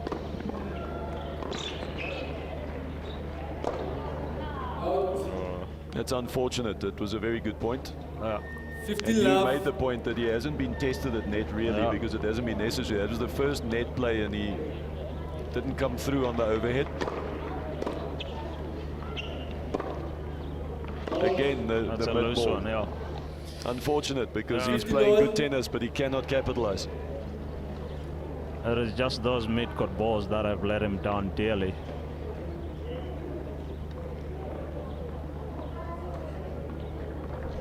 And I tell you what, Marius Maasenkamp, knowing him so well, he was a very shrewd player. He was a great thinker on the court. So I can only imagine that as a coach, he must be a brilliant strategist, you know, analyzing opponents, giving you the right game plan, and that was one of his big strengths. So I'm sure the St. Stithians team benefits a lot having him on the bench. Most definitely, yeah. Nice. Just going inside out and going inside out again, and eventually Willem de Waal had to let go of the two-handed backhand and tried a little slice defense, but to no avail. And straight away under pressure at 15-30 again.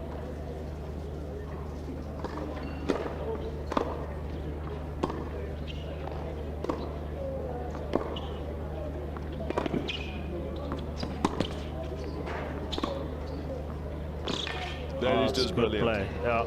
And it's a point you made. He's not overhitting anything. No. He's picking his spot. He's getting great angle. He's getting good depth. And he just used the angles on the court until his opponent ran out of reach, basically. He had no control on the last one. Very good rhythm and range.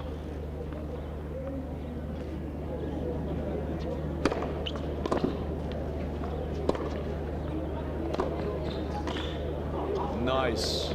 Oh, that's huge. That's a huge point.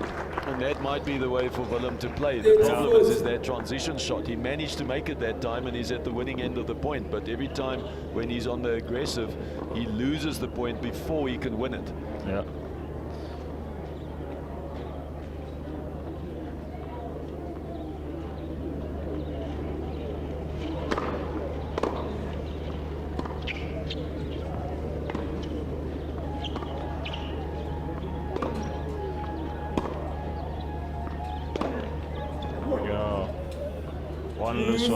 The other thing as well that we need to point out with Jordan is the return of serve. He has been very solid. Like, he doesn't try to go for too much. And he doesn't use a bunt or a block. He actually hits a little topspin, but it's a very controlled forehand and backhand topspin. Yeah. It's a nice little comeback by Willem de Waal in this game. Under pressure at 15-30, and now he has an opportunity to level the second set. Very good indeed. We're almost counting him out.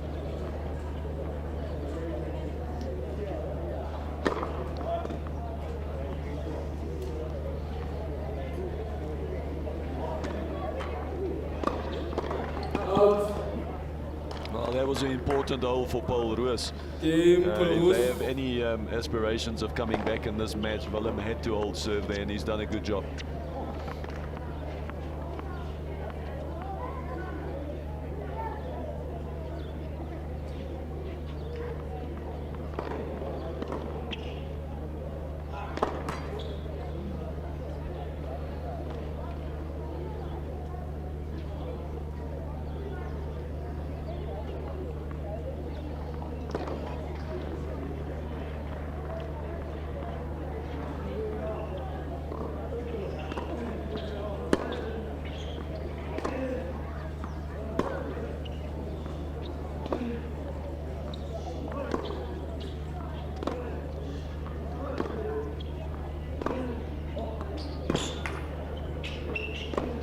That's huge. That's huge from Jordan. Smart play. Very, very good. 50 Back love. and controlled, guided down the line. So deep to set up that short ball to put away. It's a pattern of play that we've seen more than once, where he likes to drag you cross court, and if you don't get it perfectly down the line, he slides inside the backhand, and then he loves the inside out forehand. So he's looking to set the point up where he has the forehand inside out to hurt you with. Very smart play.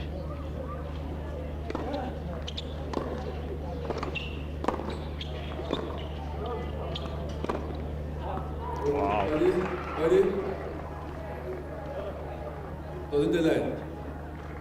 Yeah, that was an overrule, and I think it was the correct call as well. Willem took a chance there. He was in trouble, and he thought it was long, but I think the umpire saw it as I did. Not that my eyes are any good, Prince, but my first instinct was that ball was on the line, and it was indeed overruled. So good call by the chair. Yeah, but sometimes it's good to just check if the umpire is slipping. You test the waters. See where you are. Yeah. It's like in rugby, all those flankers that test the offside line, you know, see how far we can go before he tells me I'm offsides.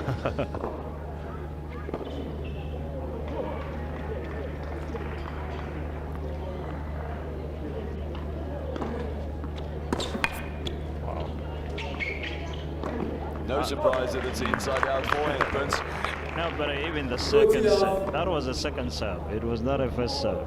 And for him to be just brave like that and pull him wide like that, that's huge.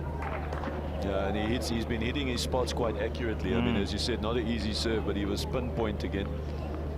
And it quickly gets him to 40 love in this service game, and that's what he needed after Willem held serve, is to just take back the momentum and say the pressure is not over yet. You're going to be serving 1-2 now, and you have to hold, otherwise you're out of here.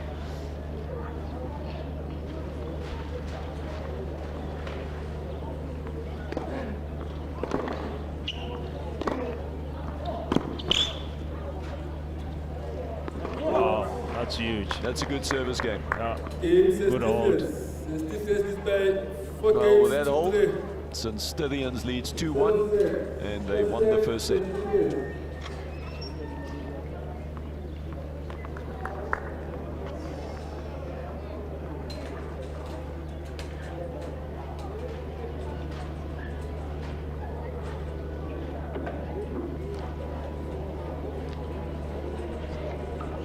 There we go there.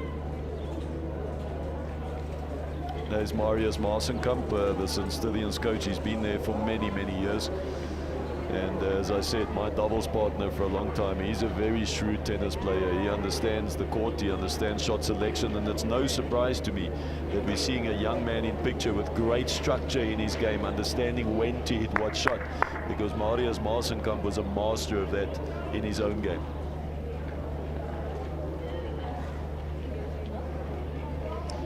There he is, and the mask, he doesn't often give much away, but with the mask he's giving nothing away. You thought you could see his eyes, so he put on some shades. Now you can't see anything. That would be the ultimate poker player right there. Yeah, poker face. I think there's a song in there somewhere, Prince.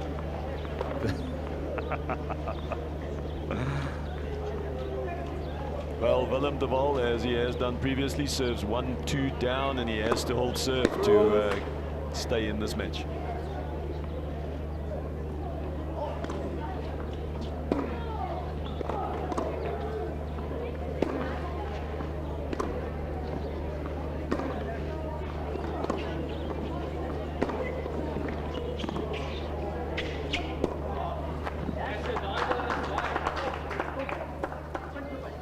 Sometimes, you know, when the ball hits the line, it just skids a little bit. Prince, I'll tell you what, just outside camera shot here, it's interesting to see that Paul Ruiz' coach has moved onto the court of this match now as well, which either tells me they've got the doubles under control, or they're totally out of the doubles, and now he's desperate to get Willem to turn this match around. So I'm not sure which one of the two it is. A little bit. If it's the other way, then it's going to be tough.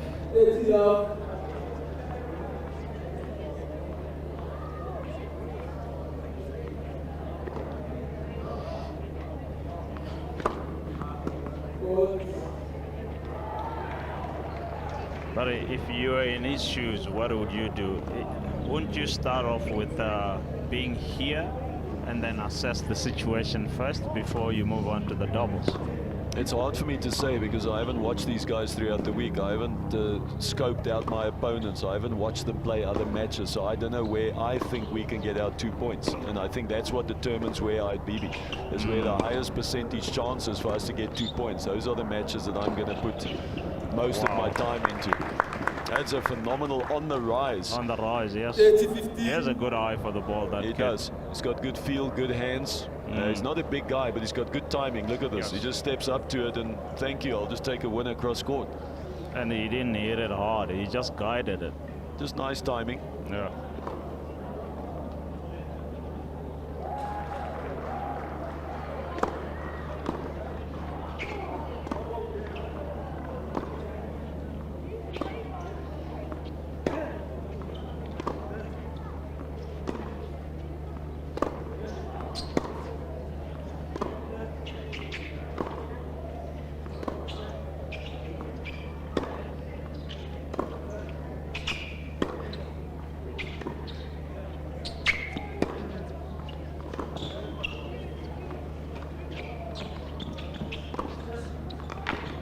Brilliant tennis. That's good play. Tell you what, Willem de Waal, maybe the coach should have arrived some time ago, because since the coach has come here, Willem has raised his game big time. Yeah. And that was a big time point. Huge. And this is the shot he's been struggling with, is this mid-court. Watch, he comes up to this, but look at the nice flick and just gets it deep in the corner. And even if Jordan gets a racket on that, you have to back Willem to win the net point from there. Well, a couple of game points here to see if we can get to 2-all.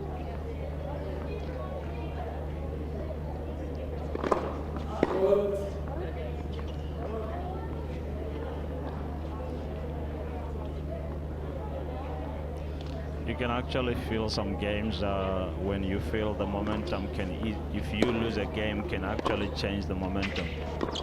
These are some of the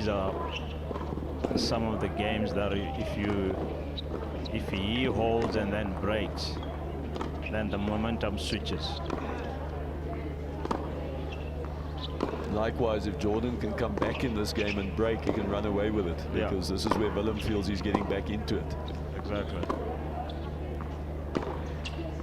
Oh, boy, oh boy. What do you call that? Inside in, inside out backhand. What do I call it? Brilliant. It is brilliant, of course, but I was expecting him to go down cross court. It was a simple on the rise, down the line, over the high part of the net, short part of the court. Guided. Brilliant shot.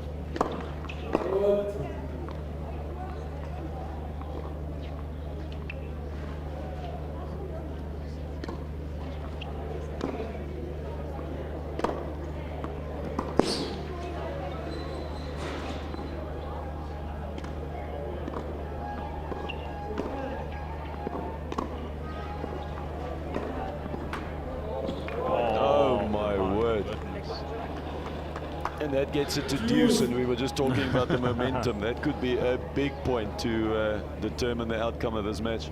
Yeah. You feel for Willem in this case? I do. He's been playing much better, and he deserves to be back in the set at least, you know. Yeah.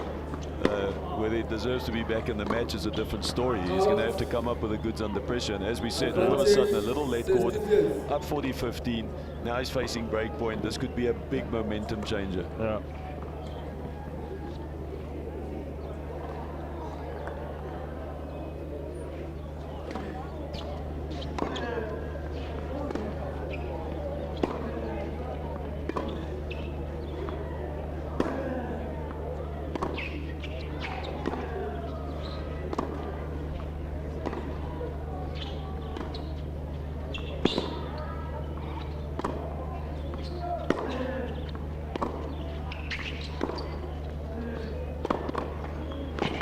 Yeah, that's huge.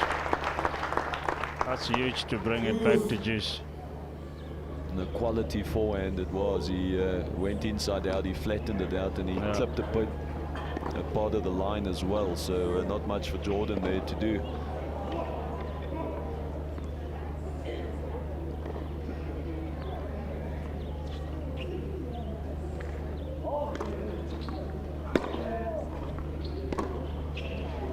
Oh, that's a weak forehand.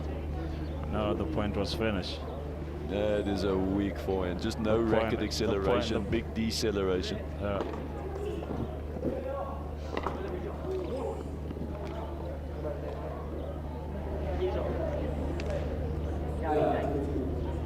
Oh, the point was already finished on that one.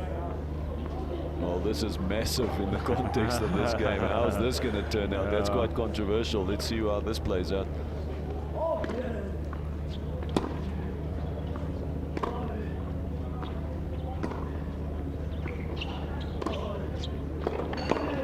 Wow! No luck involved there, Princey. That's a huge inside out there. Take that.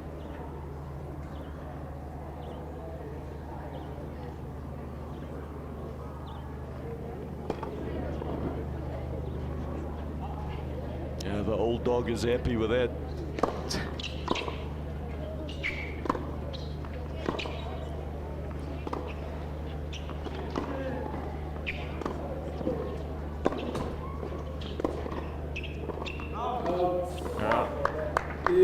Consolidate the lead. No, this is a corner.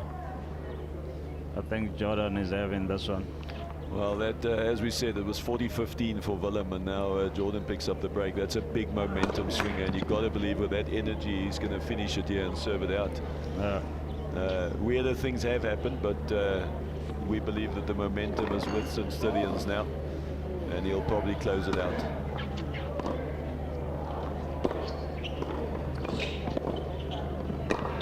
Yeah, he's just looking confident in the way he moves, his shot selection, he knows exactly what he needs to do. The other thing, you just feel like it's almost like he's in control, but he hasn't been pushed to the highest limit. Yeah, he's playing within himself, and he's dominating by playing within himself. He doesn't have to take excessive risk, he doesn't have to push the boundaries. He's playing a comfortable, solid game.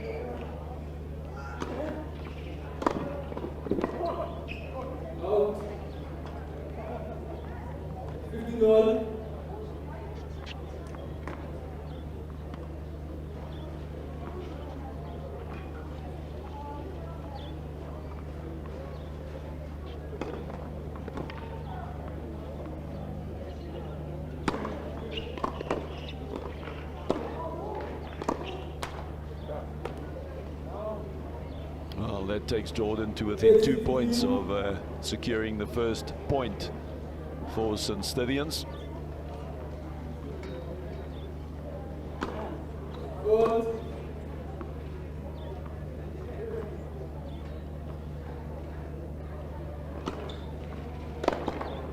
Yeah, that's huge inside. I mean, inside in, down. Inside in, forehand there from Willem. Yeah, he's not going down without a fight.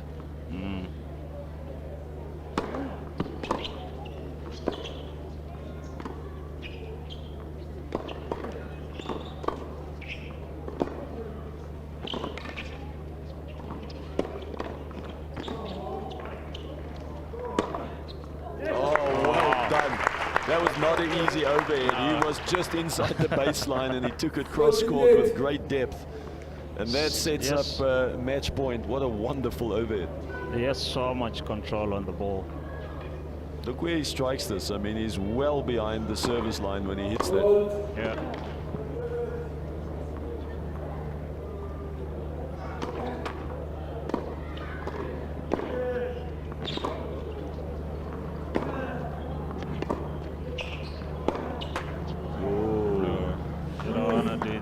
First match point slides away.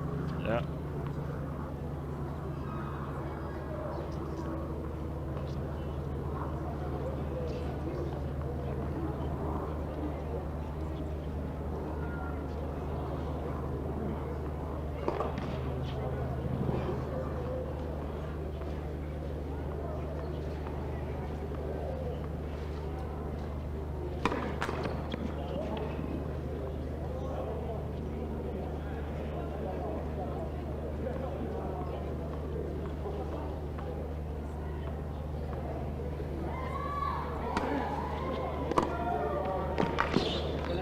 Wow, that's a good shot from Willem. I like that, quite an aggressive play, very confident play on the second serve, and he executed well. He's bringing his best tennis towards the end of this match. Maybe he still believes. And we can't blame him for that. You have to believe, yeah? That's a good serve. Good serve on break point. Jordan has done that. He's come up with the shots when he needs them every single time. So Willem's been pushing him a lot harder in the second set, but still Jordan has all the answers.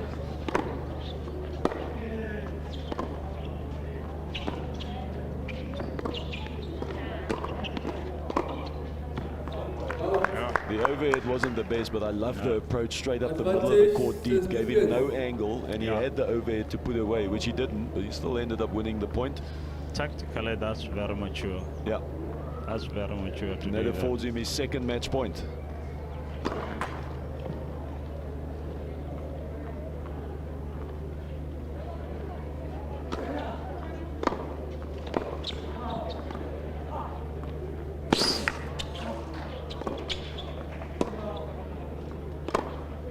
Great defense by Jordan, and you can just see the frustration from Willem de Waal. It is St. Stithians that wins the #2 singles. It's a straight sets victory, and it's Jordan who comes through over Willem and secures St. Stithians their first point. I think, Prince, in short, if we had to summarize this game, I think I would just say that Jordan Georgiev was solid, and when I say solid, he was rock solid. Yeah, I think solid in the sense that from the baseline, very, very strong, very controlled.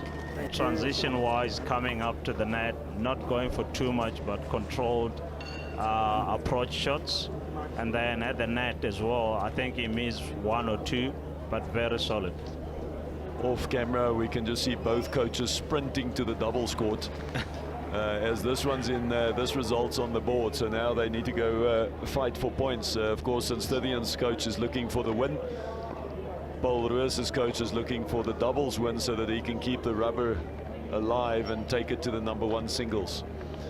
So all to play for in the doubles on court #2, and we'll keep you updated on the scores as those do come in.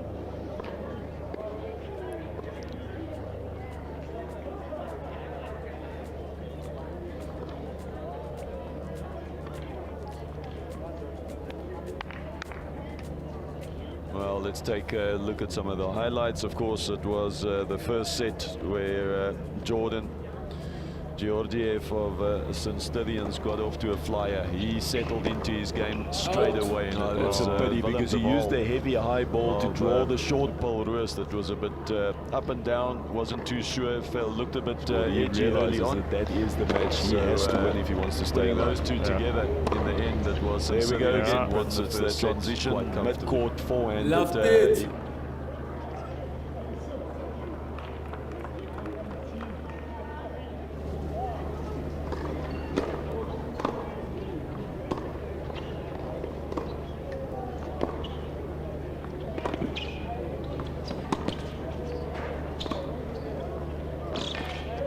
As the match progressed, though, it was a point you made. He started settling down, and specifically that mid-court game, the transition game, he started playing at a much higher level. And he was starting winning some of the points that he lost in the first set, and it changed the whole. There was a crucial game at 3-2, where he had an opportunity to hold serve at 40-15, and there was at 40-30 a very unfortunate let cord. And Jordan capitalized on that opportunity and kind of broke the second set wide open. Yeah, but the whole match you could actually see that Jordan was in control all the time. I didn't see, look, it's normal that you make errors, but he seemed to be very much in control throughout the match. Yeah, he was well tested in the second set, but he had the answers for it. So really good win for St. Stithians as they take a 1-0 lead.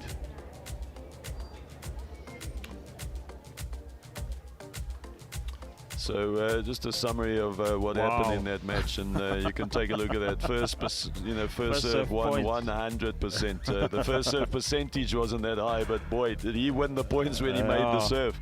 And again, the unforced errors tells us a big story, 15 to 9. 50%, and again, 23 to 14, quite a comfortable win in the end. It tells the story that St. Stithians was dominant in the number 2 singles as they now lead 1-0. Let's go down to Carol and see who she's talking to. Jordan, congratulations. What a performance. I know that this was a very, very big day for you and St. Stithians as a whole, yeah? Yes, thank you. Tell us about the competition and your particular match. I think for my match I played really well. Didn't make a lot of errors, and he also played really well in the match. So it was a good match. Was that the main focus, just to try and limit the number of errors that you committed? Yeah. Tell us about your experience taking part in a tournament like this, at this particular level. First time that high schools are now also included in it. What's it been like? I think it's a great opportunity for all of us to come together and participate in this big tournament, because it could teach us a lot of things like discipline and teamwork. And we've also gotten a little bit of insight in terms of how seriously St. Stithians actually takes tennis. Tennis a big sport at Saints? Yeah, it's very big. It's one of the biggest sports at St. Stithians. Congratulations today. Thank you. All right, fantastic performance there from Jordan and St. Stithians. I know you're very, very disappointed. Big fight back though. Tell us about this match and what you would have wanted to do a little bit better today. I would have wanted to attack more, and there was a few chances that I could have taken, but it was unlucky for me as well. And I think he played very big on the crucial points. Yeah, but you did well to get to the finals. Very, very competitive competition. What's the experience of this whole tournament been like for you and your school? It's been wonderful to play here, and this is Paul's first time playing here. And I enjoyed it a lot, even though I didn't win. Fantastic. You want to shout out your school, representing them, making them so proud to get to the finals? Yeah, it was very nice playing for us. It's always tough playing against big schools like Grey College and also St. Stithians, but I still think we can pull this through. Thank you. Well done getting to the finals. Thank you.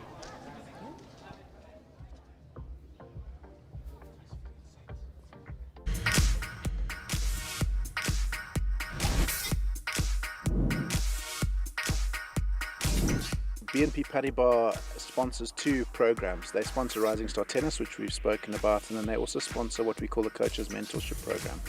And really the mentorship program links to Rising Star Tennis, because the mentorship program is about creating sustainable opportunities in the coaching space for particularly black female coaches. And we saw there is a niche where we can promote tennis as a more equal and a more inclusive sport in this country. And it's amazing to see the number of schools and the children that have come here. The enthusiasm is absolutely amazing.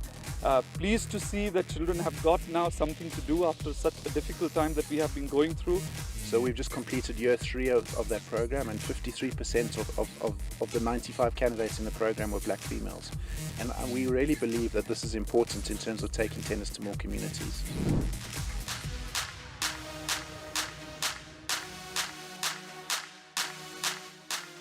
Hey, I love tennis because I think tennis was made for me, and then again I think I can get a lot of opportunities. Sometimes it's about teamwork. Tennis is very easy. You must just listen to the coach what he tells you. If you have more and more of these kids that seemingly were previously excluded from taking part in this particular sporting code, maybe because you don't have the funds, it's seen as a very expensive sport, but through initiatives like this, tournament like this, where they also give away tennis equipment to a lot of these schools and a lot of these areas, these opportunities are going to be given, so I think it's going to go a long way in terms of the growth of sports, and we're going to start seeing the popularity as well of sport like tennis growing.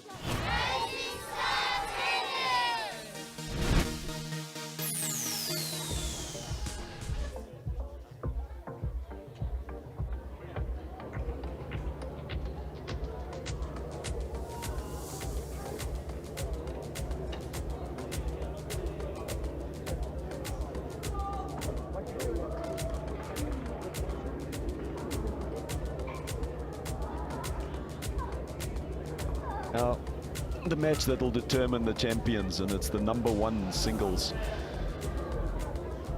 It's of course Paul Ruiz up against St. Stithians, the Gauteng champions up against the Western Cape champions, which in short tells you that Paul Ruiz managed to win the doubles. So St. Stithians picking up the point at the #2 singles, but Paul Ruiz winning the doubles to make it 1-1, and now the deciding match will be the two #1s in singles up against each other.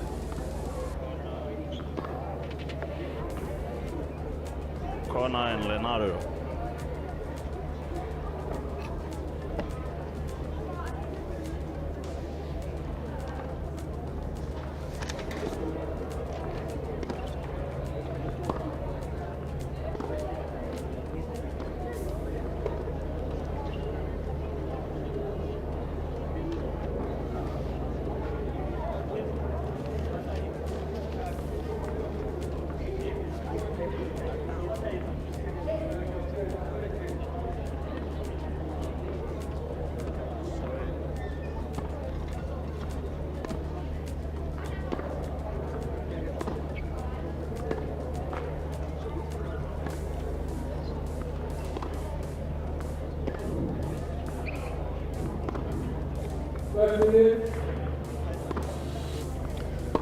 Well, there'll be a lot of pressure on these two boys as they play for the title. And we can see that the team members have gathered around the coach courtside. So we got the other 3 team members with the coach courtside. They're going to be there pulling for their man. And it's all riding on this final singles.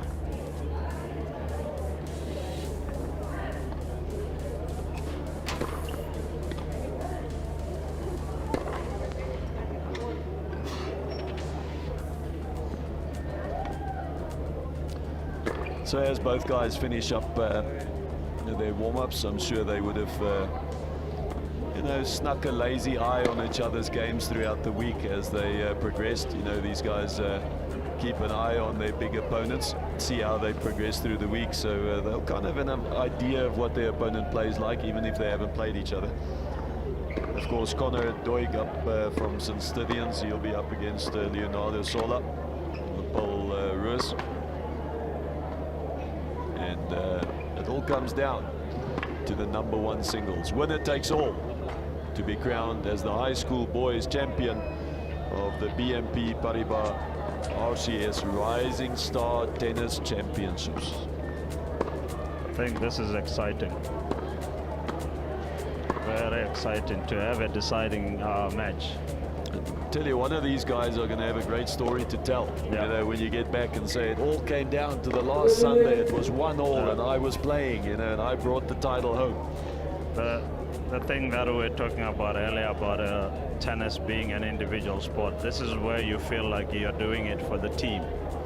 You're not just doing it for yourself, because you're carrying the team on your shoulders. And you can see both teams have gathered courtside, so you got all 3 players and the coach sitting on both sides. So you're going to have them on the edge of their seats. On the edge of their seats, and they'll be cheering them on, and there's nothing more they can do. They've had their chance, so they're going to sit there and watch, and that's all they can do. And I tell you what, both these boys on the changeovers are in for a lot of advice, man. There's 4 opinions every time they come around. So they won't be short of advice. It's just whether they can execute. I I guess it will come down to the nerves. Whoever is going to hold his nerves better than the other. Again, this is a short format, so that says a lot. So the guy we've seen in all the matches, the guy who started fastest has won the matches so far today. We haven't had too many comebacks. Yeah. So I think you're right. Whoever's nerves allows them to settle first is probably going to be the favorite to come through and win it. Yeah. Well, you can see Marius Maasenkamp there having a chat to some of his team members.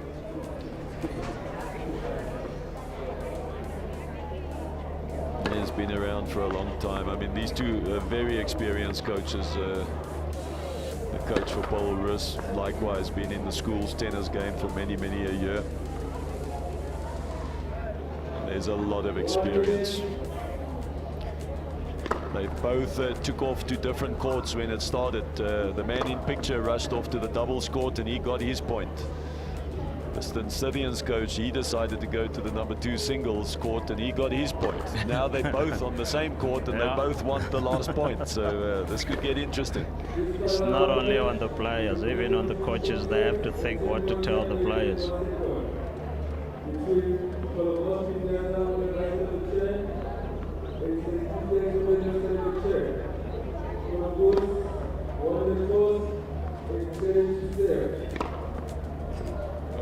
It's double duty for Tebogo Motsele. He gets back-to-back singles matches. At least they are short matches, it's short sets, so not that difficult. Just judging from the warm-up, they seem to both have very big serves. Yeah, and at altitude, that's a big weapon. Yeah. So it could come down to the guy who serves the best will have an easier time in holding serve, quite obviously. Yeah. But if you're not serving well, you give your opponent a look at a lot of second serves, and that's where potential breaks can come. Sure.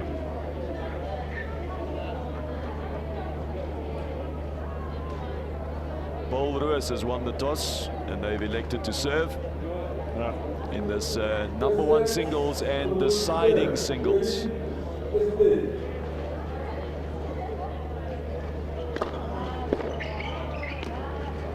That is a healthy first serve. Yeah. Got himself caught a bit in no man's land, couldn't pull off the half volley, but the serve was big. Huge.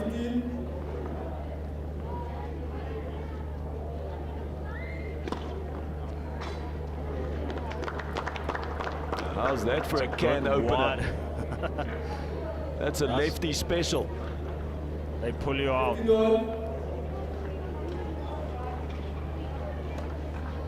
Yeah, and another way took a little pace off it, so the side spin can dominate, and he got a lot of movement from left to right.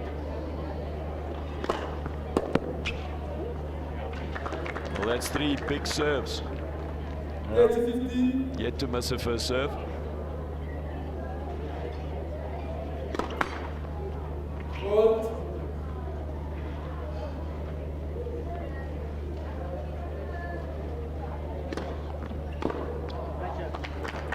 Definitely his serve is his weapon. He's going to play big behind it. And very quickly, he has an opportunity to hold serve.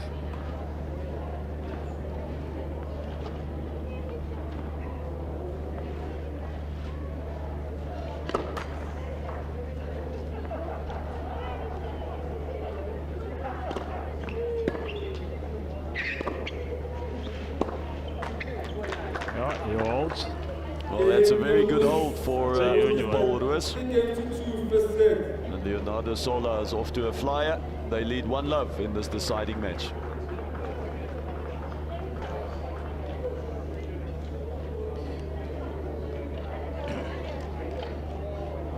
You realize that if both players have big serves, then it will come down to the one who's going to hold his nerve and return better and manage to break.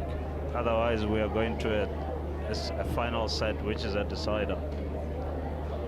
Let's see how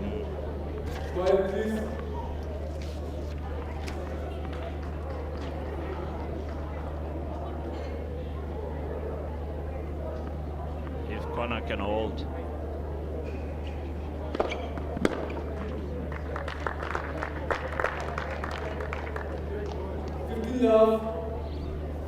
That should help settle the nerves. A nice big first serve.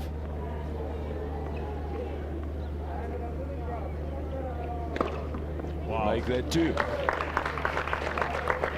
Both these boys have come out guns blazing. Just like I said, I think it's going to be who's going to return better in one of the games.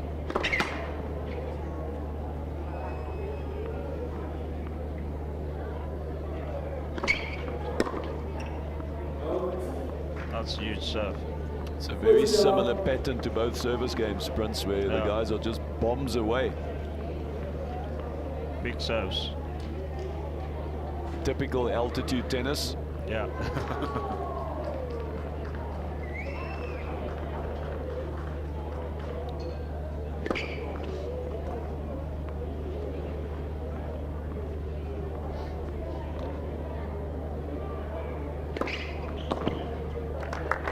That's a huge. Clipping the line on a big second serve, and with not much fuss, it's 1-all.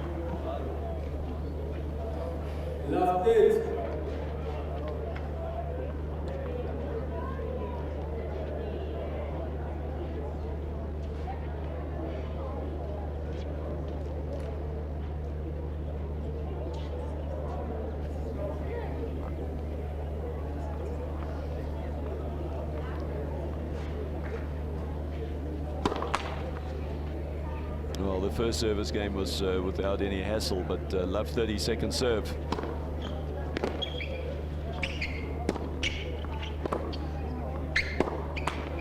Make that love 40. And it's Connor that gets the first look at a break point.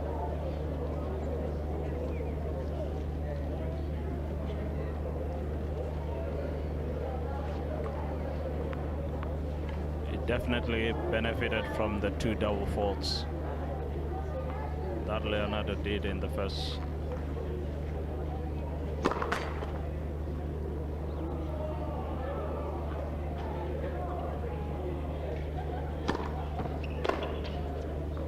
That serve is just swinging so much. He's getting so much side spin on it, and that's where that framed backhand return came from. You got to watch the ball right onto the strings because it's continuously moving with that lefty. He's getting a lot of swerve on the ball. Banana serve. Yeah. Well, Leonardo has left the court, and it's not that he's had enough. It's just that shank return jumped the fence and ended up on court number 2. So he's just making sure that there are 3 balls in play.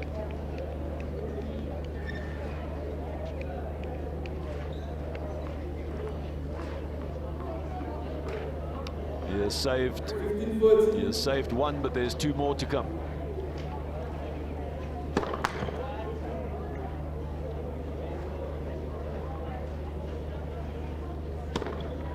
Well, 3 double faults is what's going to cost your serve almost every single time, especially at this level. And it's Leonardo that hands Connor the break. St. Stithians has the break in hand. They lead 2 games to 1.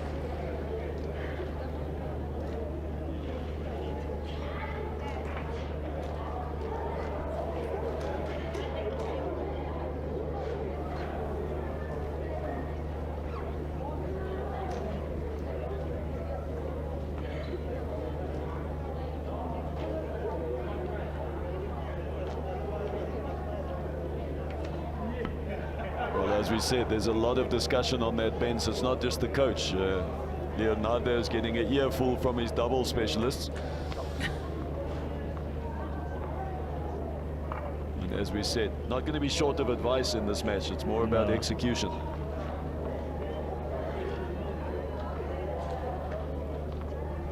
St. Cyrians leads 2-1.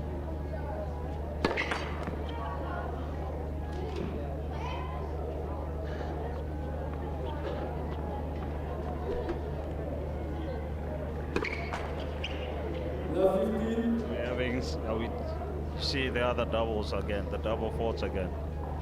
There's a lot of pressure for these boys, man. Yeah, and it's the pressure of playing on television in front of a crowd, but it's the bigger pressure of not disappointing your teammates, because it's all on your hand now to win the title or not. Exactly. And as you said, you know, tennis is such an individual sport, and now you're carrying the weight of a team's expectation.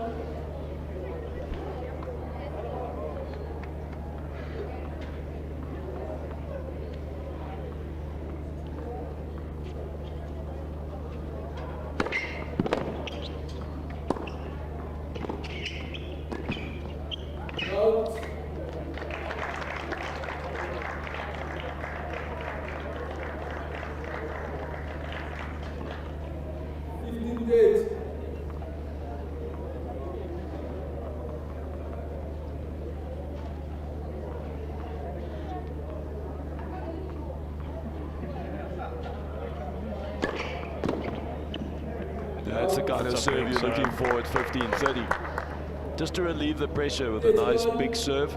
Yeah.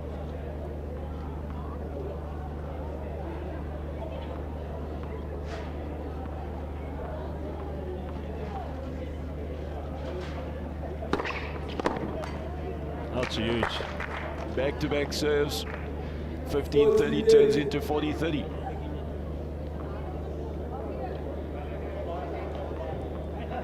If he holds here, that'll be huge. And that'll set the tone for this match.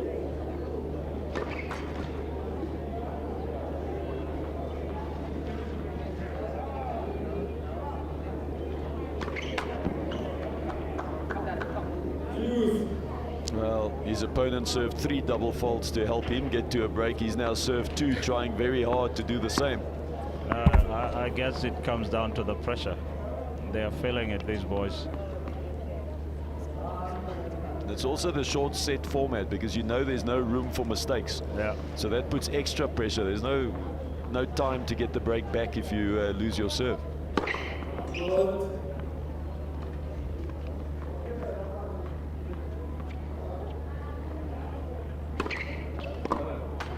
Yeah, that's pressure.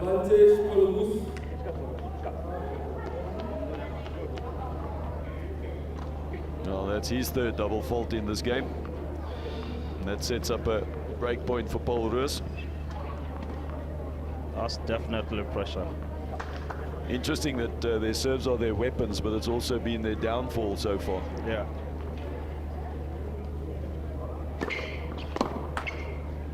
Oh, he had a good look at that one. He got a good piece of it as well.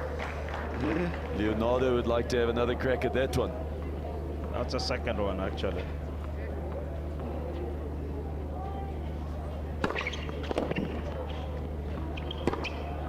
That's huge. It's a perfect 1-2. Oh, he set it up with the serve. Yep. Wide serve. Very good pattern. And again, the momentum thing. If Paul Roos manages to break here, that's massive for them. He manages to hold with these break points against him. And he does just that. That is a big momentum swinger. St. Cyrians manages to hold serve after facing a couple of break points. They lead 3-1.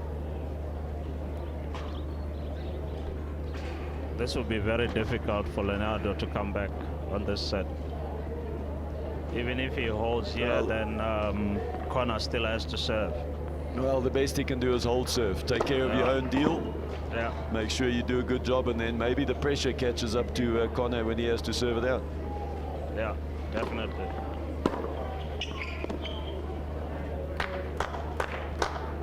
Was that the googly, Prince? Was that a what? The googly.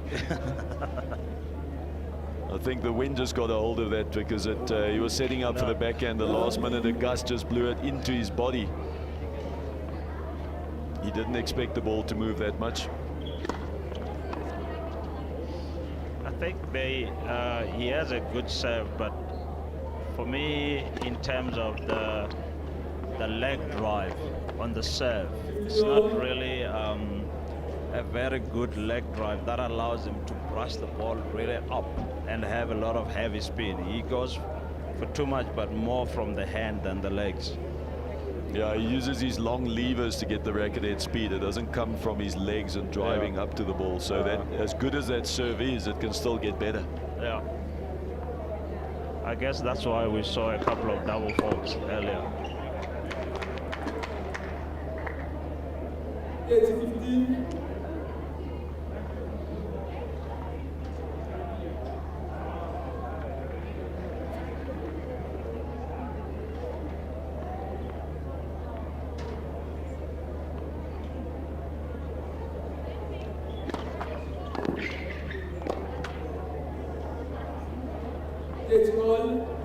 Uncertainty there. He wasn't sure if he should play it, if he should leave it. Always better in that instant just to commit and play it. Don't worry about if it's just long. Just stick the volley and win the point anyway. Yeah, that's nice. A good shot. Perfect transition. Mid-court backhand. Yeah. Takes it early. Short backswing. I like this. Short backswing. And just guide it. Guide it and get in there and cover the net. Good play.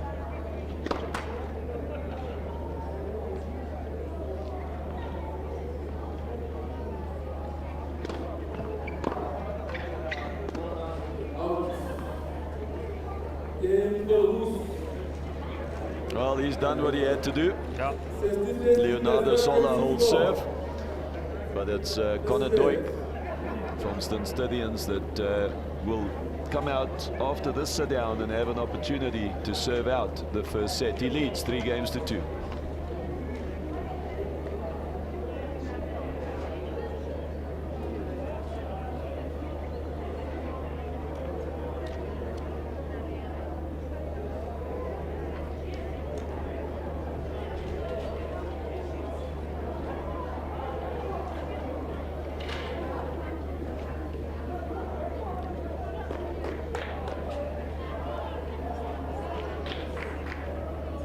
Well, Connor wasting no time. He was out of that chair quickly.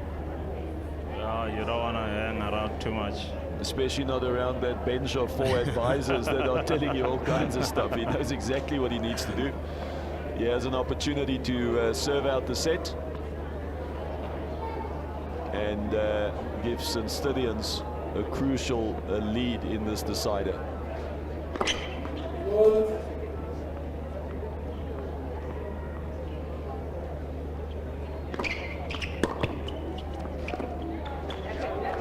I like the depth on that return. Yeah.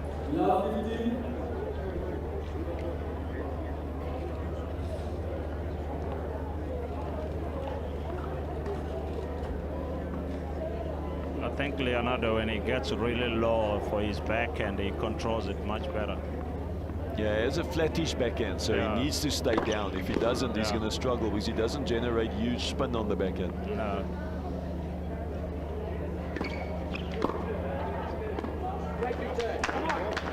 Those are 2 good deep returns, and Connor just showing a little pressure. Didn't have the answer to one of them. Couldn't get it back in play. He needs first serves right now. Yeah. I think sometimes with the first serve, you don't really need to go for power. You can go for effectiveness and pull the guy out of the court or something.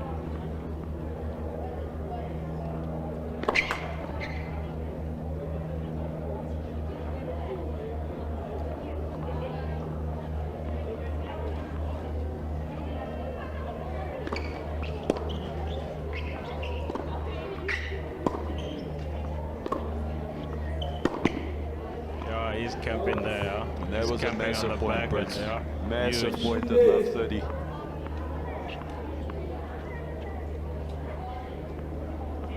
The huge difference between 15-30 and love 40.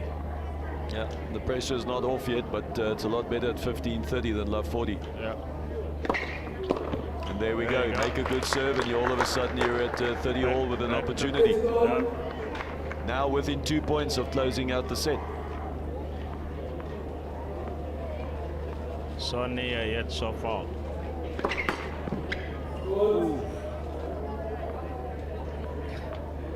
You know, this net rule, can you imagine if that dropped off?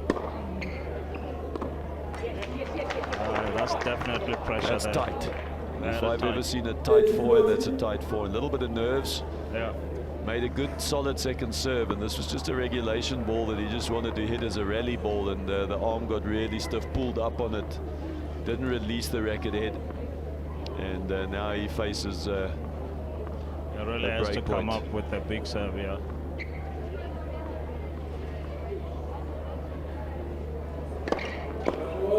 Yeah, if I was him, I'd be serving the forehand on the first serve. That backhand's very solid, short backswing. Even running around it. Look, and he runs around his forehand. Holy cow, I haven't seen that for a while. It's a clean winner, inside in. Oh my goodness. Look at this. Look where he goes. Charges off to the left, runs around it. It looks like a two-handed, right-handed forehand. Brilliant. Actually, that is sending a message to Connor. Serve the forehand, but yes, he trusts his backhand more than he does on the forehand, on the backhand. That's a great break. And now it's 3 games all to play for.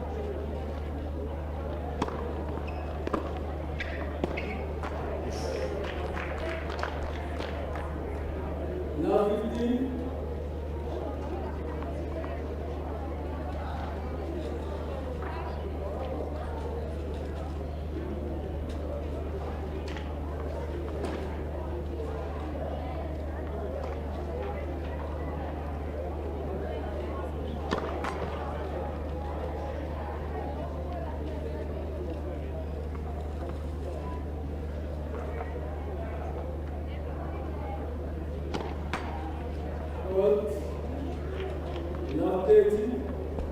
And that's the last thing you want to do. You don't want to break to save the set and then, you know, you start with 2 double play a faults in loose a row. game, yeah. So at love 30, he's going to have to come up with the goods once again.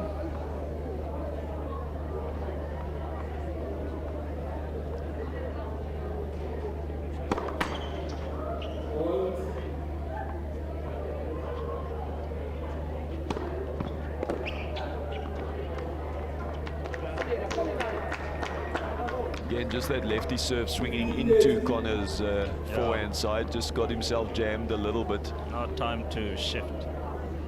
Like you say, they so often play against right-handed players where that would just stay on the line and he could just hit through it, but this one's always going to keep coming towards you, so sometimes the second nature you just forget. Yeah. Real opportunity for Connor now with second serve at 15-30.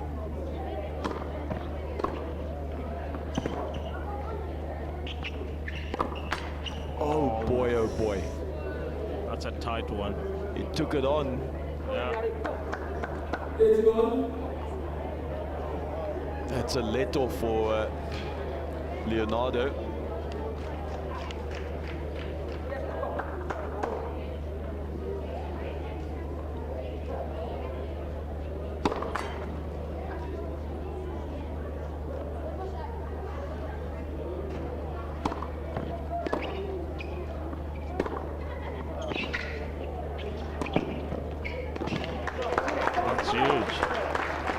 That's a quality volley.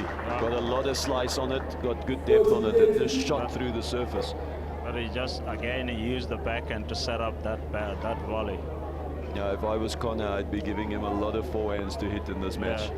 The backhand's obviously his solid side.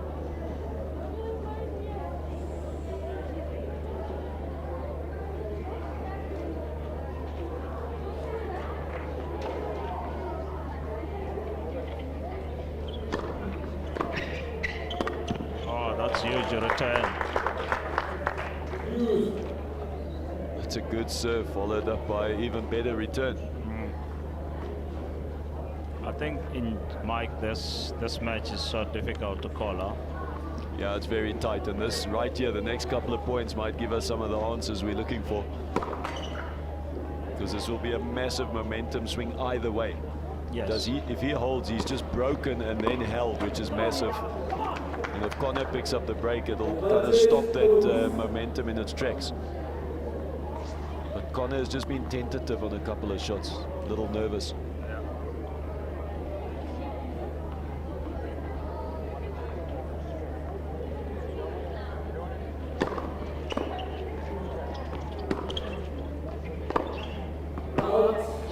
Oh, that's a massive hold, especially after breaking when Connor served for the set. It's Leonardo Musola that comes up with a hold, and he now leads 4-3. Now the pressure is back on Connor.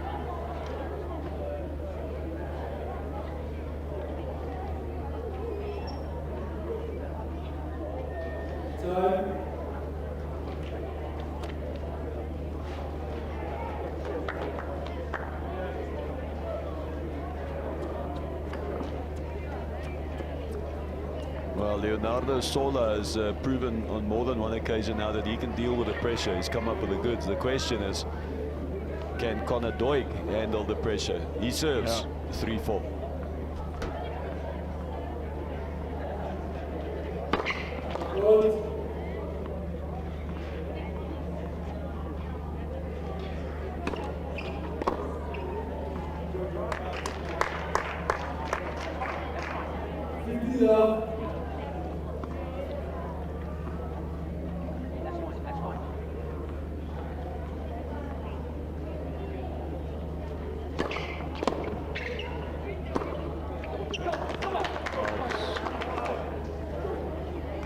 These are definitely nerves.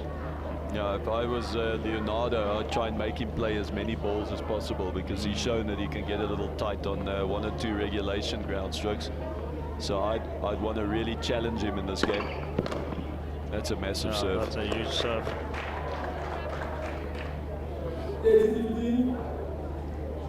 I think Leonardo, he trusts his backhand on the returns, but on the forehand he kind of like blocks. He blocks a lot. Oh, he was going for it.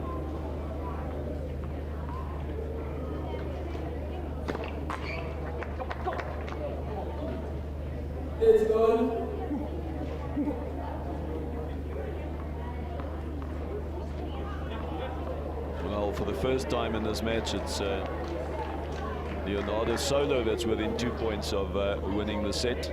Connor's been there a couple of times. Yeah. Never got to a set point. That's huge for serve. That's huge for serve. Well, that's good timing. That's when he needed it.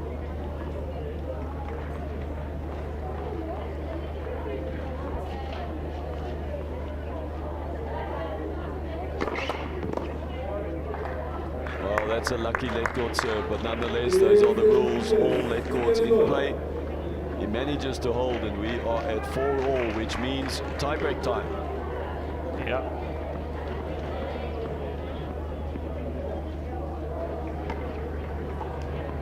Of course, Prince, in this instance, it's a normal 7-point breaker.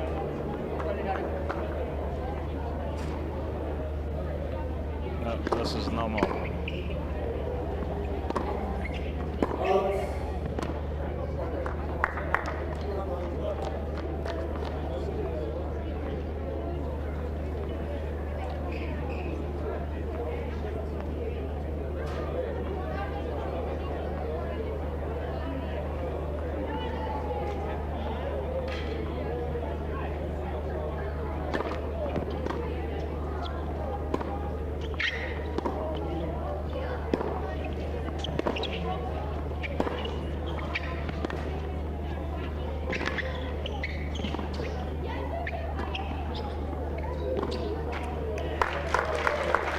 That's what you were talking about, the block earlier. That ball was not to be blocked. That he should have ripped that. But the way he holds his racket, it's just easier for him to block the ball. So I would attack his forehand. I would have taken a chance and just rip it. Yeah, well, it was the shot to play. He had to either top spin, either cross court or down the line, but he had to rip it. Yeah.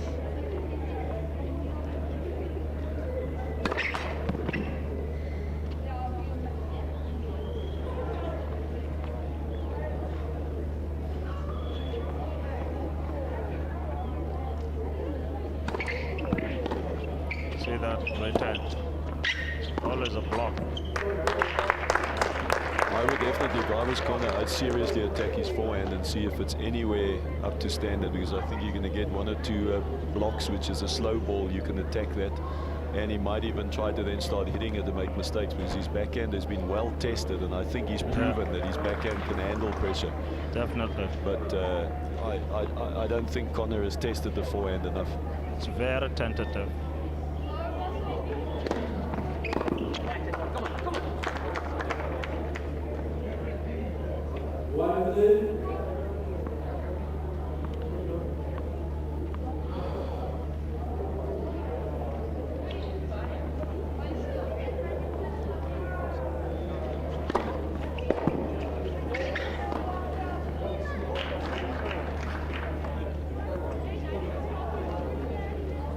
Leonardo, he doesn't trust his forehand.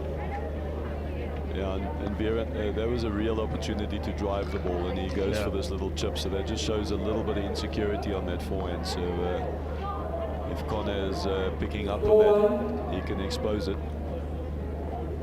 Is that 4-1, Princey? Should be. Connor serving 4-1, I believe.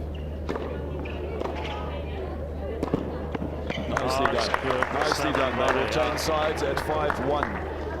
And it's the Scythians that is in the driving seat.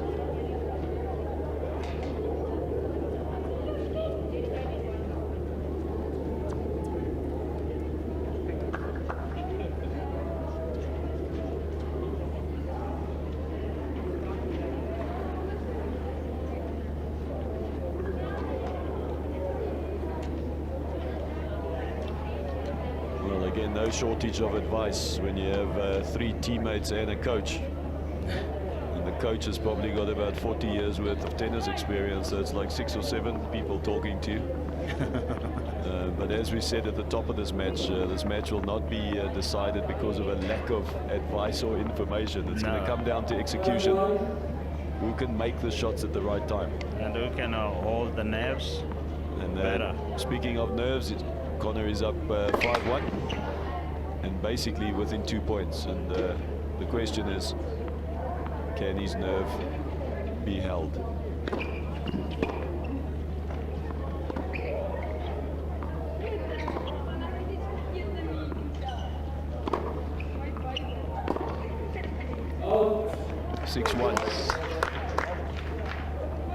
So this brings you up. See that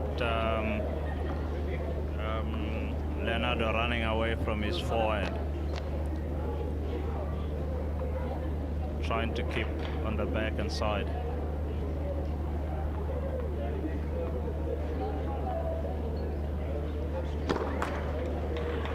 Is this a set point? It is the first of 6 set points. It needs 5 set points, and he only needs the first one. It's another double fault, unfortunately, for Paul Ruiz, and it's Scythians that closes out the first set on the tiebreak, and they lead 1 set to love in the decider.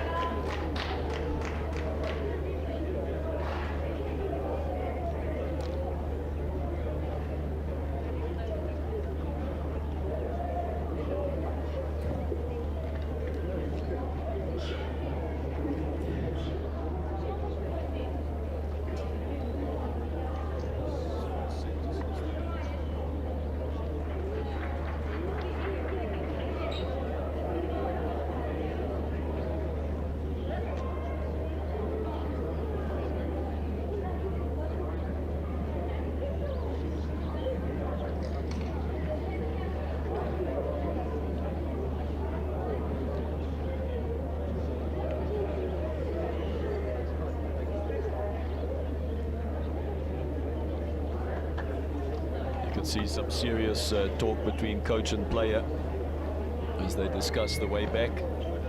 The good news is you know that the third set is a tie-break shootout, so this is pretty much just one set that you need to play. You don't need to think I've got to come back for 2 sets. That's not it.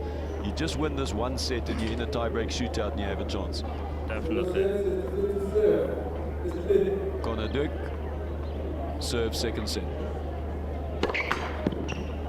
Oh, you're kidding me. That, people, is what you call a modern ace. Unfortunately, all net cords are in play, so that was a clean ace.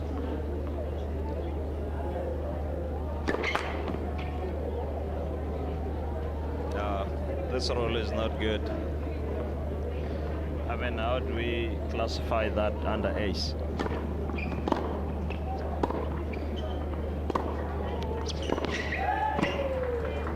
It perfectly falls under the definition of an ace.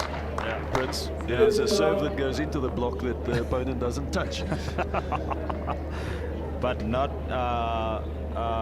what you call it's not that he planned to do it. He didn't plan to do it. Come on, you're telling me I played you, man. You hit many aces you didn't plan to do. You were trying to go wide and you aced me up the tee. What are you talking about? At least the tactical intention was correct. That one, I'm not sure if you can classify it as an ace. Well, his intention was to serve an ace. He just didn't know he was going to do it that way. It's no different.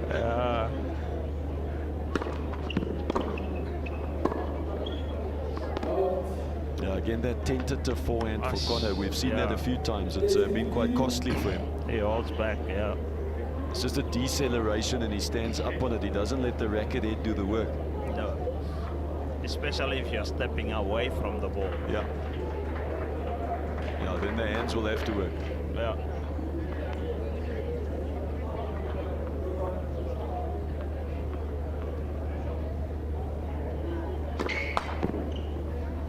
He has been looking for this wide serve on the forehand side, and it amazes me that he even goes to the backhand on the second serve. I would kick it to his forehand every time and he's going to block it. But his success ratio on the kick serve, he has been struggling. Well, he's got himself to 40-15, and I guess that's all that matters right now. Yeah.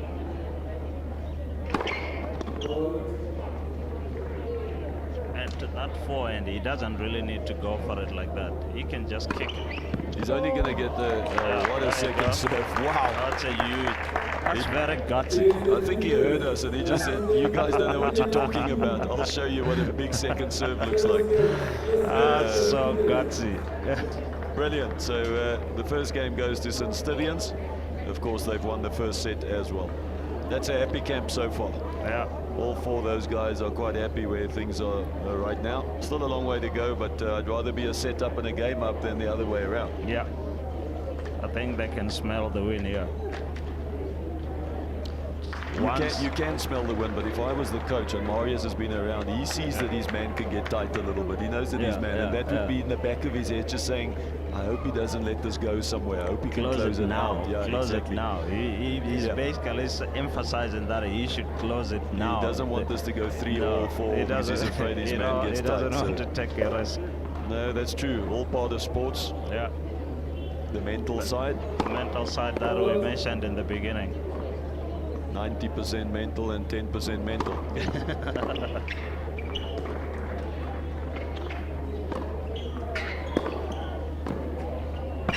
Brilliant volley. Huge. Interestingly, again going to the backhand. I was about to say that. He just refuses to go the other way. He's not listening to us, huh? He probably said, I want to beat this guy when he's playing at his best, and his backhand is better. Well, we can't say anything. He's up a set and he's up a game, so he's doing well so far. Wow. Can you say ATP Tour? Take that. That's a Djokovic rotate right there. He took this so early, and look at him. He's on the baseline when he takes it. And it wasn't exactly just a little kick serve. I mean, it was a pretty decent first serve by Leonardo.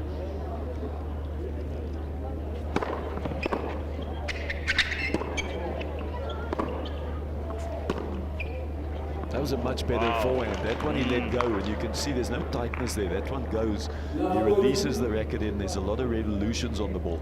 But it's because of having the first set in the bag. And the first game, he feels like this is a free game. It relaxes your muscles a bit.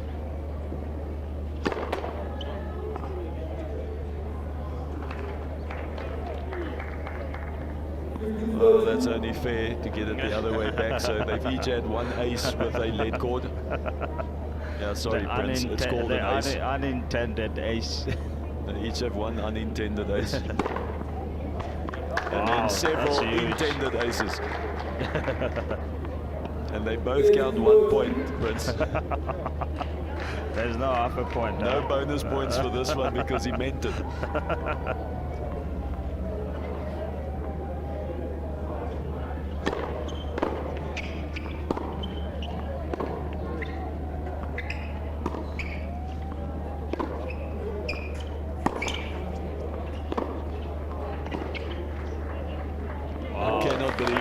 attack that forehand all day long. Nonetheless, again, he gets the break, he knows what he's doing, and he leads 2-love the second set.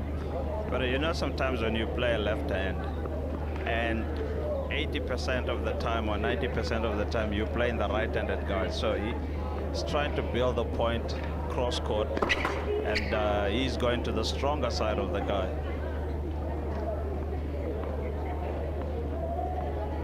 Because Leonard hasn't hit a four. I haven't seen a good forehand from him. It has been blocks, blocks, blocks. And yet Connor insists on serving to the backhand.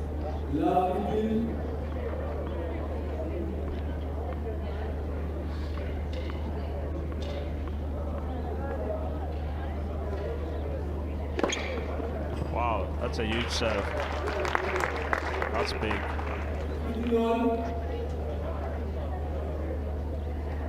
Yeah, if you serve like that, you can serve to the forehand or the backhand. It doesn't really matter. Yeah.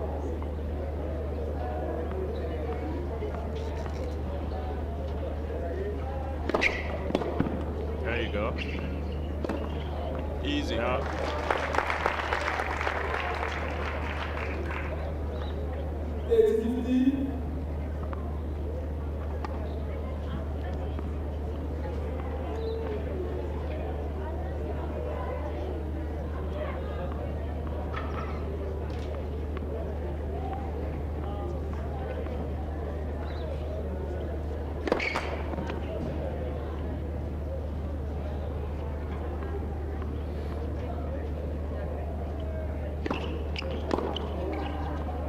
Still going to that backhand even on the second serve.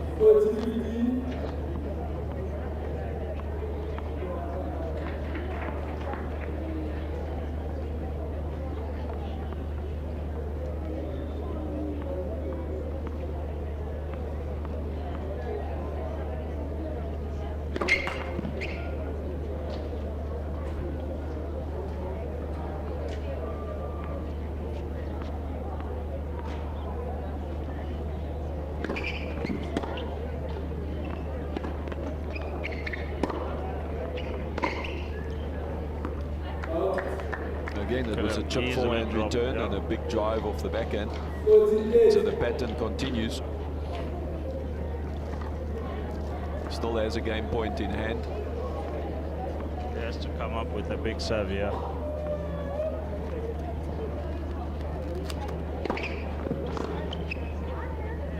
Well, that's exactly what he wanted. He did go to the forehand, and it's a block that goes long.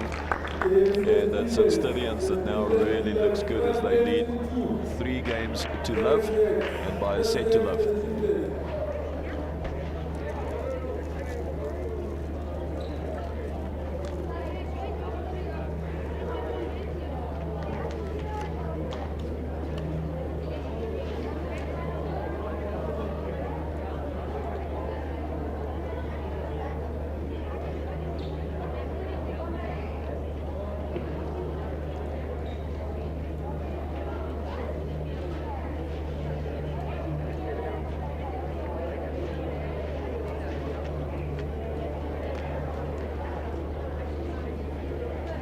Well, this is the bench that's got all the work to do. down a set, down 3-love, so they're going to have to come up with a good serve. The good news is the 3-love is only 1 break, so let's start by holding our serve. And then we can see if Connor can get nervous, but it's an uphill battle no matter which way you look at it. Yeah, very. It's for Connor to lose the match, actually. Yeah, it's in his hands. It's in his hands, yeah.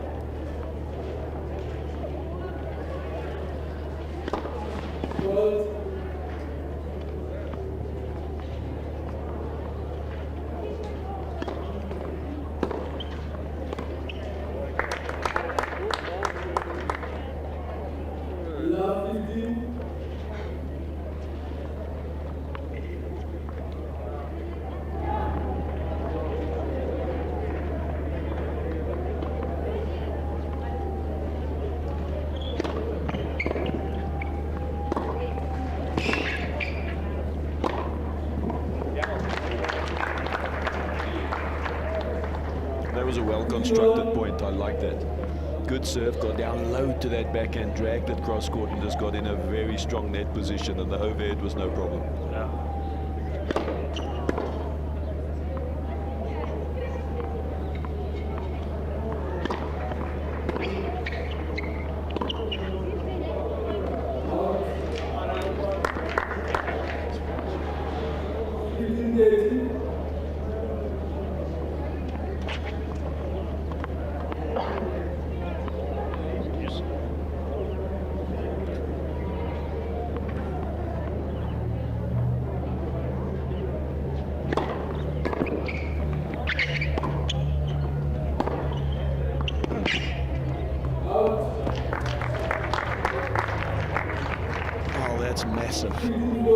That brings up not just 2 match points, that brings up 2 title points. This is the first of 2 opportunities to take the title home.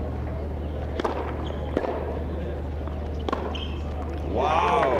There's the forehand we've been looking for all day. Waits for match point, and what does he do? Just smokes it. Unbelievable. Where was that forehand all day? Where has he been hiding it? Oh, brilliant by Connor. What a brilliant backhand return. And it's Connor Doig that is a straight sets winner over Leonardo Sola. And that gives St. Stithians the title over Paul Roos Gymnasium. Down in Stellenbosch. What a great final. Both boys playing solid tennis. But in the end, it's the Gauteng champions over the Western Cape champions as they win the title 2 matches to 1. Would you say the altitude played a role here, or you think they were just good? I think the altitude played a role in this forehand that we saw him rip right at the end of the match. I think he bunts it a lot because he doesn't trust it at altitude. I think if you go see him play down in Stellenbosch, you're going to see more topspin because he hits the ball very flat. Yeah. On the backhand, he covers it, so he feels he can get away with it. With the forehand, he feels it's going to fly. So I think yes, I think it did play a role because you could see Connor and the first match and in the doubles that we saw off screen, it's just more confidence playing at altitude, and that little bit of confidence is enough just to call it home ground advantage, if you like. That was the difference. But I guess he could have tried it in the beginning of the match to see if he can hit that forehand, but he basically held it back until that last point. You should have let it fly really early when there was nothing. And you know, you lose the first set, you lose it, but try it. Yeah.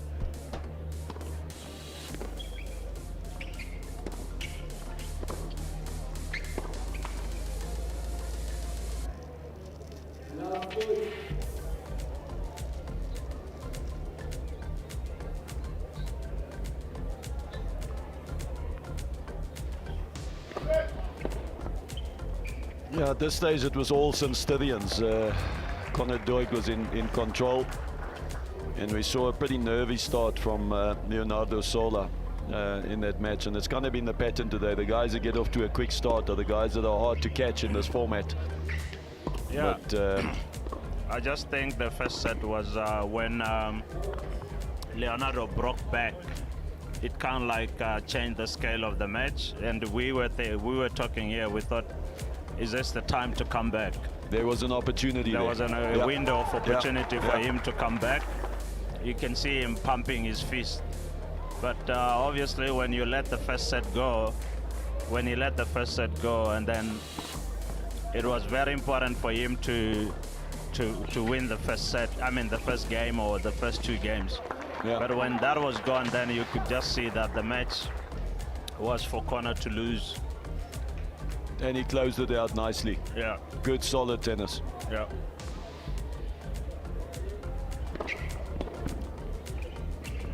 Yeah, and the second set was a bit of a runaway. Maybe a letdown for Leonardo as he broke back and had the tiebreaker, and then he didn't complete the comeback. Yeah. And there was a bit of a letdown, and Connor ran away with it. Yeah.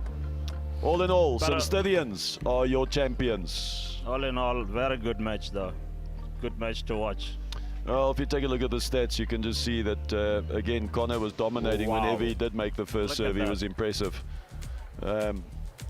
But if you look at the rest of the points, the normal story is told out there, and you can see that in total winners Look at those overall won the unforced most errors. points, 16-7. So, Yeah. you know, in control, never too much pressure in the second set.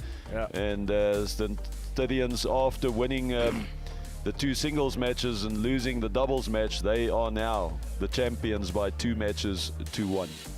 The other thing that you could actually Let's go see. downstairs and let's go join Carol and see who she's having a chat with.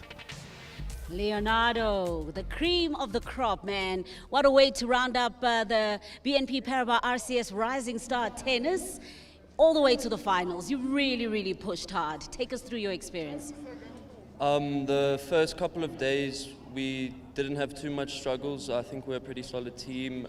Until the semi-finals when we played Grey Bloom, we had a very tough experience there, but luckily our number 2 pulled through the win. And today I had a great experience here, a lot of fun. Unfortunately, didn't take it home, but all round it was a very nice experience. Yes. Yeah, I'd say all round, really good experience just to have made it this far as well. Yes. It was a very, very competitive tournament this year. Yes, the semi-finals and finals, as I said, were very tough, but the rest of the rounds were quite simple for us, yes. Take us through your match and what you thought you could have done better just to gain the upper hand. I would say in the first set there was a lot of nerves, a lot of stress, but I think definitely my serve could have been a lot better today, and all around my backhand should have been a lot better, should have made a lot more balls, yeah. Where did the nerves come from? Just knowing that you were carrying your team, your school? Yeah, I think because it was the deciding match in the final, and yeah, if I lost, we lost. If I won, we won. So yeah, the deciding match was the nerves. Either way, you've made Paul Ross very, very proud. Congratulations getting this far. Well done. Thank you very much. Thank you. A round of applause, most certainly deserved in terms of Leonardo and, of course, that particular competition as well. But champ of the champs, so close. You must be very, very proud. Yeah, I'm quite proud. It was quite a tough match, especially in the first set, but happy to pull through. Yeah, when you look at the fact that, Paul Ross was such strong competition and that it had to, come down to your particular encounter, what can you say about your overall tournament? My overall tournament, I think I played quite well. It wasn't my best this tournament, especially this match. The first set, a few nerves, but overall I pulled through and it was good, yeah. Wasn't your best and you performed like that? You've got a bright future in tennis, clearly. Thank you. Tell us about what it is that, the coach, the words that he was giving you, the kind of guidance that he was giving you in this match? Well, he didn't put any pressure on me. He just told me to go out there and try my best, and he didn't care about the results as long as I did what I had to do. That's all. Fantastic performance, well done. Thank you.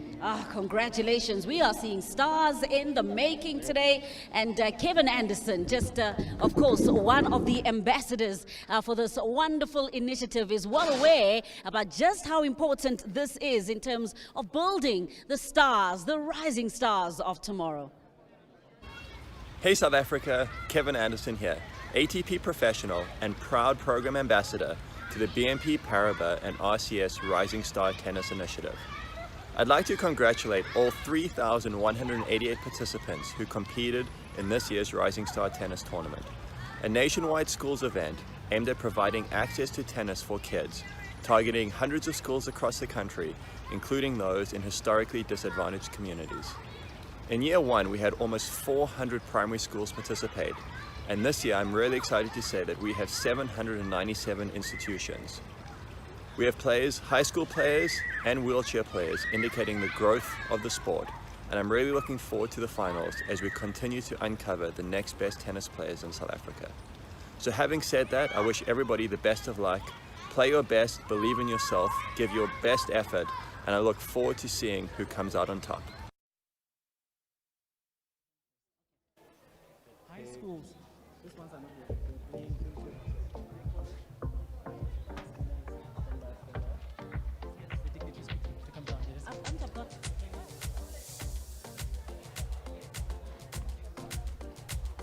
Well, just a nice message there from Kevin Anderson.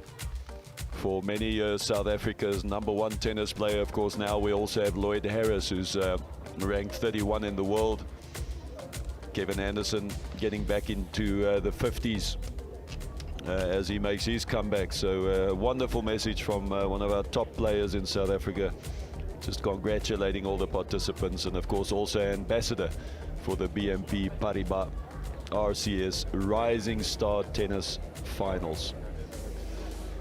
So that concludes a wonderful, I want to say few days, it's more like a week, and it's actually most of the year, as so many of these players, almost 800 different school teams playing in the primary schools, in the high schools, and then of course in the wheelchair divisions, all participated in 30 different districts all over South Africa, and finally then making it through to the provincials, where we had 9 provincial winners, and of course those champions. 55 schools came up to Gauteng, and they competed in the finals at Groenkloof as well as here at the Arthur Ashe Stadium, and all coming through today to the ultimate finals of the finals here at the Arthur Ashe Stadium in Soweto. What a wonderful day's tennis, and of course the only thing that is left is to hand out the prizes, to acknowledge all our winners of all the different divisions, and just to summarize an absolute brilliant day for South African tennis.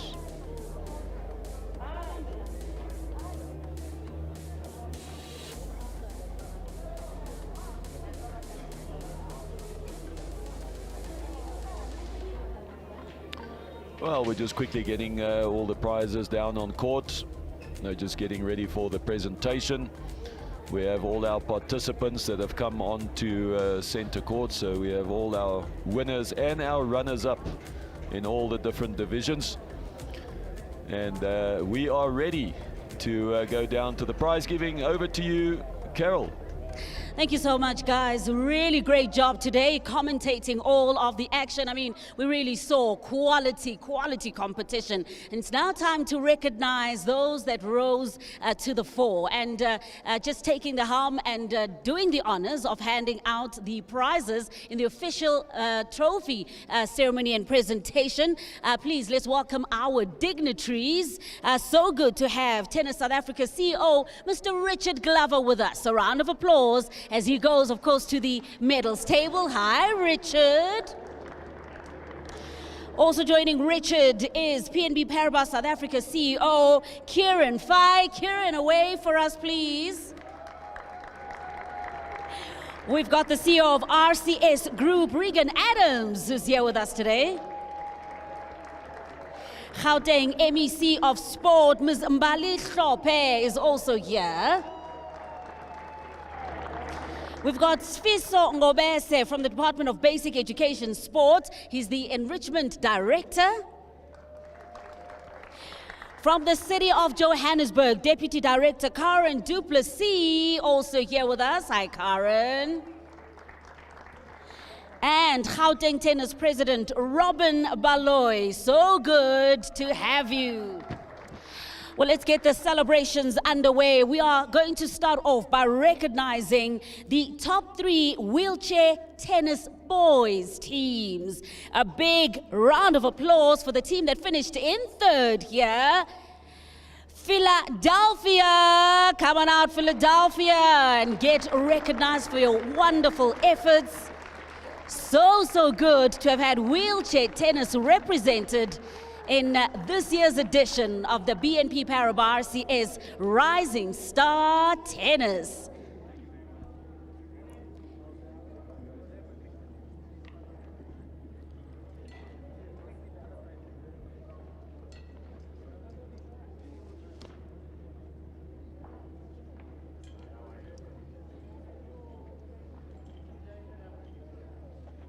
Congratulations, guys. Can we have the dignitaries just on either side as well for the photo op? Our dignitaries, Mbali, let's have our dignitaries just on the side. Yeah. Around them for a great photo op. Well done, Philadelphia. Now, let's congratulate the team that finished in second place. Itembelihle. Come on, boys.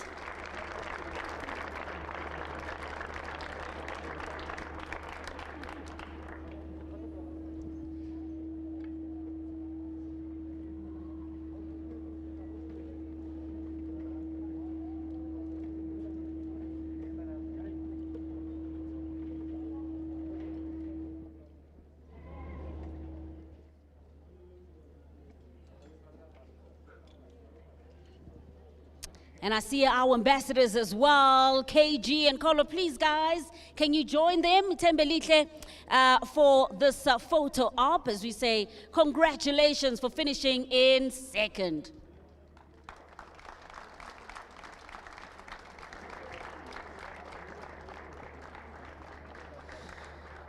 Now, let's say congratulations for the top wheelchair tennis boys team, Adelaide, in first place. Come on out, champs.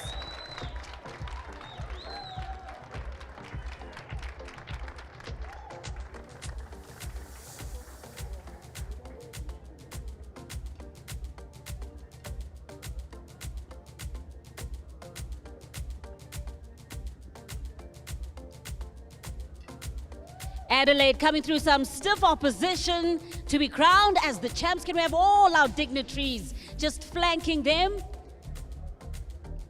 Let's have all our dignitaries flanking them and congratulating them. Great photo opportunity.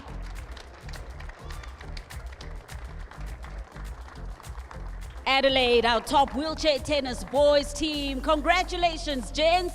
Thank you for taking part. Well done. Now let's move on to the girls. Third place in the wheelchair tennis category. Congratulations, Meerhof.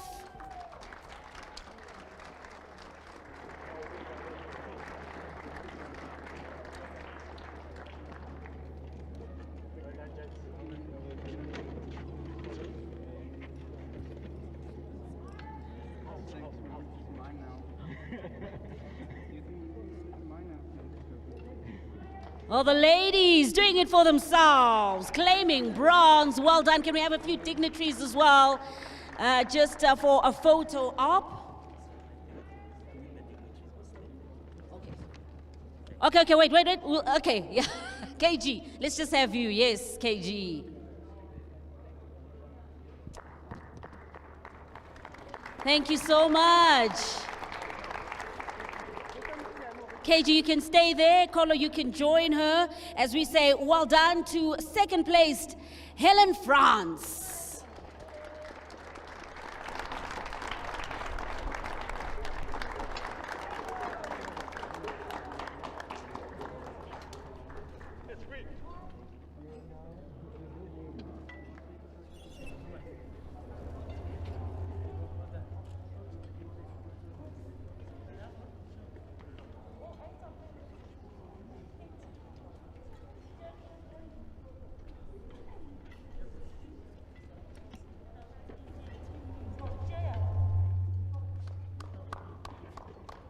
In second place. Well done, Team Helen France. We're very, very proud of you.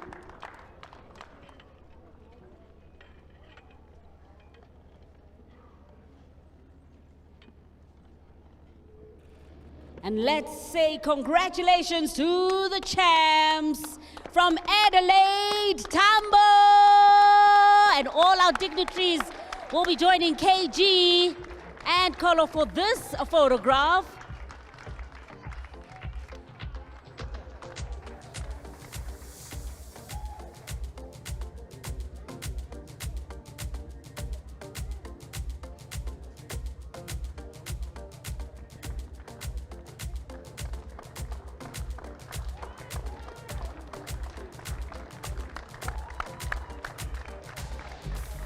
Adelaide Tambo girls, they did it in style. You will be remembered. They are the champions. Another round of applause for them. Well done.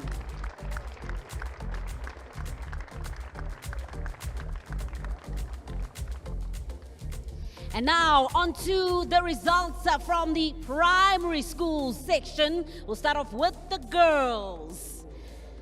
In third place, Orania Premier. Congratulations, Orania.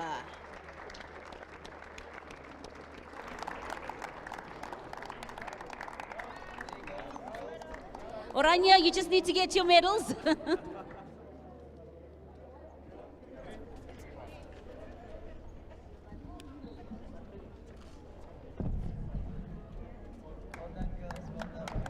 Third place, let's have you on that podium there in third.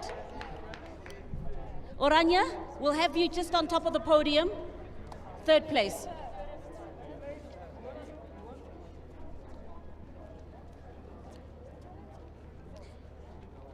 In second place, Eversdal Primary, well done. Take your medals and take your place at the podium.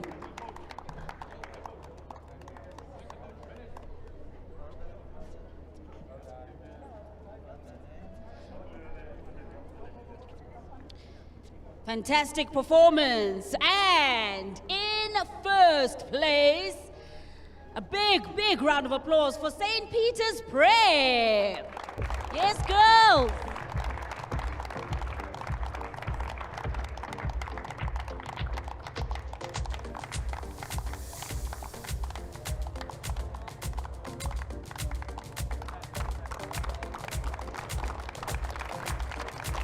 Ladies and gentlemen, there we have it, the girls' primary school results.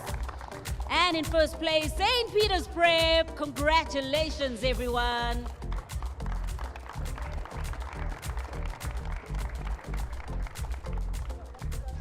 All right, now let's remind you of the results in the boys' primary school section.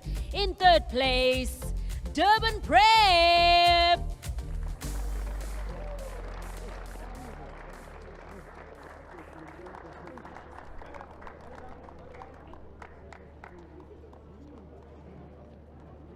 Great job, Durban Prep. In second, it's Sterling Primary. Congratulations, Sterling Primary.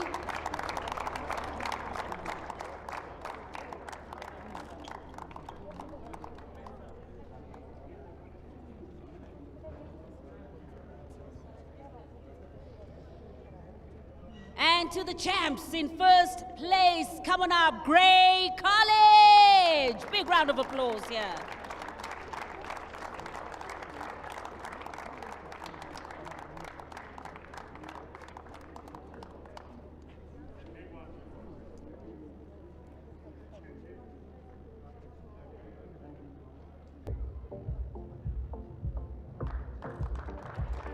So congratulations to Grey College. They were crowned the champions in the boys' primary school results at the BNP Paribas RCS Rising Star Tennis. Well done, everyone. We move on to the results in the high school category. Another new category that was introduced this year. We'll start off with the girls' results here. In third place, St. Mary's Waverley. Congratulations, St. Mary's.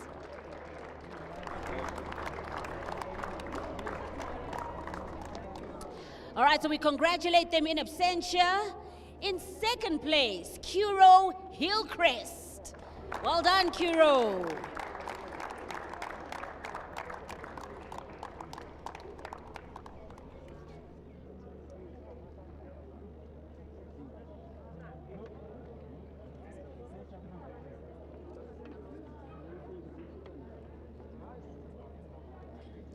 And in first place, Orania Macy's. Congratulations.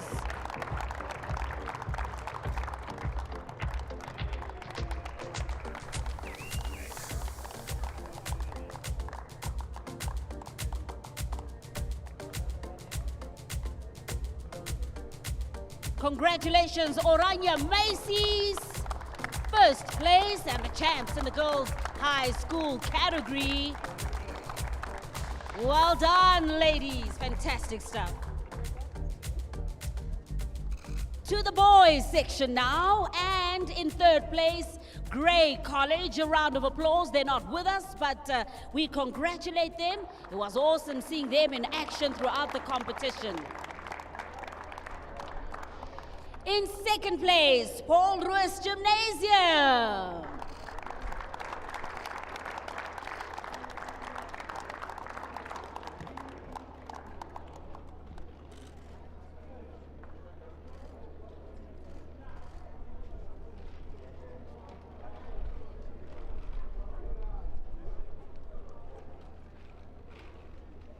Well done, Paul Roos Gymnasium. And in first place, a big round of applause for the champs, St. Stithians.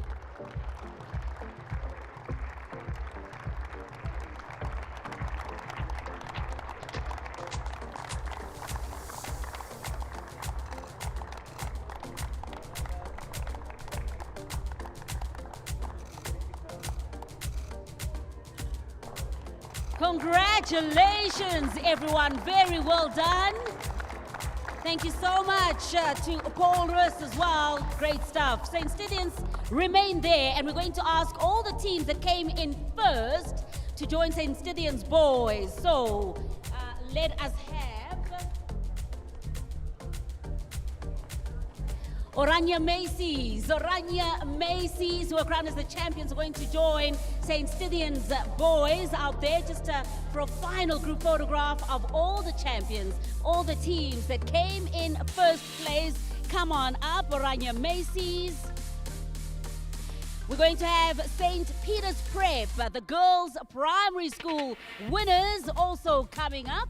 You can stay there, don't worry. Yeah. Let's have St. Peter's Prep also coming up and joining our dignitaries. Boys primary champions, Grey College. Please come on up one last time as well, just for a group photo of all the champions. We'll have Adelaide Tambo, the girls wheelchair tennis champs as well, coming for this photograph. And of course, in the boys section as well, Adelaide Tambo, come on out.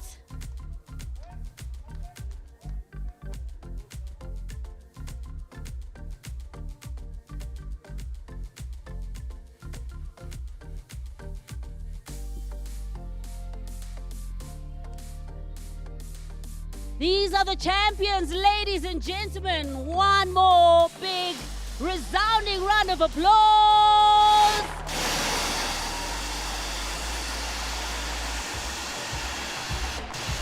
Congratulations.